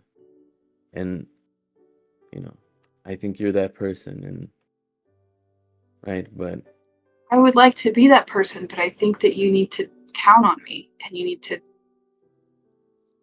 be okay with me going out sometimes with a friend, that's completely fine. Look, with Barrick. I've already told you once before. All right. Look, even if I want you to be happy, even if it's not with me. All right. Look. All right. Look, there was a time where I was jealous. I'll admit that. Right? But I was willing to, put that past beside me because your happiness is more important than my thoughts of jealousy and etc. So I just want you to know that I need some, and I want to know if you're that person I can count on. Yes, I have been, and I plan on still being that person. I'm not.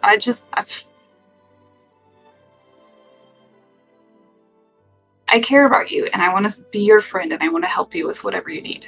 And I thought I was doing that. But let's go talk about the end of the world, because that seems like that's pretty important.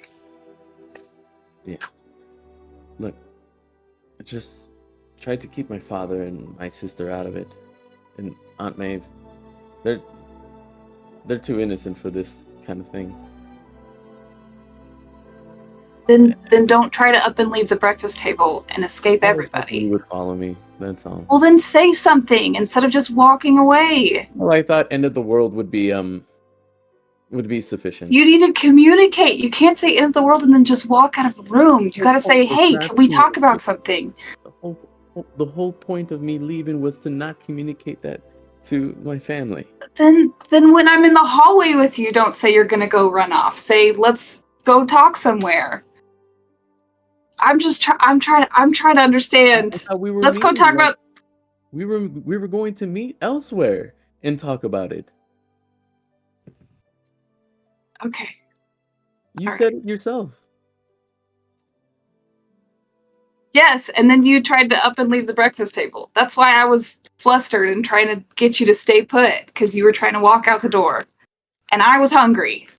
And I'm hungry still, and I have a headache, and it's nice and dark in the sanctum, and I want to go over there. I'm trying to add more lights, by the way. Do that later. Yeah. Not today. Friends. All right. Shake on it. I don't know what to do here. Yeah. I'm gonna look out for you. All right, and all right, like I still care about you and stuff like that.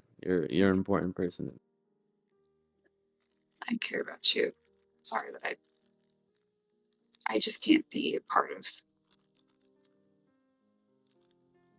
the future that you deserve to have. It's fine. We've talked about it. We can go back. Let's go. Yeah. Could I have eavesdropped?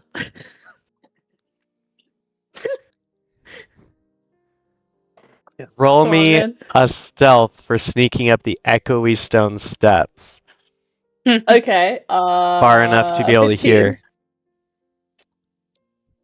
I just want to it's a hallway. It's gonna echo. The door just needs to be cracked. Well, they're in the salon. No, we're in the salon. No, you're you in guys the are in the private sanctum. We're They in the went up to sanctum. the They salon. went up to the salon. Oh. Yeah. So I'll say with They a literally went down into the sanctum just to go. Oh my god. yeah, you got brought down to the sanctum and then left in there Jeez. with Why did you Alice go to and the Bridget. sanctum? Okay. Honestly, No, I'm not. even when Dove and Dominic are together, it's kind of exhausting. What is happening? Okay. I love you both. Okay. So, did you want to still try to sneak up the stairs and see what the crap was happening? No.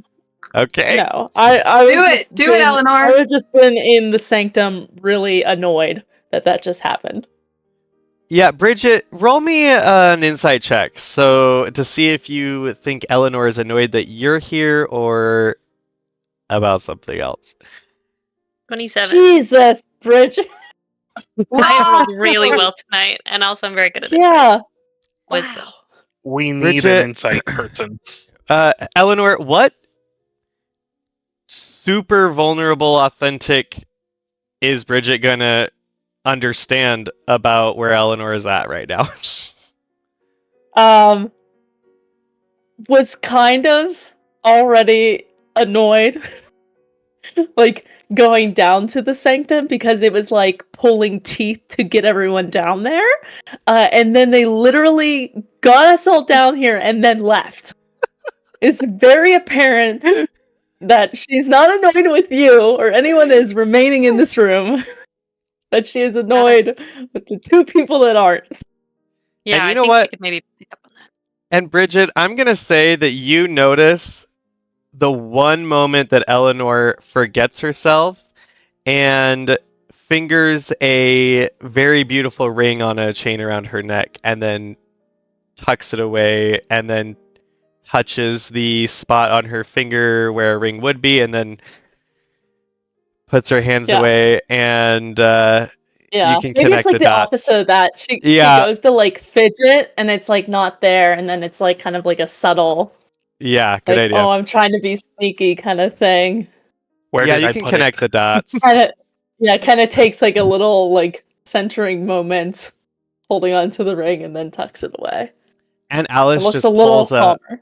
a flask out from a pocket in her skirts and grabs one of the few little teacups that is kept sort of as like a little kitchenette set and just pours a tiny bit into the teacup and goes,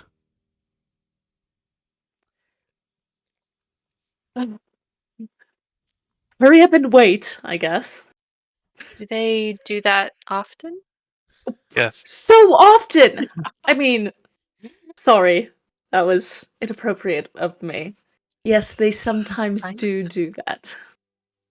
Hmm. So, if you're going to be around, get used to it. Noted. Eleanor's literally like checking her pocket watch and like tapping her foot and puts the pocket watch away. yeah, Eleanor, you've never been so openly vulnerable about the like intricacies of your family dynamic with a complete stranger and it's been like half an hour.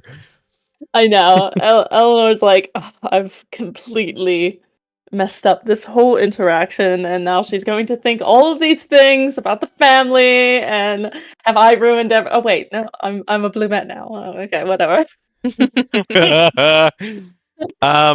Dominic and Dev, you guys are talking and just one of the housemaids kind of comes in with a duster and goes, "Oh, begging your pardon.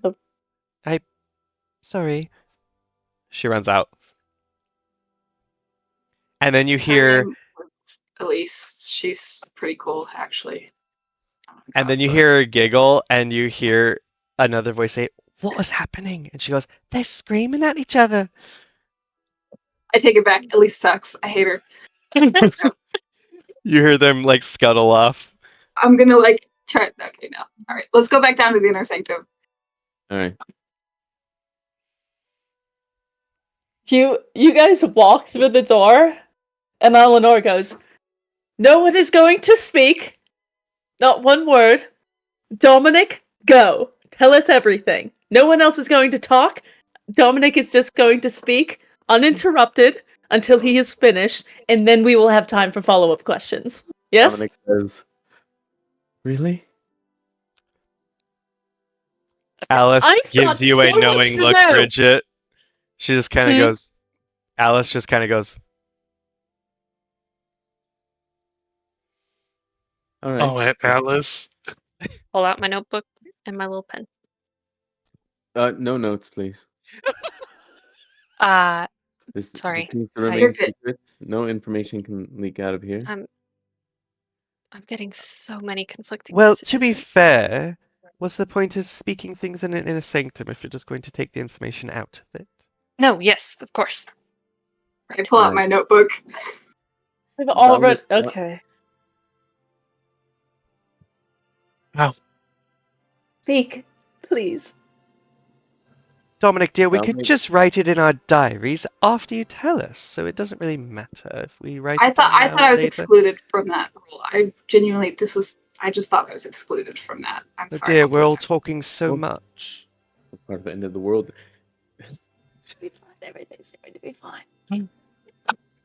Dominic was gonna slam the book, Solomon's book, and he's just gonna toss it onto the book and just be like, this is Solomon's journal. I used some magic to reveal some things hidden within it. Oh right, Eleanor, you don't either you or, and then it looks at Bridget and like, yeah, you definitely don't know. Dove and I had a talk with Solomon's ghost Yeah, the we did do that. the day of Seems like a terrible idea, but continue. the day of the coup. Yeah, Bridget, that screams of necromancy. Yeah. No, She no. kind of stiffens, but listens anyway. And he warned of a darkness coming, the same darkness that gave him magic. I'm not going to lie, that kind of worried me a bit. And so I had a few allies of mine, pretty close. Eleanor, you know Leo, right? Yes, I know Leo. But continue. Yes. I had him get Solomon's journal for me, just so that I can know what we're dealing with, because someone doesn't just get magic out of nowhere. It has to come from someplace divine, or She gives just you a very pointed look, like The guy who just got someone who magic out doesn't of have nowhere. magic previously, at least from my perspective. Otherwise, I would have. Well, that was another time. But anyways,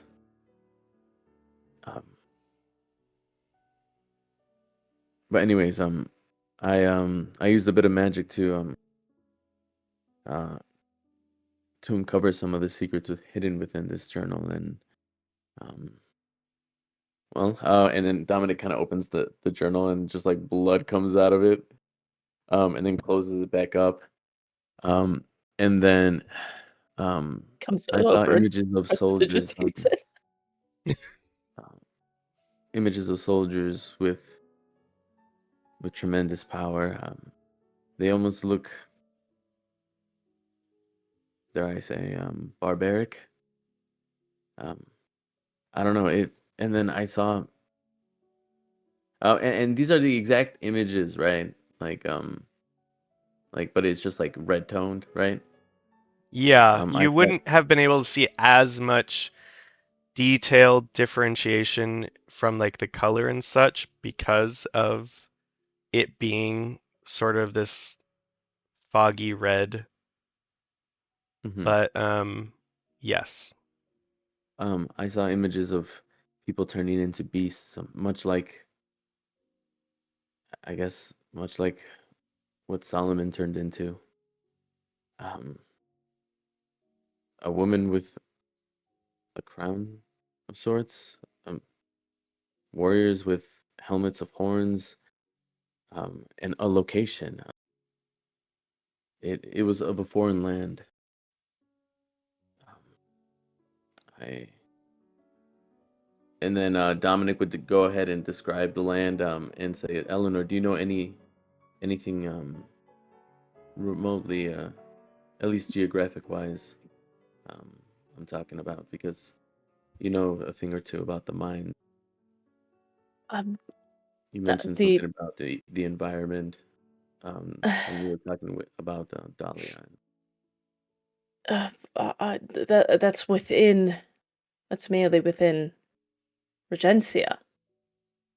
As far as barbarians, there have been the report of Karog, Bless you. perhaps to the east. No, Rock. Karog. Karog. It's a land far to the east. It's supposed to be a continent of savages. I get my notebook back out. Okay. Start writing it down. Rog. I don't know if that's it. That's it. Just based on what you said, the only thing that comes to mind. Take an inspiration, Eleanor, for figuring out the code from the carousel and keeping the notes for months and months and months and pulling it out in the right moment. Dang! Yeah, I've Holy been holding on crap! to that one. Literally before session 1. Yep, the runes from the first carousel. Cool. I'll pull out my carousel. I mean, good luck figuring it out. It's in runes. Meg, the carousel it's- is the Regencia newspaper that I created. Wow, you can't see it. Okay. And it was like a full issue. Nice. Yeah, but see if you can show the runes. The page that has the runes. So, me and one of my friends, we decoded it. That's amazing. Yeah, it's kind of sick. But yeah, that's what Eleanor would say. This was going to be a thing I was going to like make a new one of and post on World Anvil like every month. And then it took an exorbitant amount of time and energy. And I was like, oh, that was cute of me. And now you have, That was a fun paying one-time customers thing. who would love to see it every. Oh my gosh. I would like to make another yeah. one for this campaign. But yeah, that is the only thing, just based on your descriptions. Whether or not I could look into any documents or maps or things of the like. I'm not certain how Okay. much specifically I could get a hold of, but at least a place to start. Okay. There was also another part of the visions I saw. Something to do with the Bruix. There's and Dominic will like turn to almost, but like to the last page of the book, or just like flip the cover, and he's gonna say there's writing here, but I need some sort of liquid to reveal it, and my Pull out a visions. flask. Right now? You need liquid? Oh no. It's a special kind of liquid that reveals writing. Oh, not just in. Okay, gotcha. Yeah. I don't know. I was trying to be helpful. Sorry. Let's see, and then my And visions Alice keep says, pointing towards the Bruix. well done for taking initiative, Dove. Well, thank you, Aunt Alice. Thanks. I don't think it dispelling the magic would be helpful. Can I just take my appearing and see if it's invisible, but just as a Yes, what does little- the appearing do again? It lets you read different languages, right? Any language? Yeah, I can understand text no matter the language when reading through it. It was just a... Yeah, you can try. I mean, it would make sense that Eleanor would want to try just in case, but yeah, you can't see anything. Yeah, fair. Okay. Quick question. Yes.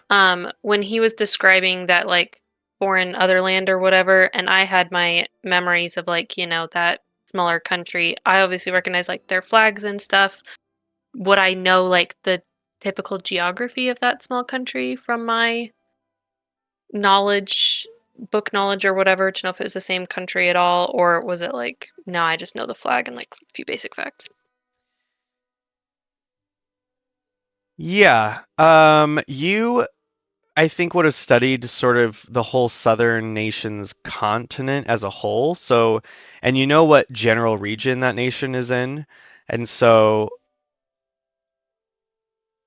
you don't know, I don't know if you would have studied like within these borders, this is exactly, but you're like, that region, this is like the general vibe for the region and the geography and climate and things for this collection, sort of this European collection of nations, and I know that this is sort of the area that it's in. So you could definitely perceive some of those things. What did you get on your roll again for your history? It was a 22, technically a nat 20. You got a nat 20? I did, yes. Sorry. Okay, I wow. just said it with the addition stuff. I forgot some important things on my little spiel thing. Nat 20s always, well, we can talk about that later, but let me know if it's a nat 20, okay? I'm going to say because you got a nat 20,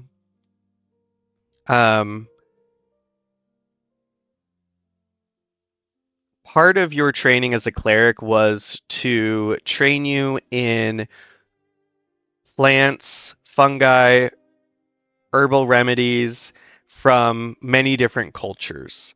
Not that you're proficient necessarily in all cultures' remedies, but at least you have an understanding of like this culture would use lots of poultices, or they would use a medicine man type of thing, or they would use this or whatever, right?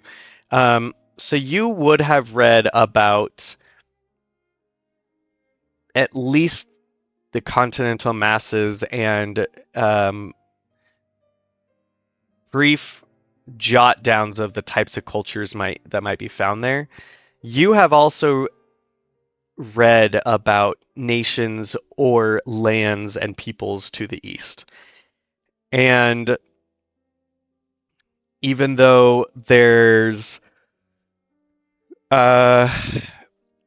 not really any pictures you were able to find of flags or pictures of the land or people or what things looked like, there were some sort of broken descriptions that were very, very old and sort of saved and kept as these like decrepit pages. But what jogged your memory was you do remember you do remember reading specifically about people that wearing horned helmets, and this whole pantheon of gods, barbaric and maybe notes of blood worshipping, all these things that to a Regencian seem so ancient and archaic and gruesome.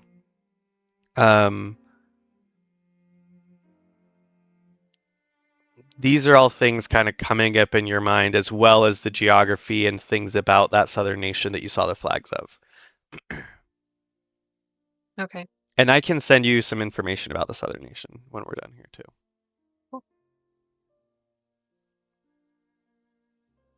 I don't know if it would help, but I do recall reading a while ago in my training about gods that would have helmets like what you described, Lord Sterling, in some of those barbarian Eastern nations. Perhaps if you already have some insight as to those, you can help me focus, uh, bring in my focus on anything we could look into. Oh, Yes? yes, of course. Is there anything else, Dominic? No. All right. Well, that's sufficiently terrifying and terrible and all sorts of other words that we could use. But I'm sure it's nothing we can't handle, right, everyone? Sounds ghastly. Brooks Another aren't good even in word. town, right? Brooks are we like chased him out of right. here, right? Mm. How are you gonna meet up with them? What are we gonna do? What I sent a letter to the Bruicks. It might take some time for them to come over. Also, well, where do they stand with us? There were Bruick lives lost during the battle. right. Yeah. I'm sure we're not necessarily their favorite people. Well, we did have relations with them at one point. I didn't have relations with any of them. You're part of Sorry. this family, so That- you technically have. okay. What I Dominic is apologize. saying is that he has been putting efforts in to building a bridge Mm.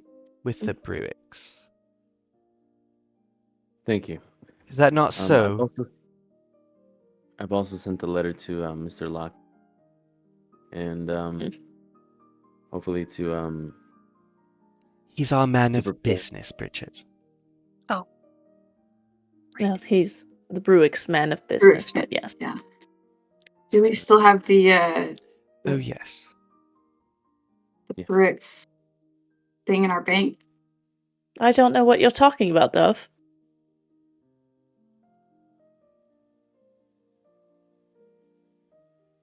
If you tell me not to say something, I won't. We If just have that's a what large you're amount of worried the about. Bruick's coin in the That's just banks. the deposit. Yeah. Well, what's so awkward about that? It's literally the purpose of a bank. Exactly, Aunt. Hmm. I think I need to go take a nap. All right, so we have next steps. Miss Thorne and I will look further into the people of Karog, and we'll go from there. See if there are any reports, things of the like, of any movement from over that way. I'm sure, perhaps if we speak to... I don't want to go to any of the individuals at the court of law. Don't want to draw any attention to ourselves. Oh, But- speaking of the court of law, I'm so sorry. I should have brought this up earlier. I did see a carriage with a flag from a southern nation. I cannot recall the name of it off the top of my head at the moment, but it was kind of heading over that direction earlier today. I made a note of the exact time. Odd. I thought it strange. Yes, I wouldn't think Donlin would be hosting visitors from other lands at this time. Right. Something Right, to maybe we also will- look into. Yes. Sure, Sounds we exciting. can. Yes, I'm sure we could look into that as well. But can at least try and find out more information about these individuals in Dominic's vision, as well as the individuals going towards the court of law. I think that's a good place to start. Anything else that anyone can suggest? Anything of note? Concern? Since we're in the sanctum, and it's supposed to be a safe space, I can freely confirm that Kyle is an exceptional lover. This is what the sanctum Oh, was now paid for. I have This to is think what the about sanctum that was every paid time I for. see him. This is not what the sanctum went. Fuck. I'm glad you're happy, Aunt Helen. Don't worry, dear, and she puts her hand on Bridget. We pray before sometimes. I wonderful. God is I'm blessed. sure that I know, or whoever appreciates that. Praise I know. Does it affect the? Well, we don't. We don't appreciate it. Does it change when you pray before? Is it different? Like, do you feel more blessed or something? No. Or, Bad. no. Dove, please do not ask me to become crass. It's time for my mid-morning nap. It's been so lovely. Art. She stands up, picks up her skirts, like most proper lady of you all, and just sort of goes out of the room. I want to be her when I grow up. Eleanor looks to Bridget and just goes, I am so sorry. 4. It's all fine. All right. Anything else other than that image that I now have burned into the backs of my eyelids? No? I think I'm good. All right. Great. You know, Okay. I think we're going to end the session there with all of you in the sanctum, the small, dark space of deep, dark secrets. Except for Solana, who, wait, here's the ending scene that the audience gets to kind of see. And it's unfortunately not Solana, it's just Rose. And Solana's taking a nap.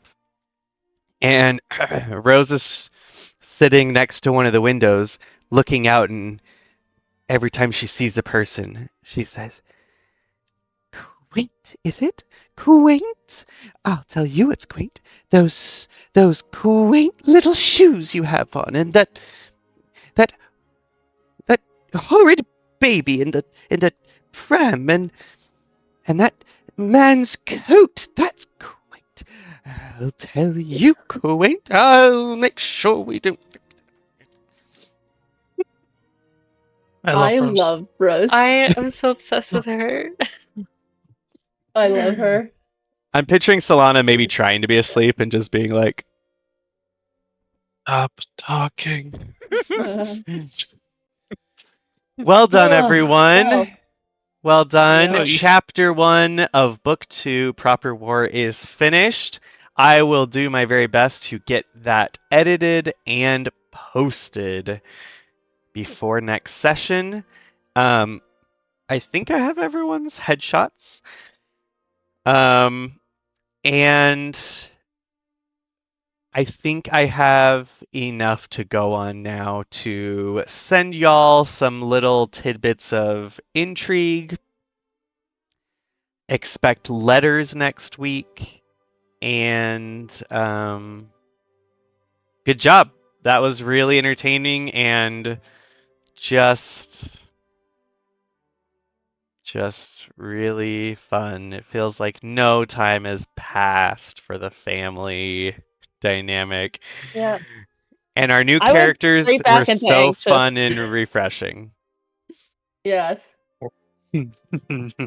Like I was like, new book, new Eleanor. And instantly everyone was like, "Ah," and I was like, okay, I guess old Eleanor's back. I love- I was like, Dove is gonna be like a little bit more mature and like a little bit more like concerned about the things going on. And Chandra's like, you wake up in a tavern. You wake up like super hungover in a tavern. You didn't even lay down. You're at the bar, drooling on the countertop. I'm like, all right, never mind then. We're going for it. Look, I was worried that you were going to take that as like the template for Dove's whole life this campaign, but hey, everyone can have irresponsible nights. For sure. Yeah. Not I Eleanor, like- but you know. I loved the moment that Eleanor was like, blah, blah, blah. I'm sorry I yelled. You know, I'm sorry. I shouldn't have talked so loud. I apologize. It's like, I'm talking with passion. Which I do. I always like get like real like worked up, not like in yelling. And they're just like, stop yelling at me. I'm like, I'm not yelling. I'm just Yeah, same. I'm talking loudly. People always like, your volume. I'm like, ooh, now I'm mad. I just go up. I go up in pitch. I go up in volume. I can't help it. The heart rate goes up. Oh yeah. Seth, you're But gonna yeah. kill me with this sass. Okay, so Oh. yeah, I'm sorry. Yeah. I you was guys, like, fine. I want to hang out, but Done. I have to go to bed 2 hours ago, so I'm Brooklyn. gonna jump off. You guys have so much fun. Good luck packing. Drive safe. Bye. Bye, guys. You're fantastic. I love you all. We love Bye, Dove. bye. And you.